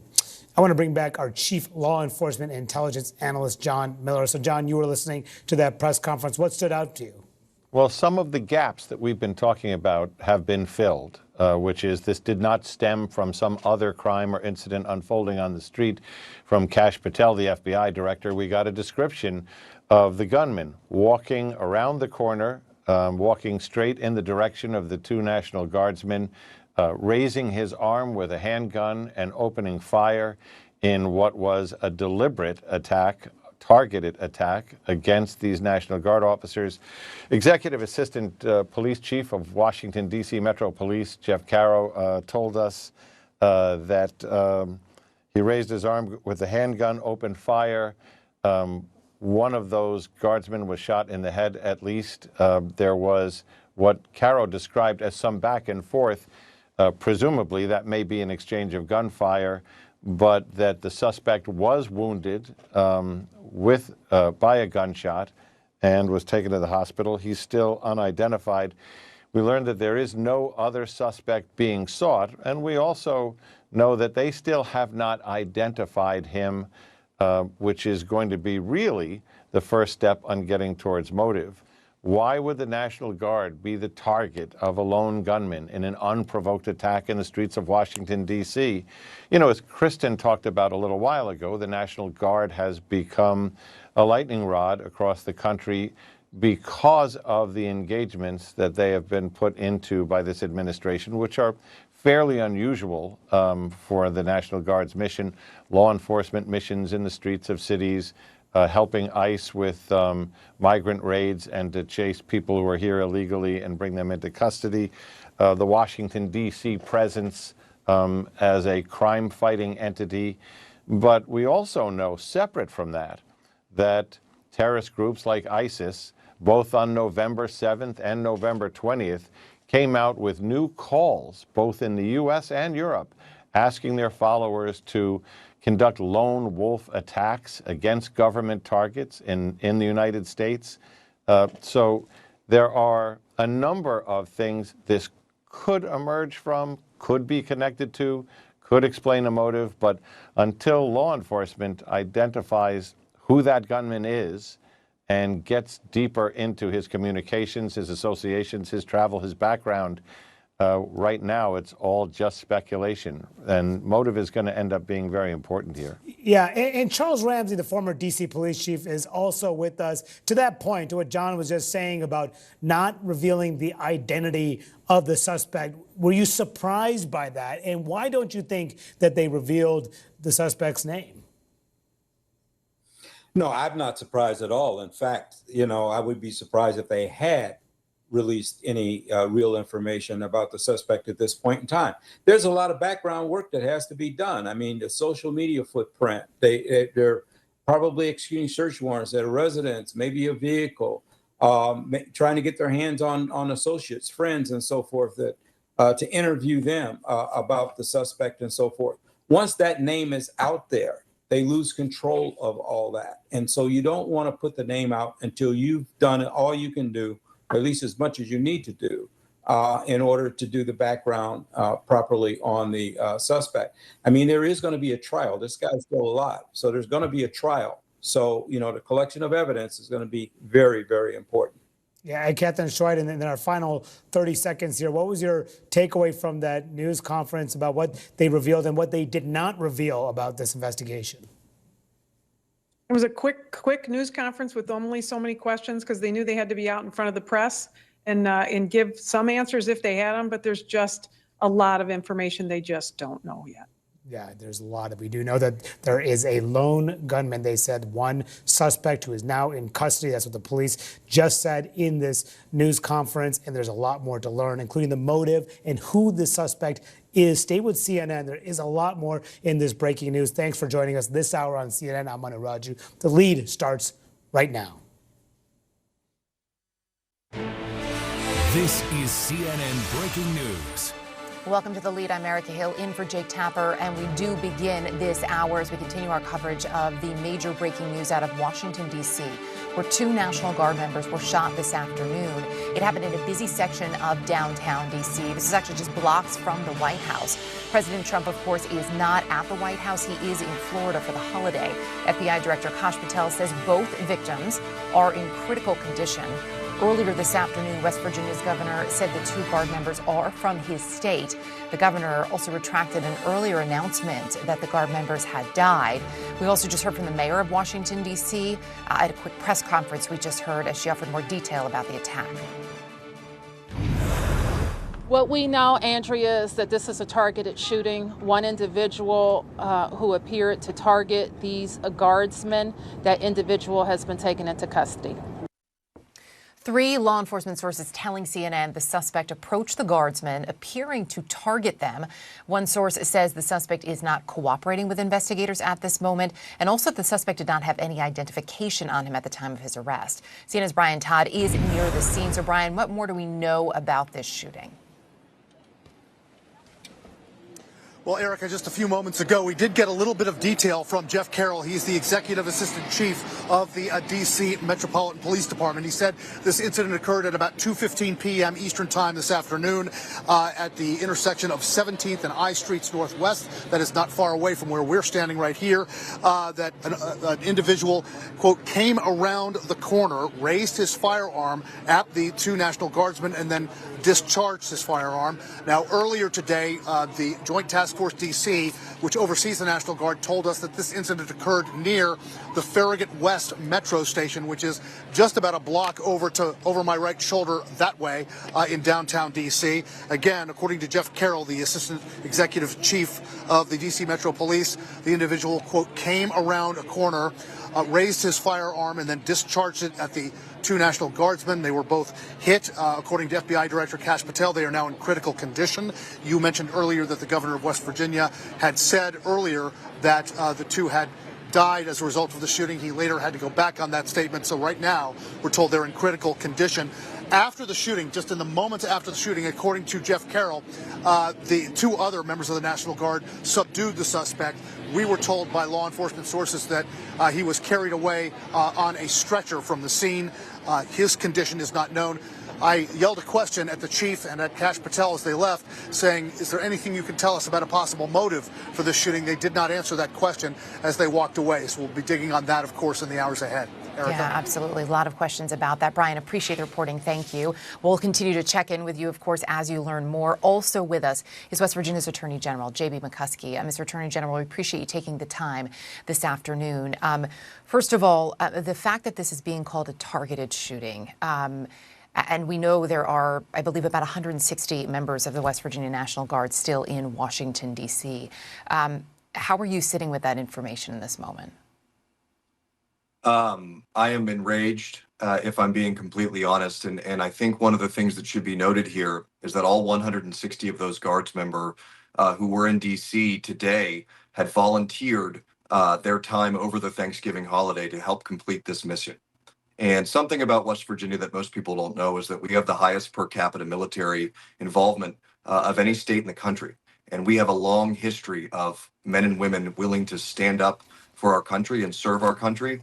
And so what this perpetrator needs to understand is that he has attacked two of the bravest people in this country that come from the bravest state in this country. And I can assure you that the governor and I will leave no stone unturned to ensure that justice is served swiftly to the person who perpetrated this attack. Do you have any sense of where these Guardsmen may be from? I don't have a sense of where these Guardsmen are from, but we do know that, the West Virginia border is right there next to D.C. And so there would be a fairly significant likelihood that these Guardsmen would have been deployed from the Eastern Panhandle and potentially not very far from their home. As I know from, frankly, covering far too many events from our experts, the initial information can often turn out to be wrong. We saw the governor actually walking back his initial post that the two Guardsmen had died. A sigh of relief for many people as they learned that they were, in fact, not dead. We do know that they are in critical condition. Can you just give us a sense of how this information is unfolding for you and for other folks in your state in terms of how you're able to be getting updates in what is clearly a very fluid situation? Yes. So as the lawyer for the people of West Virginia and the lawyer for our state's government, I'm very leery of new information. So I'm trying to absorb as much as I can, process that, and ensure that all the actions that we're taking are based on real actionable intel. The governor is doing the exact same thing. I'm certain that the information that he acted upon was as good as it could have been at the time. Mm-hmm. We're blessed to have a wonderful governor here in West Virginia, and this is a real hard time, and it's a time I think that every American should be praying for our country and praying for these families. As we just learned, the two Guardsmen, as far as we know, are in critical condition. Do you have any more information on their state, potentially even on their injuries? I do not have any further information that I can share with you, but what I can tell you is that there's an army of people here in West Virginia that are praying for their recovery, and we're hoping for a Thanksgiving miracle. And have you been able to be in contact with their families at all? I have not been able to be in contact with their families. I spend a lot of time with Guards members here in Charleston, and I've been in contact with a myriad of my Guard friends, and I've reached out to the TAG here in West Virginia, and I can assure you the resolve is steely. Defense Secretary Pete Hegseth just a short time ago said that the president is requesting an additional 500 National Guard troops be deployed to Washington, D.C. Do you believe that's the right response in this moment? Yeah, it's not my job to judge the response from the president. He is the commander-in-chief. If he believes that is the best way to keep our nation's capital and our service members that are serving there safe, then we will defend his actions. If an additional 500 were deployed, do you know what the chances would be in terms of how many could potentially be from West Virginia? I don't know how many would be from West Virginia, but I do know that there are Guards, men and women here in West Virginia that would jump at the chance to try to secure a city where two of their own have been brazenly ambushed and attacked in broad daylight, merely blocks from the White House, in a city where every American is supposed to be able to feel safe, to come to, and to do the business of the government. And that is a crucial, incredibly crucial mission. And the folks here in West Virginia, when asked to serve, will serve, and they'll serve in the way that their commander-in-chief asked them to. As we just learned in the press conference, the mayor said that she had briefed Attorney General Pam Bondi. She said that when she spoke with the Attorney General, she was actually on the phone with the president. And also this would be given their complete attention. We, of course, heard very strong words from the director of the FBI there. How can, if at all, how could your state help? Kash Patel, of course, noting this is, all hands on deck, that all agencies are working together. Yeah, I think we will respond in whatever way it is that we are asked. But I think crucially and most importantly right now, what needs to happen is that every West Virginian, all 1.8 million of us and every single American needs to be praying for these two families.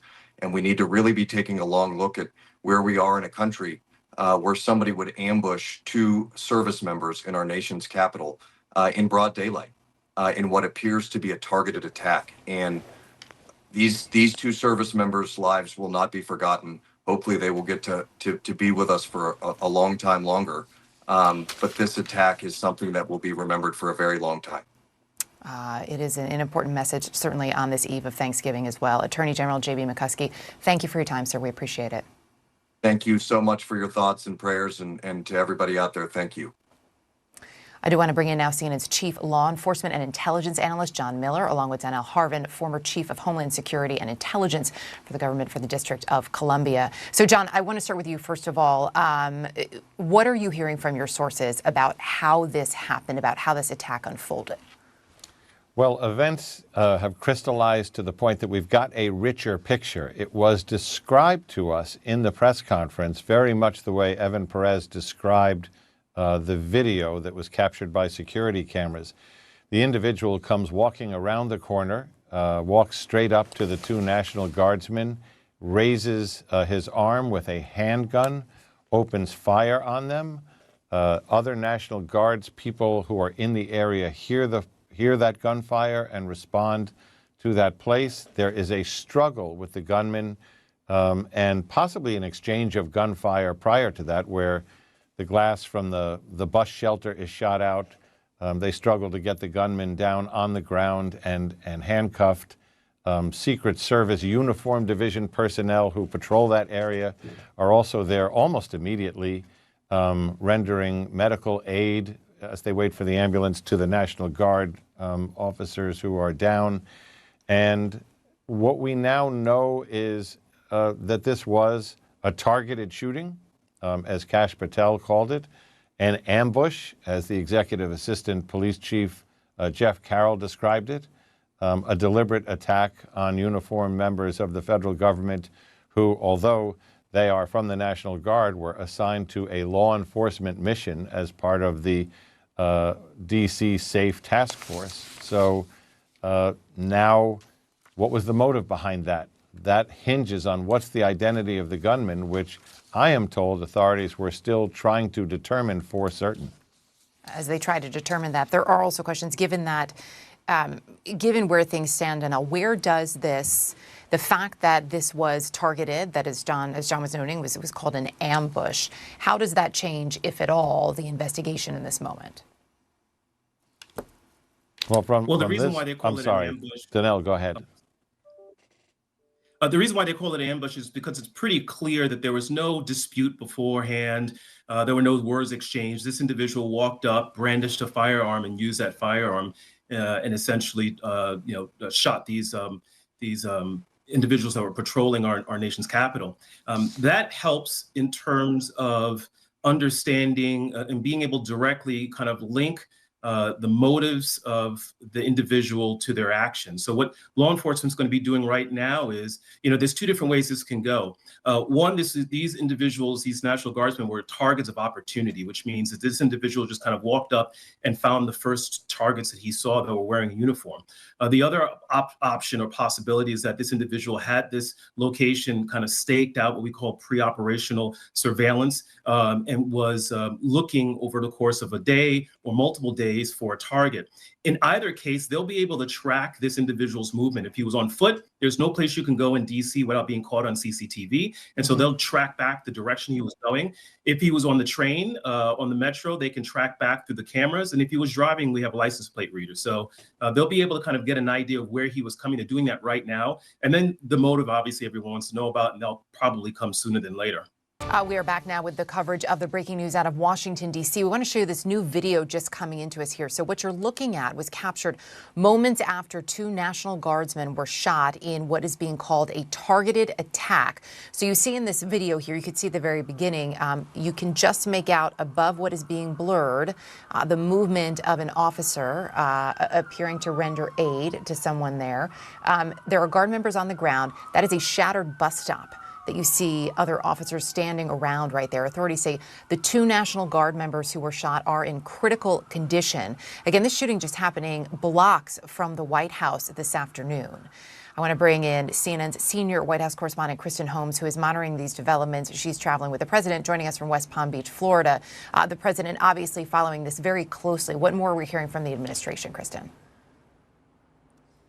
Yeah, and there was actually a moment that we thought President Trump might speak to reporters. He had been at his golf club most of the day. We saw that he had posted this Truth Social, and in true Trump fashion, actually informed the public and the reporters covering this of some of the critical information that we didn't yet know, noting that, again, it was 2 National Guardsmen who had been critically injured, and also saying that the suspect had been critically injured as well, and promising retribution against the suspect. One of the things we are now hearing from the administration is this is a full administration response. You heard Kash Patel there, the director of the FBI. There are multiple federal agencies working on this, all of them invested in this, and they are watching closely to see what happens. There are still a lot of unanswered questions, and one of those questions that the White House has really been focusing and trying to get to the bottom of is what was the motive here. Now, in terms of President Trump's next steps, we've now heard from the Secretary of Defense, Pete Hegseth, who says that President Trump has ordered 500 more troops to come to the ground in Washington, D.C., saying that this will ensure that they keep the city beautiful and safe. And I had spoken to a number of sources that work for D.C. government, who work for D.C. law enforcement, who noted that they thought this could be the next step here, that President Trump would ramp up the presence of the National Guard in Washington, D.C. And of course, I know I heard you speaking with John Miller earlier. I know this is something that we've been following carefully, and Brian Todd has talked to a number of these National Guardsmen. He's observed that these deployment of National Guard in Washington, D.C. has become in some ways a political flashpoint. So right now, there are a lot of eyes on the situation, and particularly in the White House, they are talking about what the motive was and thinking about the location here. This happened in Washington, D.C., but just steps away from the White House. Was that part of this plan? Did that play into the motive? Was there a presidential component of any of this? And right now, all officials are telling us that the motive is still unclear. Obviously, we've heard from sources that say that this looks as though these 2 National Guardsmen were targeted, but anything beyond that, they are still trying to get answers on when it comes to this horrific tragedy. So beyond the ordering of 500 more troops into Washington, D.C., there hasn't been an action taken by the White House.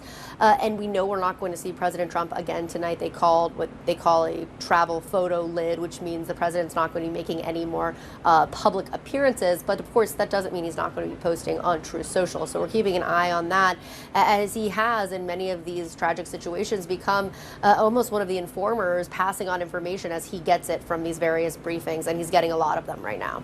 Yeah, absolutely. All right, Kristen, appreciate it. We'll continue to check in with you, of course. Also with us, CNN senior law enforcement analyst Andrew McCabe.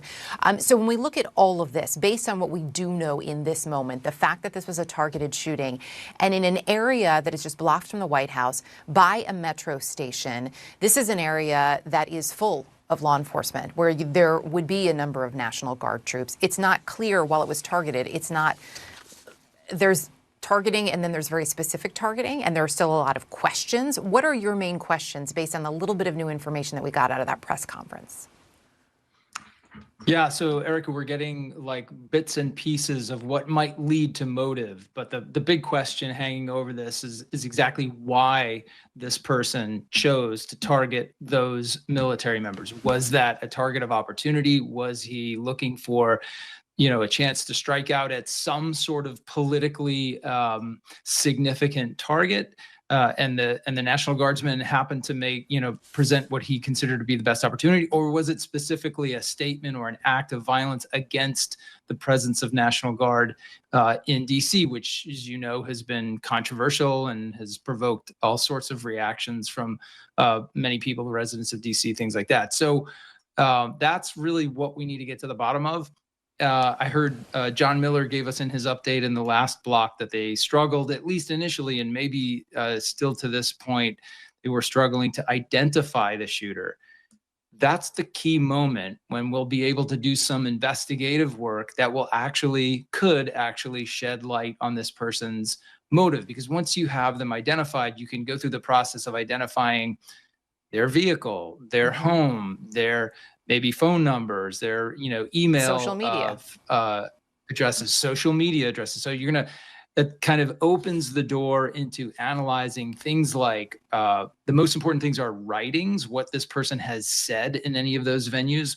But even more important than that at this point is associations. Who is in contact with this person? Is it possible that this person represents one of several people who harbor these same thoughts, these same plans?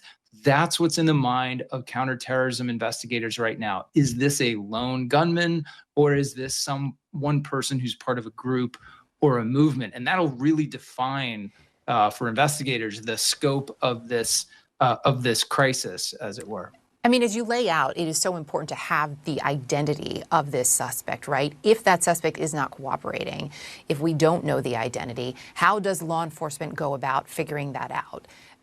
Can they take, this is part of my ignorance on this, but can they take fingerprints without permission if the suspect doesn't want to allow them to do that? Is it taking a picture and uploading it to a database to see if there can be some facial image mapping? Short answer, Erica, is all that, right? Yeah. You can certainly use photographs to try to identify folks off of like biometric data sets. That's like the vanguard of how this is done to unknowns. We saw this used a lot in the Capitol insurrection cases. People were the video capture of people inside the Capitol was used through kind of internet-based resources and analytical tools that can tie you to other photographs that are out there in the social media sphere or what have you. But fingerprints are also an option. We have portable fingerprint machines, used to be called quick capture. It's probably called something else now, where you can take fingerprints from someone who is lying in a hospital bed or is otherwise detained, and run those prints against known identified prints in law enforcement data sets. If this person has never been arrested before, never been officially fingerprinted, that check could come up negative, which would then lead you back to other means. Another thing you could do is they'll certainly use video capture around this incident to see if they can place him in a vehicle. If he parked a car and walked up to this place where the attack occurred, you would then have theoretically a vehicle that might be registered to him or registered to someone else who knows him, someone who loaned him a car. So there are many ways to get to that identification. Hopefully they can do it as quick as possible. Yeah, and it gets quicker all the time, thankfully, as well. Andrew McCabe, appreciate it as always. We have a live look for you here. Investigators in Washington, D.C. on the scene of this afternoon's shooting that left 2 members of the National Guard in critical condition. Police say the suspect, who is also wounded and is in custody, appeared to intentionally target the Guard members. Sources say the motive for the shooting, though, is still not clear. Joining me this hour, Republican Congressman Don Bacon from Nebraska. He is an Air Force veteran and also serves on the House Armed Services Committee. Congressman, we appreciate you joining us tonight. This is obviously horrific on any day. Of course, the eve of Thanksgiving does add an extra bit of gravity, in fact, in many ways. Just what is your reaction at this hour to what we know and to what happened? Well, all America is saddened to see that these 2 guardsmen were senselessly murdered.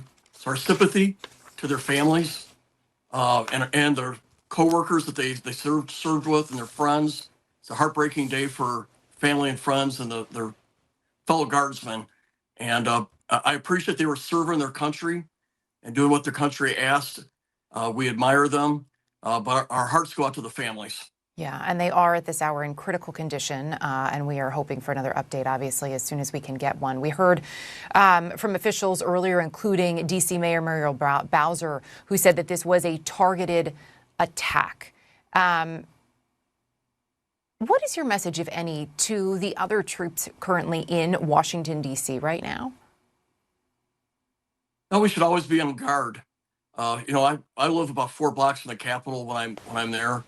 I always have my head on a swivel.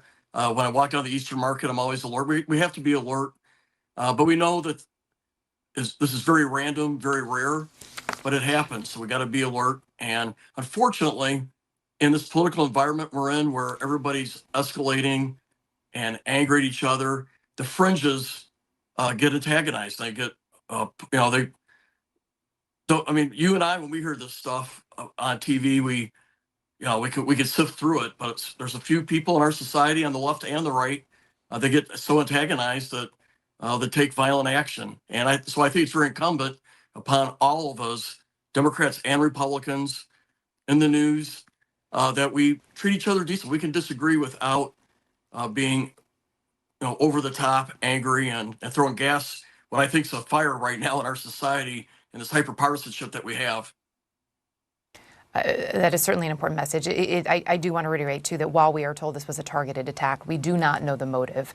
So it is important to remember in this moment. But certainly, and we don't know that there was anything behind it that was political. But to say that the political rhetoric in this country is high at this moment is an understatement. You are absolutely correct in that.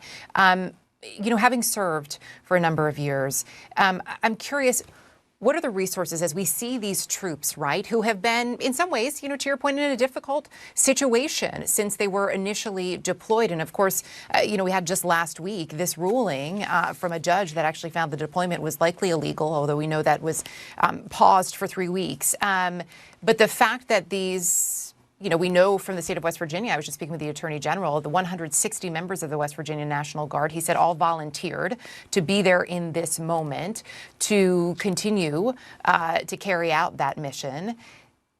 This must be difficult for them to process. What are the resources that are available to National Guard troops, to those who are serving, when they see what is happening to their fellow guardsmen? I served in the active duty, but I think in these situations, the Guard also has a lot of the same resources. There are, whether it's chaplains, a lot of different resources there to help folks with this. But I would like to point out something that you raised.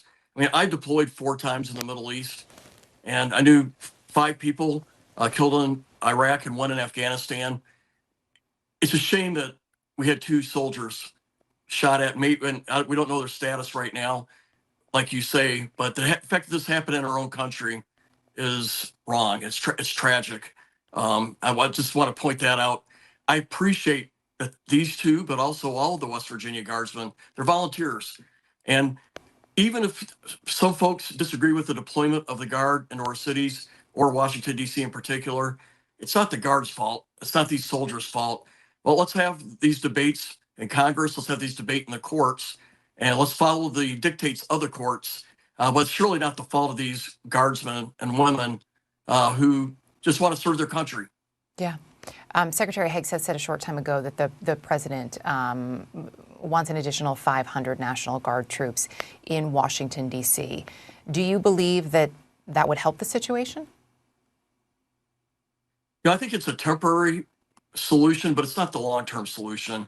The long-term solution is you have to have district attorneys, prosecutors, and judges that are willing to keep violent people behind bars. And you got to have enough prison space to put them. And let me give you a stat. I heard this from the chief of police of Washington, D.C.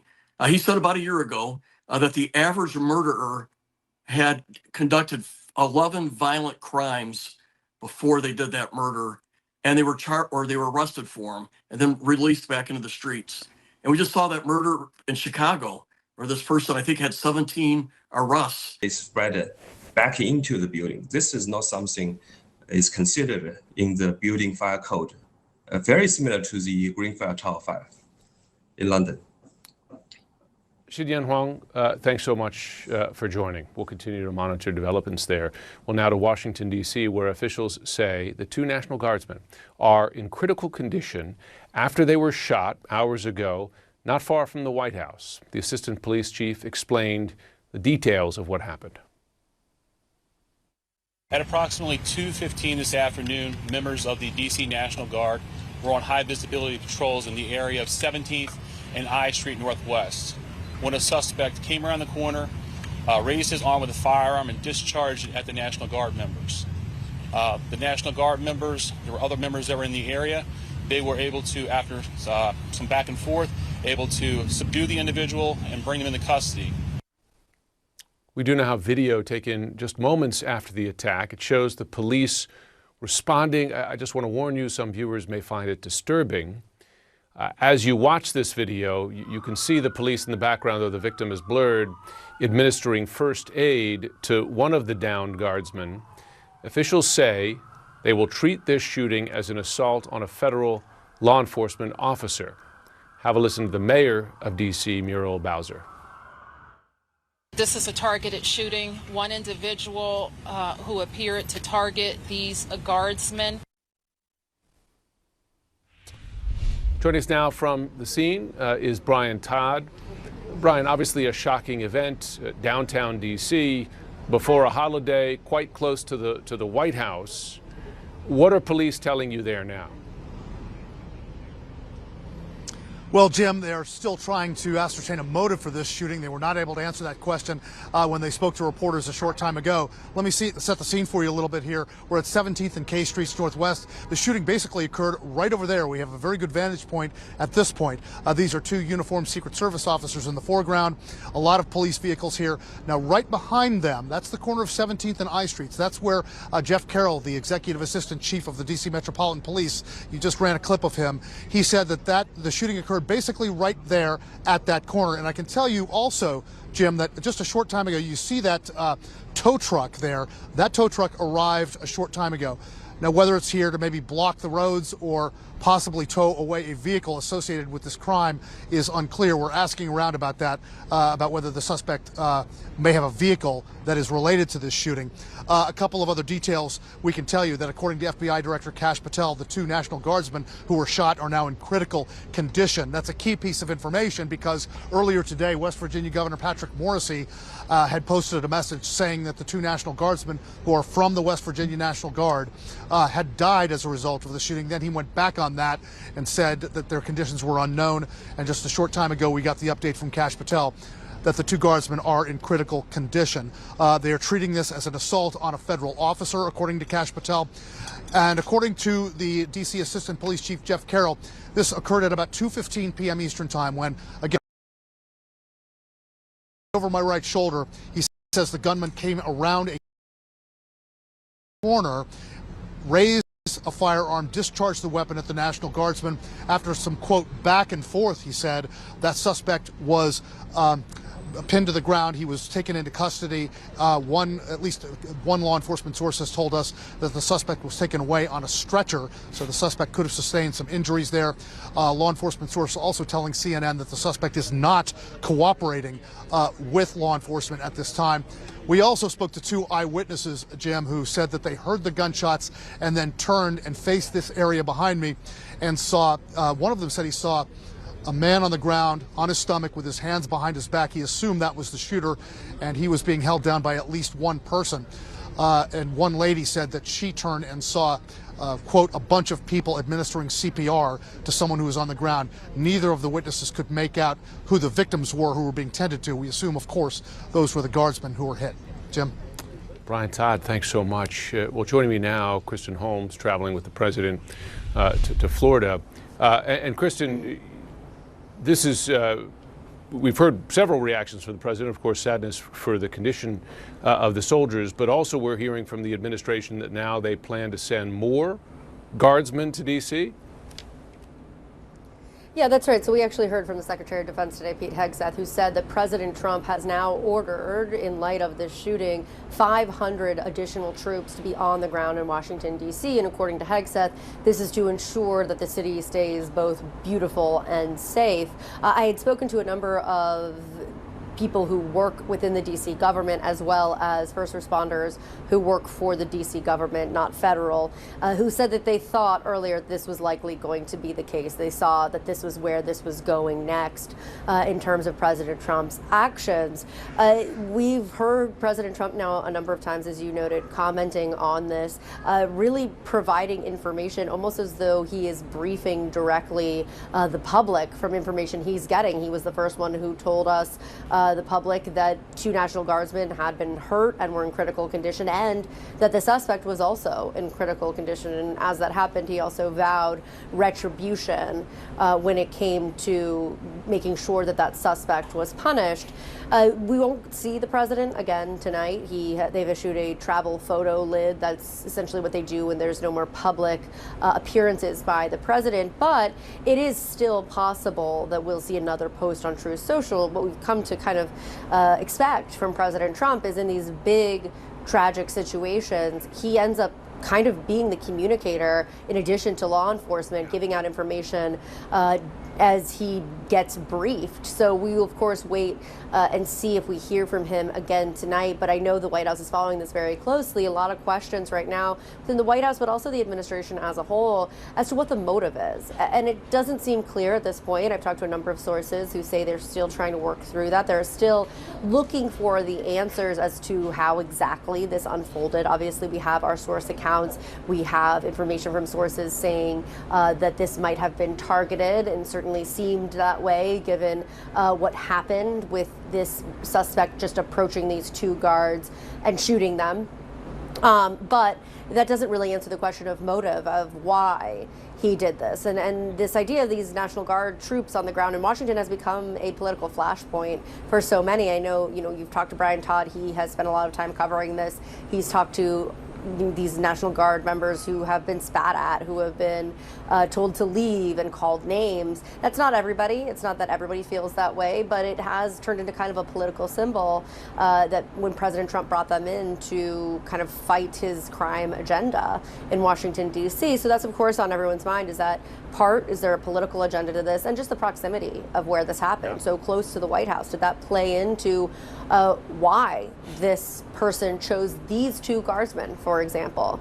So there's still a lot of unanswered questions. But again, the White House is following this really closely. And as you've noted and as you've seen, the administration as a whole, this is an all hands on deck situation. It's not, just FBI. It's not just DHS. You are seeing members of every law enforcement agency on the ground in Washington, D.C., briefing the press, but also working this case. So they're taking this very seriously, and it just goes to show you, again, how closely they're following this. Let me ask you this, though, Kristen, because a federal judge recently ruled that the prior deployment of National Guard troops to D.C. was illegal. Trump is ordering more to come to the city. Is this a fight with the courts that the president and the administration wants? Yes. My great fellow Americans, earlier today, on the eve of the Thanksgiving holiday, 2 members of the National Guard serving in Washington, D.C., were shot at point-blank range in a monstrous ambush-style attack just steps away from the White House. They had been deputized as part of the most successful public safety and national security mission in the history of our nation's capital, the D.C. Safe and Beautiful Task Force, which has achieved an unprecedented reduction in violent crime and crimes of all type. This heinous assault was an act of evil, an act of hatred, and an act of terror. It was a crime against our entire nation. It was a crime against humanity. The hearts of all Americans tonight are with those 2 members of the West Virginia National Guard and their families. The love of our entire country is pouring out for them, and we are lifting them up in our prayers. As we are filled with anguish and grief for those who were shot, we're also filled with righteous anger and ferocious resolve. As President of the United States, I am determined to ensure that the animal who perpetrated this atrocity pays the steepest possible price. I can report tonight that based on the best available information, the Department of Homeland Security is confident that the suspect in custody is a foreigner who entered our country from Afghanistan, a hellhole on earth. He was flown in by the Biden administration in September 2021 on those infamous flights that everybody was talking about.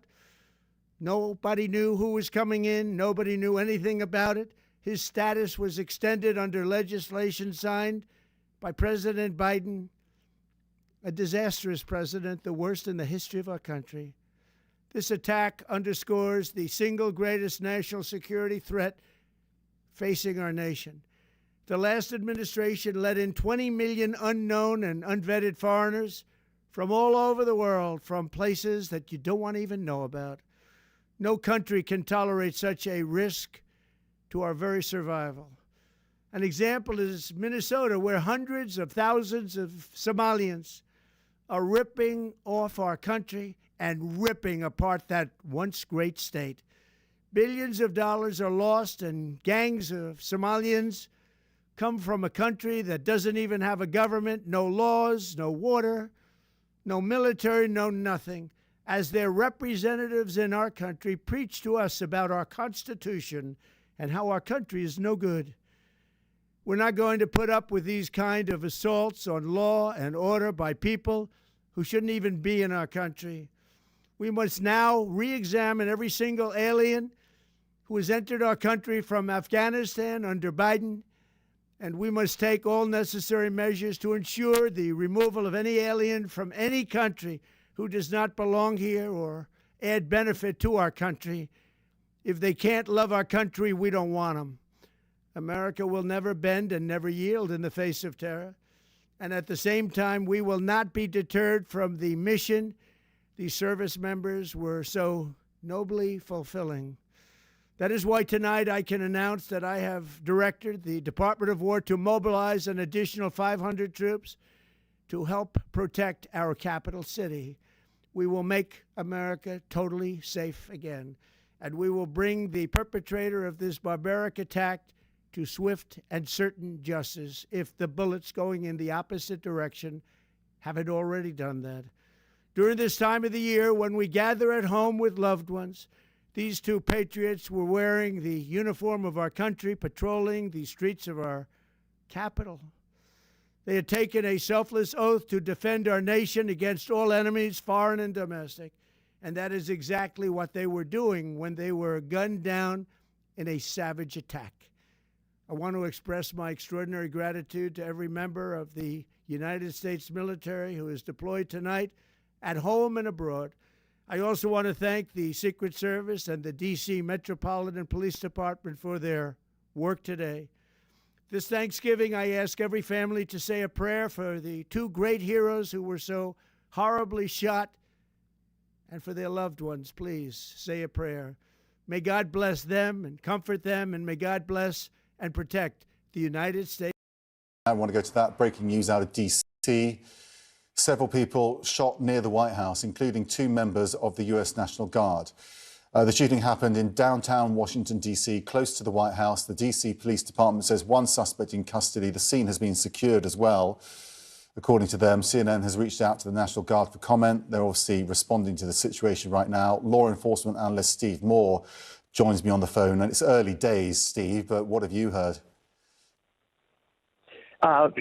Just not much more than you have. Anytime you have a shooting near the White House, obviously it's a point of concern. And then when you're discussing National Guardsmen, it could indicate that there's a possible political motive to it because of the recent moves by the administration to put military in Washington. Just talk us through this area. We understand that parts of the areas outside the White House have been cleared. That doesn't suggest anything to you, does it, in relation to the White House? It could just be an area near the White House. Yes, I mean, as you know, there's lots of parks right around the White House, the Treasury building, all the executive office building, all that entire area. And the fact that they're clearing this to me would mean that they expect that this may be something a lot more than just a crime gone bad or something like this. They're handling it as if they are assuming it's an intentional targeted shooting. However, that doesn't mean that's what it is, but you have to handle that. You can't go back and reinvestigate. So you have to start with the potential possible motive for this first. Yeah, we seem to have multiple agencies involved, a huge presence already on the ground. I guess that's normal, isn't it? It's quite layered in Washington anyway. Yeah, and part of that is because, because it's a federal enclave, just about every federal agency has jurisdiction over it. The FBI has federal jurisdiction over the entire city. I mean, they could technically, though they never would, but they could technically stop people for drunk driving and stuff like that. They have normal police powers in Washington, D.C., as do almost all other federal agencies. So you're going to get everybody, I would assume parks, National Park Police are going to be there and having a major thing to do with it, because most of the land around there is set aside for monuments, parks, things like that. So they'll be involved, FBI will be involved, and of course, Metro Police will be involved. The White House saying President Trump has been briefed. As I understand it, I think he's in Florida, isn't he, at the moment? So not an immediate concern for his safety right now, but he has been briefed. That shows how significant the White House thinks it is.